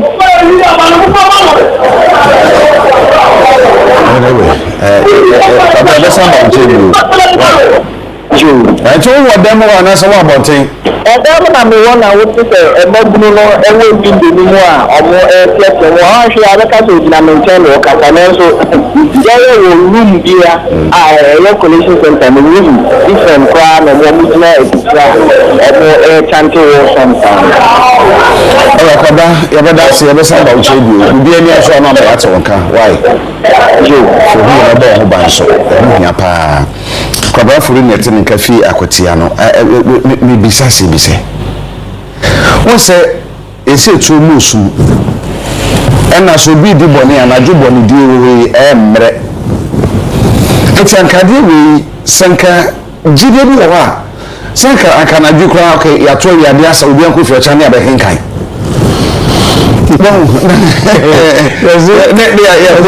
ɛsɛ gyidie nti na ɔsɔfo kɛs ka na asɔfo abɔ akyire should this be a problem? Maybe I'll take it from this angle. What is so special about the counting now? 8 hours later, it's been can be a pa. Let me carry you. Which I say, you say collection center. Because I'm running mouth who can say recount between your argument. No, but recount can still never take 8 hours. Make you assume. And you should dinner ballot papers now. You can hear a copy sheet soon. As important. Thank you. Because what you say. Say ba with me for kwati kwan bi bi be she nye ba amaka say recounting recounting mean the Miami of course what's this in that minim dia be a minim margin and pa ko lead me na minim boxes here keke actually count na dia hu wachi both parties enim say bikonya we de ba me call for recounting na ye adwuma nko adia with them yes adanka a copy sheet so a nkano no have nepa na sire ye keka koi sepio say 8 hours pa na still yes so for some crown problems here American these are so fitting so fundamental you know can say see and until America say Ukraine if 92 after 32 years it are so year and year must be see na dia I'm say me ya nkasa so ye wasabone po ye wasabone papa because see the saa na 92 year no it be a pa 98 min ya yense sa e twa coalition center e de ba ye say e bi nkania coalition center ye say car na ba no kra no ye say petrol police station police ni order ba ye say police ni na I mean all these basic crowd in some class we know shouldn't be happening lawyer unu so ma me na me ko gabo somra e wona bia bu to ko mu no kwada aso me kende listen ma chi o Yo, me also. Jamu sanyo na bi timbabia ejuru go kwan ni mu no. What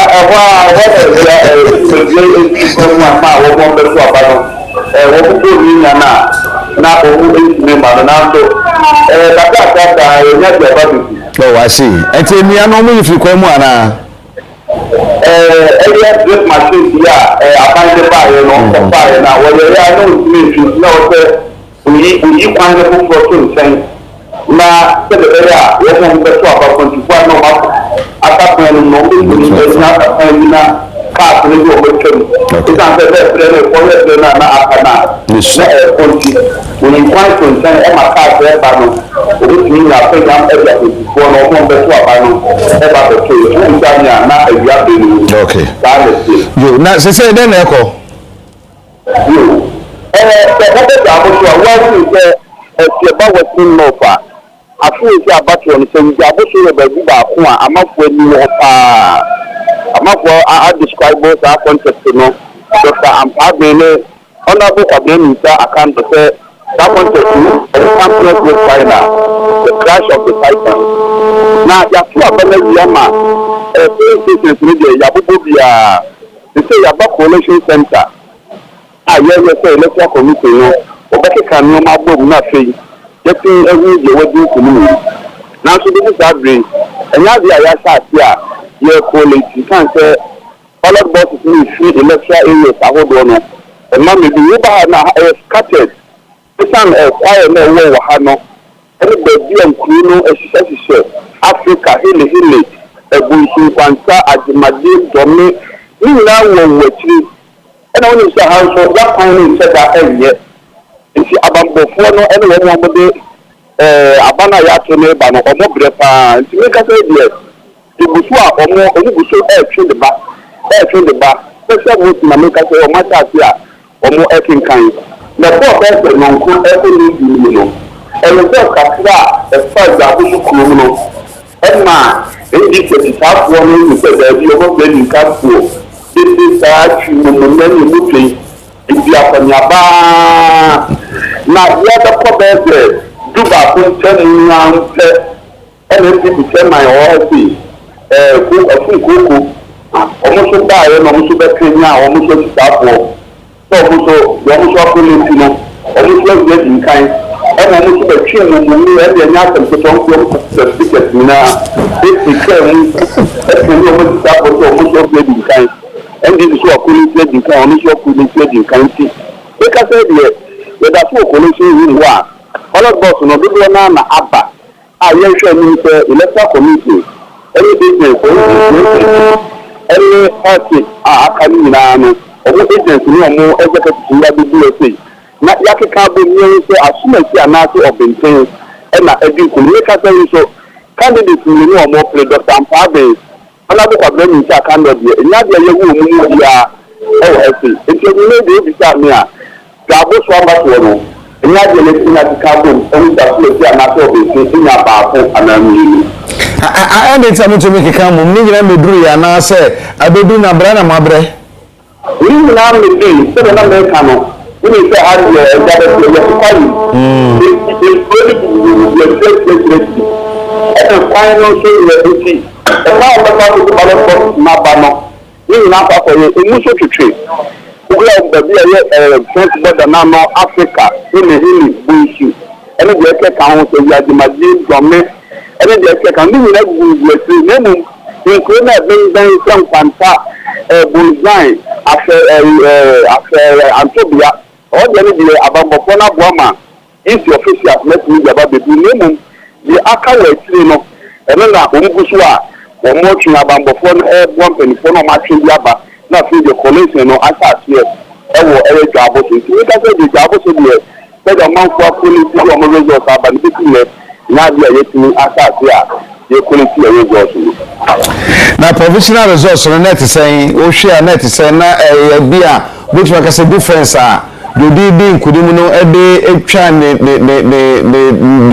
April no isa na say mutwe ana te say oh a fast yeah the on say you be that you are strong good it you go jabo so ku na yo be o wa ye fo a MPP sisa ho nyinaa ɛna baabi nso wɔ hɔ a na NDC nso aba bɛsisa nti ɛyi bɛsi wepɔ wepa na weabɔ wepa nti asɛ ɛkyindi ɛkɔ na afa ɛsɛ ɛfɛ nti obi adeɛ kakra a wosi ha nom ahoɔden wɔ no ɛba a na deɛ sisaafoɔ no ɔmatwi mumumi a ɔmani adeɛ a wei deɛ ba no ɔno nso wosi a ha nso no nso asesa a na wei nso abɛbɔ mumumi saa nti sei no wokɔ nkranse kurase no a ɛhɔ no ɛna ɔmanfoɔ bi sisi sɛ ɛhɔ ɛyɛ MP ɔso so kwabena nyinsa akandɔ ne stronghold ɛna dɔkta mpaade nso wofi sɛ wibi nso manka seɛ so ɔno nso no ɔkɔ akɔgyina hɔ no deɛ ne kuromfoɔ no nso ɛno sɛ adeɛ wɔ fie yɛ deɛ ɛna ɔmbɛtwerɛ burusi MPP fie nim sɛ ɛhɔ nso results no ba a ɛbɛtumi asesɛ biribi anaa nti obiara stronghold no bi yɛ no wontumi nka sɛ wíyẹ fúlẹ̀ di nkan anaasẹ wíyẹ fúlẹ̀ di nkan wíyẹ fúlẹ̀ ti sáà fúlẹ̀ nso bebree bu wọn atwi mu ní NDC fọ wọn agye wọn ani ama MPP nso akɔfa sílẹ̀ abɛgye wọn ani yẹn nom yɛ sɛ esi yɛ yɛ ɛna ebi bi sari nti ewura yɛ a yɛ yɛ sɛ ebi kɔ n'ekyi yɛ ewu wura mpim wɔ si ebi.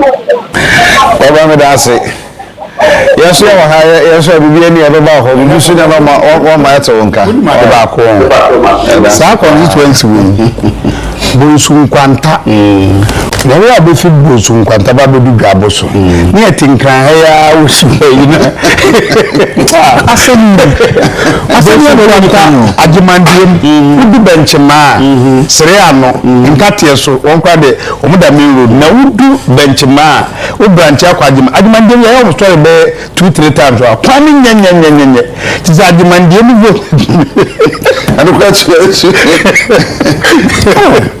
sa agimandiem vote mu ni ade abama ɛna mo gye omani na sɛ